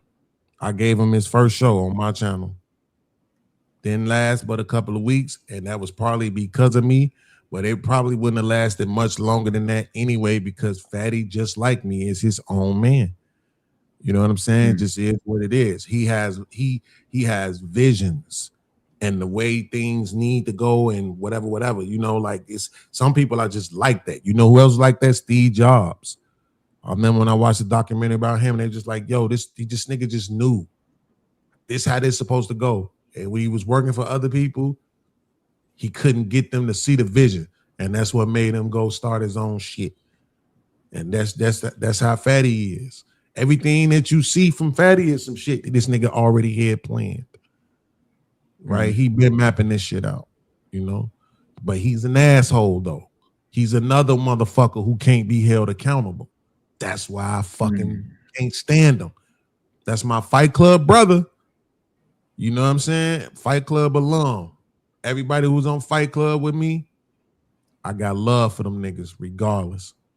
But that not being able to be held accountable, not being able to be told you wrong, gonna try to tell me what I meant by what I said, that's insane to me. When I'm telling you what I meant, no, you don't get to tell me what I meant by what I said, fam. That's crazy, right? But the other day he came on the show and he was like, look, if you want me to give you a phony ass apology, I guess I can, but I really don't want to, because my mind hasn't changed on what I thought. And I'm like, nah, I respect that. I definitely don't want no phony apology. I definitely want a real one, right? But at the same time, though, you're standing on something that you have no evidence for. Yeah. And I feel like the only reason why you're doing that is because it's me. Now, truth be told, this nigga, I mean, I don't know if you paid attention, but this nigga, just like me, this nigga didn't have beef with everybody. All the big content creators, you know, but at some point it smooths over because he is a networker. He is going to be in the back chats. He is going to be offline on the DMs and on the phone calls and having conversations with people and, you know what I'm saying, building relationships and repairing other ones, you know, particularly those that I worked at. I'm not. I ain't DMing you. I ain't calling you. I don't want to talking offline. I don't want to do none of that shit with niggas, really. I ain't going to say I don't want to, man. I just don't have the energy to build relationships with niggas because I know it's not going to last. Because when you do some shit I don't like, I'm going to tell you, and the first thing you're going to say is, who is this broke nigga telling me I'm wrong? Now I got to get my nephews and my brothers to stomp your fucking ears together because you don't want to accept the fact that you wrong about some shit from a nigga that's broke. Like, what the fuck does my money have anything to do with what we seeing in these boxes on this stream, y'all, bro? Yeah, I want to ask you a question, Vince. This is a perspective of mine. Don't give me the dismissal. Yeah, I do that to people. Yeah. So listen. No. I just want to kind of go deeper into this line of questions. Because you know I'm a thinker, so I'm thinking stuff in my head. I just want absolutely. So I think when people run a platform, so many. This transcends to tons of parts of life, but a lot of people are kings and they don't know it, right? So for example, you want to build a platform and ultimately you would like to make at least $4,000 a month. That's your goal. Once you have that platform, there will be people who follow you and who some people might take your word as law and you will have influence, right? And my question is, what type of king do you want to be? And you seem like somebody to me who don't want to be a king because you understand your flaws, right? But you will be whether you like it or not. Same thing with Trey. Same thing with Fatty. What type of king do you want to be? Yeah, you're right about when you say I don't want to. I don't want the responsibility. It's the reason why I could say, right, with my chest all the way out, that my goal is to make it to $4,000 a month. I know the responsibility that comes along with getting to a real bag. I don't want it, man. I don't want it. My favorite time in my channel history was when I was doing 40 viewers every single day. That was that was the end of 2024, going into 2025, and at the beginning of 2024, coming out of 2023, if I remember correctly. Yeah. That was my favorite times. And I wasn't even monetized, right? Because them 40 people supported, you know what I'm saying? I was doing anywhere between $2,000 and $3,000 a month with just Cash App, PayPal, and Zelle. Yeah. No monetization. You know what I'm saying? So, and I was doing shows that mattered. I was able to talk about what I wanted to talk about, and the people was pulling up, and the conversations was lit in the chat and everything, man. I don't want to be a king. I don't want to be nobody's ruler. I don't want to have that much responsibility. I don't want that, man. I really want to be a professor, bro. Like, I still remember my professor's name, Professor Robert Allen and Professor Victoria Neighbors. You know what I'm saying? I can't even remember my daughter's middle name sometimes, but I still remember my professors in college, my philosophy professor and and my speech professor, Victoria Neighbors, because they was really impactful on me accepting a certain part of me, the intellectual side of me, you know. Mm-hmm.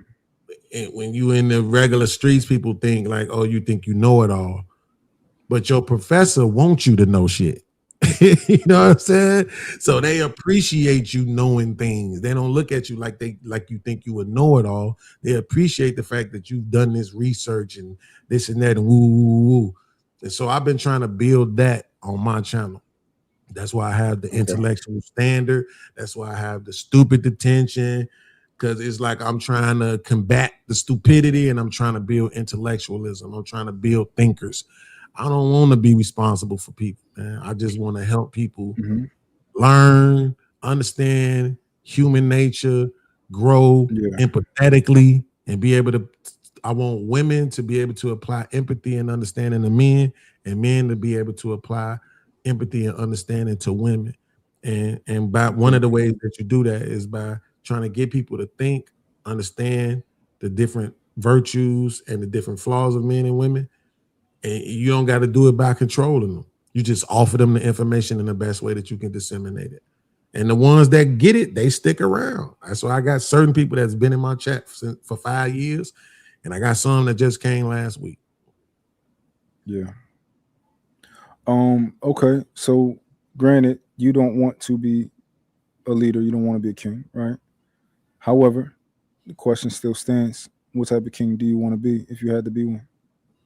Like, if you, because you ultimately you will be. Do you agree that once you had that platform, you know?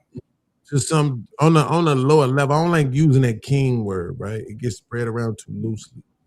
Yeah. People don't. But you understand what I'll give you an example, right? I'll give you an example. Maybe this question could benefit Trey. Let's say Trey has the power to truly cause people to not come to your channel because he like, yo, if y'all go to this nigga channel, you can't come to mine, right?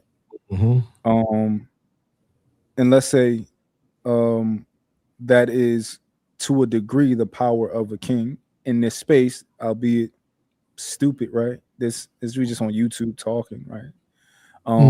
However, would you agree that the distinction that I'm making, well, the point that I'm making of how this is like akin to a king, that makes sense? Yeah. I mean, and that's the thing about it. I don't want to be that guy, even though I was, but you know, not for the chat though. So that's the thing, right? You can identify. You know what? I don't want to be that type of king, right? So my question is, since I've articulated how Trey can be viewed as a king to a degree in this space, what type of king do you want to be? I want to be the beans guy. Okay. Like that's bro. I've been standing on shit, the realest shit, since I got here, bro. For real, for real. I like me. I like how I move. And the shit that I do that I don't like, I talk about it out loud because I know I'm not the only person that move like that. I know I'm not the only person who probably don't like certain shit about themselves, you know. So I talk about my flaws out loud. You know, I used to talk about being suicidal, you know, and taking pills and cutting on your wrist and all that kind of shit out loud. And you know what they did? They used it against you. As soon as they get mad at you. Nigga, wasn't you suicidal? It's like, yes, you know that because I said it, motherfucker. Like, you can't hurt me with that. That's me. Like, that's not gonna work. It might work on the audience because the audience is stupid. But I like this version of me, bro. That's what I'm saying. This version of me is the collegiate version of me. The one that's always thinking, the one that don't want to react to shit just because everybody else reacting to it. I want to react to something that I know I could sit there from 5 minutes to 2 hours and talk about it and really go deep into it and be able to give people some jewels they can walk away with and strike up some conversations, possibly change some people's minds, have some people say some things to me that make me see things in a way that I didn't see them. I like that kind of connection. So instead of saying king, right, I would probably say like a preacher, right, or a professor.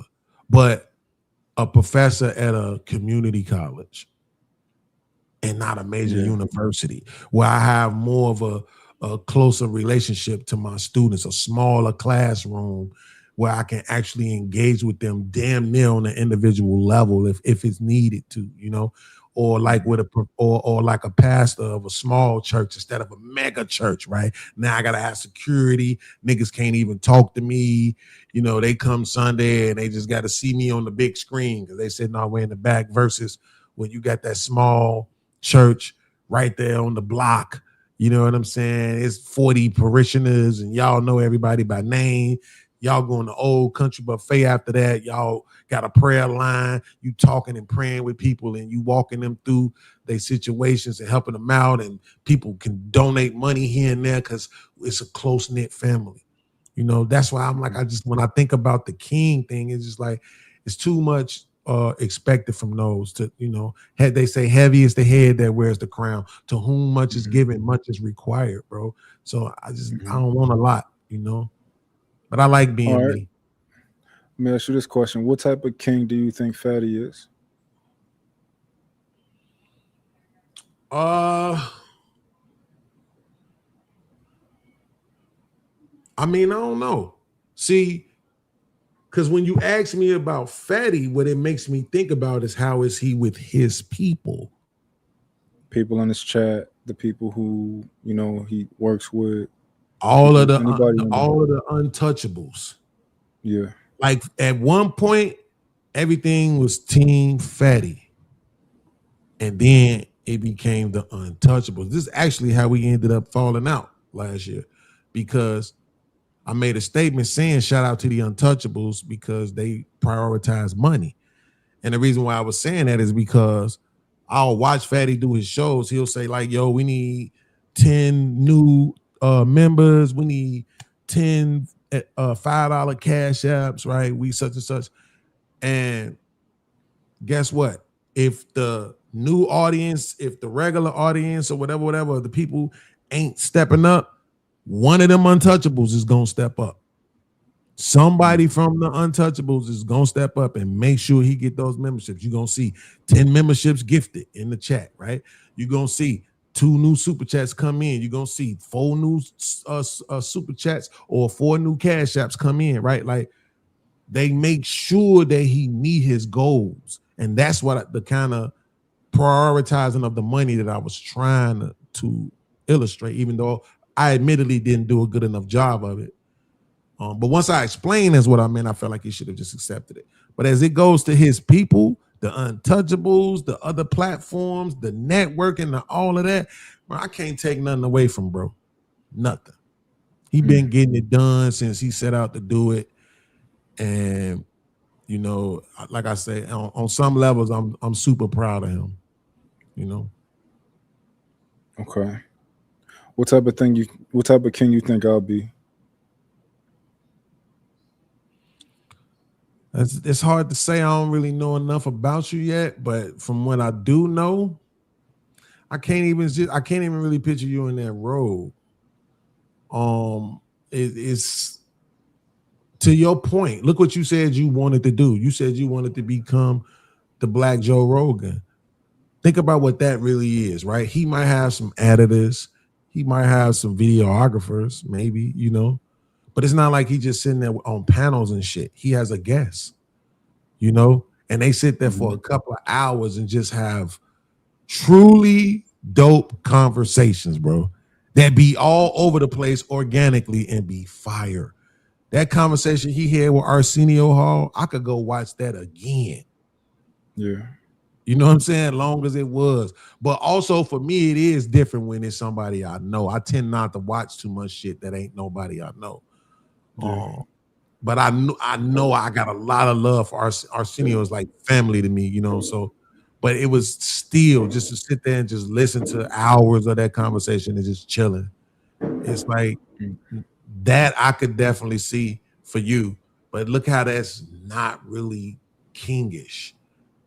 You know what I'm saying? Like that's so business. That's an aspect. That's an aspect of what I want to do. But I still do want to. I do want to have panels and conversations. But I think that I can run them a little bit differently. than what we traditionally see. You know, So I think you've I been can make them studying productive. basically. You would agree that you basically been studying panel moderation under JR, right? I guess you can say that. I mean, everything I study. I'm very observant of my surroundings. So JR, Hamp, Anton, you know. Yeah. Okay, so I guess instead of asking you about those guys, I'm gonna just say this. What would you do differently? What would I do differently? Mm-hmm. So personally, for me, I don't like when panels erupt. Mm-hmm. So I wouldn't allow it. I wouldn't allow it at all. I only like productive conversation. I don't care if I like what you're saying. I don't care if I don't like what you're saying. If I do like what you're saying, I want your points to be heard. I don't want people cutting you off. I will use the mute button often, not because I'm trying to silence somebody, but if I see somebody is trying to get a point out and you interject, mute as this person keeps going. So those are some things. I don't, I will let people talk whenever it's, when it seems like I don't have to, get involved. But I want people to know my presence as a moderator. I want them to know that this nigga going to mute me, so I might as well not cut nobody off. Because I'm going to just get muted anyway. And I want to be extremely fair. Whether I like you or not. I don't care. I want to be fair to your points. I want to prevent people from being disingenuous in moments where they seem like you're trying to misunderstand what somebody's saying. Yeah, I want to make sure that we're hearing people. Well, I think everything that you said is exactly what I was aiming for back in the day. And I used to make fun of my man Aaron O because I felt like he couldn't really get it done. But that was prior to me having 7, 8, 9, 10 people on the panel. And then I found out the hard way, and he had a really good laugh at my expense that it ain't that easy. But I would say if in order to do exactly what you just said, you're going to need two things. One, Zoom. Get rid of StreamYard and get Zoom. Because on Zoom, when you mute people, they stay muted. On this motherfucker, you mute a motherfucker and they can unmute themselves. That's one. The second one is you're going to need a really good rapport with the panelists and with the chat. Because, like I said, I used to kick people off because I felt like they were hindering the conversation. To Fatty's credit, he's come back and said that. A few other people have come back and said, like, man, I see what you meant now. I see what you were saying when you were just trying to have real conversations. You wanted people to answer questions directly, give yes or no answers. All those things I was expecting from people, and they felt like they couldn't give it to me, right? But then they went and gave it to him, right? But that's because of what they thought about him. They respected him. They didn't actually respect me. I was just the new place they was coming to, But you're just gonna need a really good rapport with the people and make sure that they understand and know that, like, yo, this is what this is. I'm not tolerating none of that. So if y'all want that, I'm telling y'all now, you might as well just go find another channel to watch.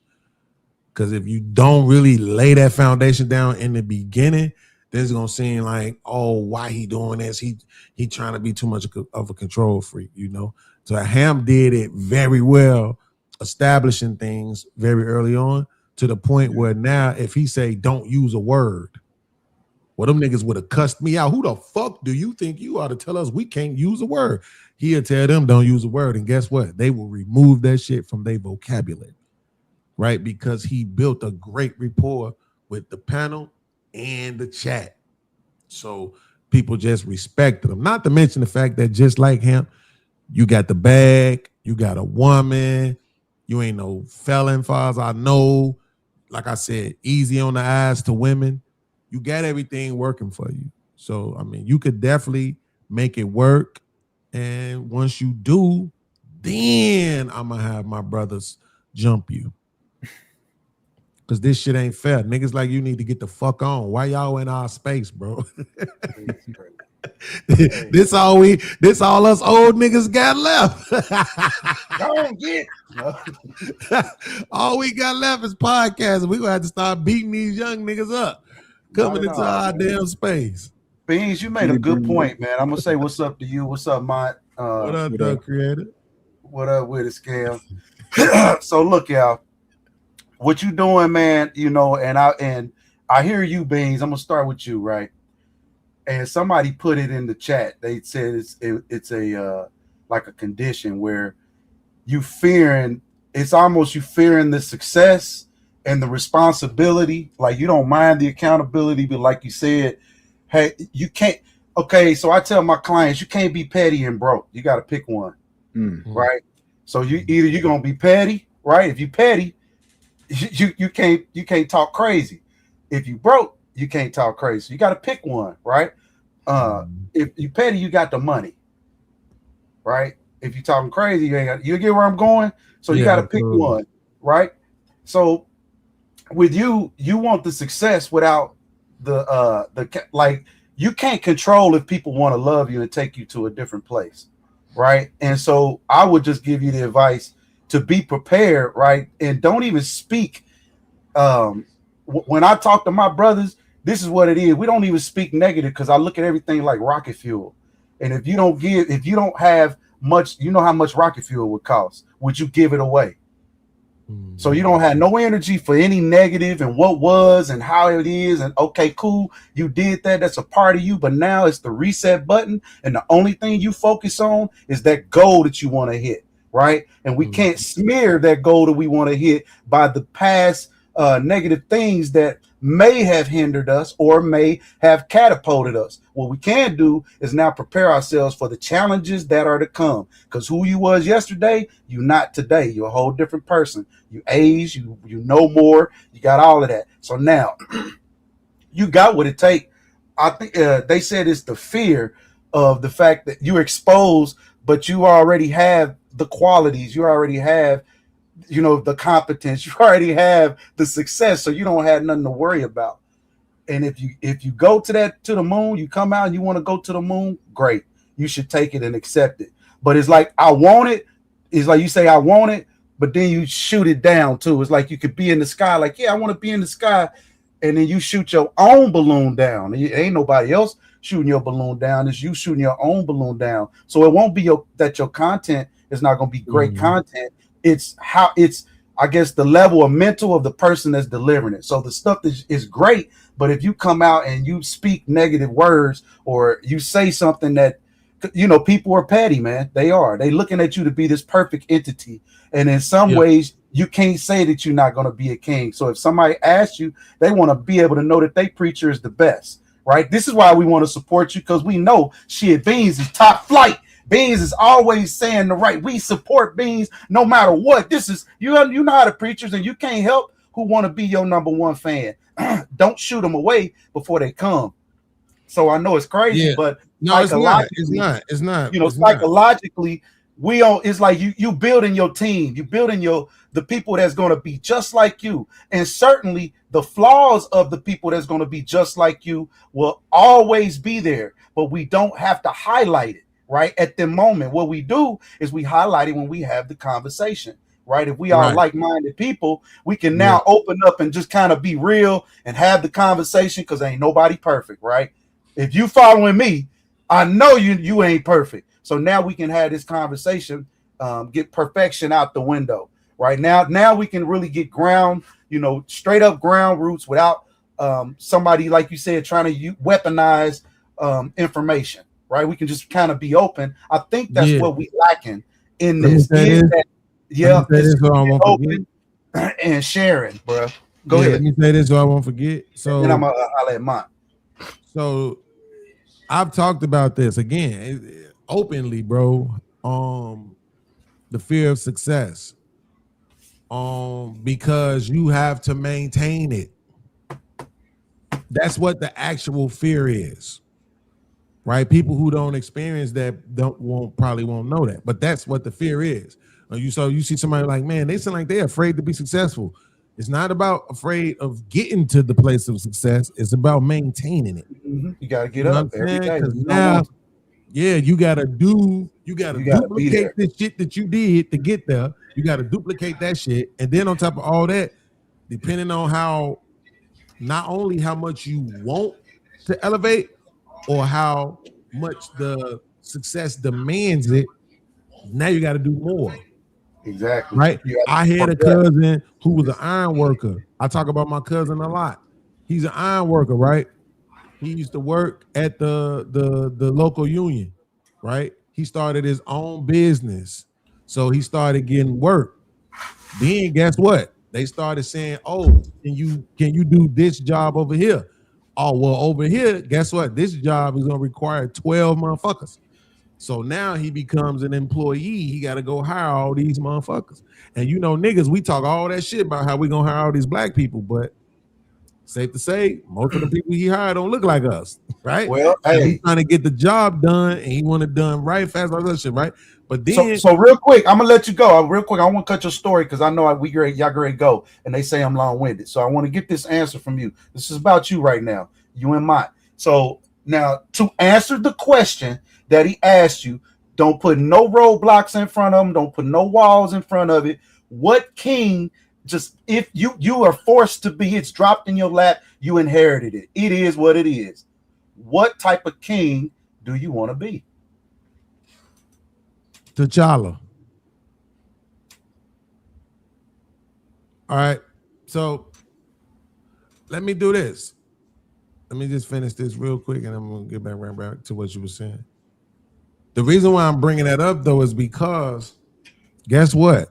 Now this nigga just finished building the goddamn Obama library, presidential library in Chicago. When I just think about, you got 30-something motherfucking employees you got to worry about. You got to worry about their health insurance, all that shit. Like, I don't want that kind of responsibility. You're not going to stop worrying about what you don't have to worry about. Hold on. Listen, understand, bro. Most people, this is why they say most people is followers, most people is workers and shit like that, because they don't really want the responsibility that comes along with ownership, with kingship, with you know what I'm saying? All of that shit, right? So that's why I said I got a goal, and my goal ain't even a whole lot. Check it out, Bean. I'm just listening to what you're saying. So I have to give it to you for what you're saying. You cannot, there's no way possible that you're going to be able to hit the retirement goal that you want, right? The 52 a year, just straight off. That's just this. That ain't including whatever else you're doing in the world. But just to get consistently $52,000 a year just off of this system, yes, it's going to require, just like with anything, if you was working a job for yourself or for somebody else, it's going to require a certain level of accountability. You got attentiveness to manage. But if you put the right people in place, so I be telling niggas, when you pulling all these broads that's gunning for your balls, put them to work, give them jobs, give them something to do, right? That's what they looking for. They'll take freaking. But if you sit them down in front of a computer, guess what they're going to do? What you tell them, right? They're going to execute your plan. They're working for this individual. That individual, all the broads that come to you and tell you how cute you is, you understand? They searching. You understand? Show me something. Give me something. They're not saying that, but that's your duty to know. Any individual that comes within, your midst, you put them in position. That's where I think that's where we strong. We could be strong, but we still have to have competent people that can actually execute the job. You are in a position where some people are going to actually be like, hey, Beans, you ain't got to worry about that. Just be Obama, basically, and be prepared to be Obama. Stand on what you believe, talk about what it is. Just be real, do what you do, and you there. Now, mine, for you, I think it's a great idea. I think it's a great pivot to be the black, to be that black, kind of the voice. I don't really know your history, but I do know you asked some questions earlier. You would be a fair king. That's what I would feel to say, just from brother to brother. You would be fair because every time I see in every show, even though there may be pushback, the pushback is I'm just trying to be fair. right? Let's hear this other side of whatever it is, right? I may not like it, I may not love it, and that's one thing I did see, but I at least want to hear the other side of the argument. And a little laxed, I think, just kind of really relaxed. But if you get the right guess, well, like you said, it's your house, so you control the demeanor always. You set the tone. If you was the boss or the manager, it's your show. If anything fuck up, it ultimately comes down to me. If they didn't provide great customer service, it ultimately comes down to me, right? I have to be the ultimate manager. So I got to show everybody how I want things done. And once they know what I want things done, there's a reason why, because there's a psychological, thing about everything. When you go to any company, they're going to take you through orientation. I don't care what you know. I need to teach you how we do things around here. It's the science of us, whatever that infrastructure is sometimes. And it is as we go. There's no perfect way of doing things. It is as we go. However, what you said earlier, you have to set the tone of what type of podcast this is going to be, right? You ultimately set the tone. You're the dad, right? The dope dad, to be real dope dad of this podcast. And how are you going to raise the kids that come before you, right? What principles are you wanting to put before these people? I think both of y'all got a great concept. Like you said, you want to be a philosopher and a teacher and have dope conversation beans and just kind of open up, but you don't want that responsibility of, the fatty level, but it's going to go there whether you like it or not. It is what it is. Here it comes. Yeah, with success. Yeah, you're right. Yeah, it's like something you just can't avoid. Yeah. It's just, exactly. It's nothing you can avoid. So, It is what it is. You know what I mean? Self-sabotage is real, bro. I remember. It is, but don't worry about that. So like I said, see, I'm the type of guy where I'm like, if we brothers and all the niggas that's around me, whether they money or not, right? We all move a certain way. It don't matter what it is. We all abide by the same principle. And that's what we supposed to do, is keep each other locked in. There's no perfect man, right? It's just men. So I don't let no woman tell a man what he is and what he ain't. Even if his hand is a little loose, he's still a man. At the end of the day, he can procreate. He can change lives, right? With money and violence, provision, right? And security. That's what we supposed to do. So I ain't gonna keep y'all, man. I just want to tell you, hell yeah, man, do that shit. I think you should have good top flight guests that damn near everybody been wanting to talk to anyway. I think you can pull them, however you negotiate the pulling, getting them over here to your space, because everything sometimes is not about money. It's about resources, right? What's in it for me? This shit blows up to the world. How are we gonna split this up, right? It's just gonna go to the moon. And if you negotiate properly, now motherfuckers is coming on, because you basically what we say, we want your fan base. Because that's what all this is. We sharing, some fan base, but you get a high profile person over here, it instantly, depending on who it is, bam, you gone. But not only get that high profile person over here, have the in-depth conversation that when people come to your shit, I don't care who they are, from Luda to Waka to Sauce to Sada Baby, E40, to politicians, right? We're going to have real in-depth conversation. Don't come over here if you don't want these questions asked. Nigga like Willie Beeman ain't getting ready to hold. I'm saying you got to be the same that we are with us. We got to be the same with them. And then we can have, it ain't to beat nobody up, but it's really to open them up, right? Everybody's so robotic. Where we on here, we pretty much us. Like, we on here every damn day. We know who everybody is. You niggas know who I am. Damn near, you know what I'm saying? Because I'm on here. So you know my personality. That's what we don't have with our politicians. They wait until politician time to try to gain perspective with their constituents. But if you already part of the culture, if you own here every day, we already having these conversations, well, it makes it easy for us as constituents, future voters, to go and move in that direction. You see how influence works? You're not rushing 2-3 months before the campaign trying to gain voters. We already part of what you've been speaking on from day one. We had, real conversations with you. So now we can move this wave of influence in the right direction, in the proper direction. So I think that'll be good, bro. Get them white folk. I want to hear what you had to say. We need to hear some people just, you got a calm demeanor, right? And you ask the right question. That's kind of part of it when you have a calm demeanor. You don't have to say so much, right? When you do, you can have a good conversation. I do notice that about you. But yeah, I think you should go in that route, bro. I ain't gonna take out too much. Good looking beans, good looking Mont, go ahead, niggas, full steam ahead. Fuck what they got to say, set the tone, and be honest more than anything. Be fair and be honest. I love Willie D's show, but we can't be those type of black folk, bro. Don't be deliberately ignorant and deliberately stupid just for the sake of, that's not a direction I think none of us up here wants to go. We want to be fair. If we did something wrong, hey, let's be fair and we move in that direction. If we did something right, we want to be fair. But be fair. We also want to honor, I think no one has done this, but honor the niggas around y'all. Honor the people that's actually here, right? Honor the hams. Hey, hold on 1 second. 1 second. Hey, man, I got a slab, bro. Hey, listen, man, super dope conversation. And if you come home one day and that chair is missing, just know I got it.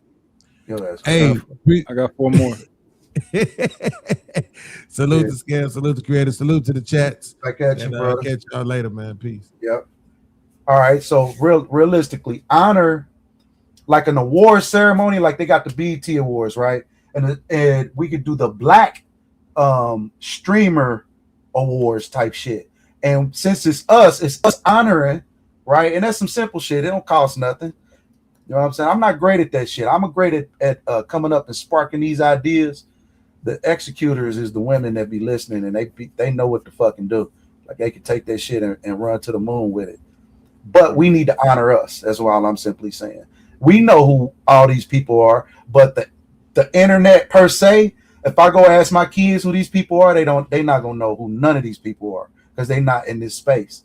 We have to uplift these individuals, right? And not only lifting those individuals, we are the infrastructure of this space, right? Like it or not, it is what it is. We are the ones consuming this material. We are the I don't know how to put it, but you know what I'm talking about, right? Mm-hmm.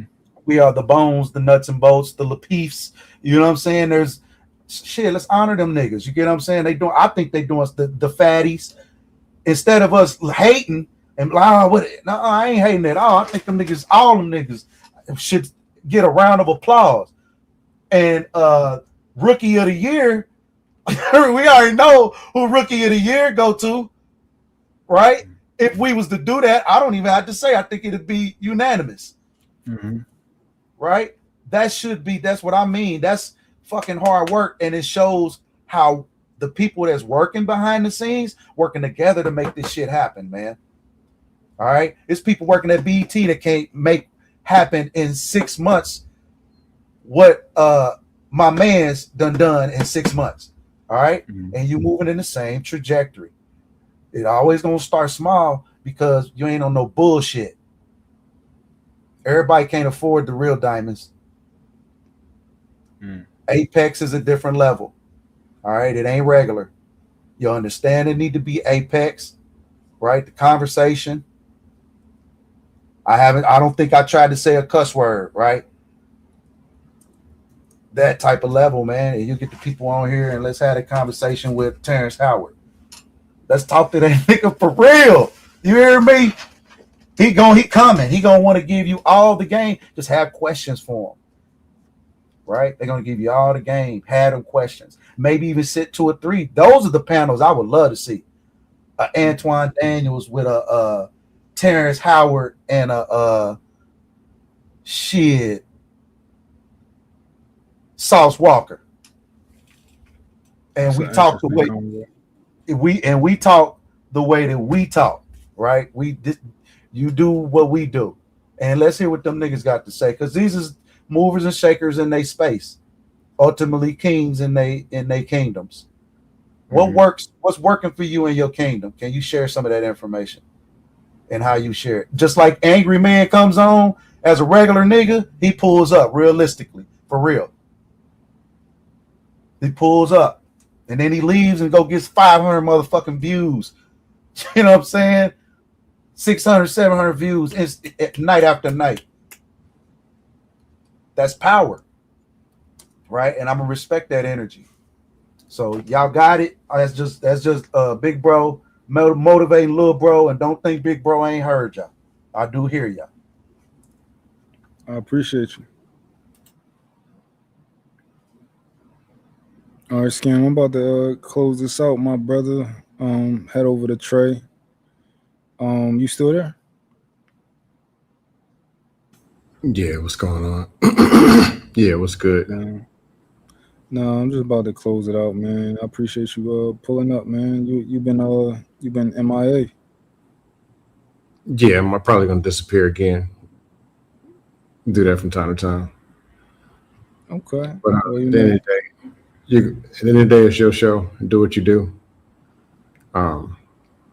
If it's some dust, I'll come over with the trolls. We'll do what we do. If it's good conversation, that can happen too. But it'll be what it's gonna be. Appreciate you. You subbed to my channel? Is this your first show? No. You went live before.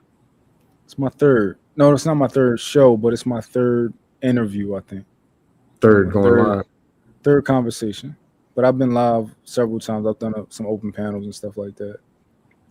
Oh, okay. Yeah. Cool. Yeah. But I'll be live. I'll be live more. You know, you might enjoy it here. Cool. All right. Have a good night. You too, man. Do what you do. Appreciate you. All right. And let me play y'all some outro music. Thank you everybody for coming through. You know, I'm gonna line up some more interviews. It's a comedian that I really enjoy who coming to Philly in August. I definitely want him to pull up on me. That nigga's hilarious, yo. I went to his show, one of his shows. And that nigga is so funny. And I want him to, when he come to Philly, I want him to pull up, come chop it up with me. I think y'all gonna appreciate that. But yeah, I'm gonna keep lining up the interviews with interesting people, having conversations. And hopefully y'all enjoy it, man. Let's play the outro music.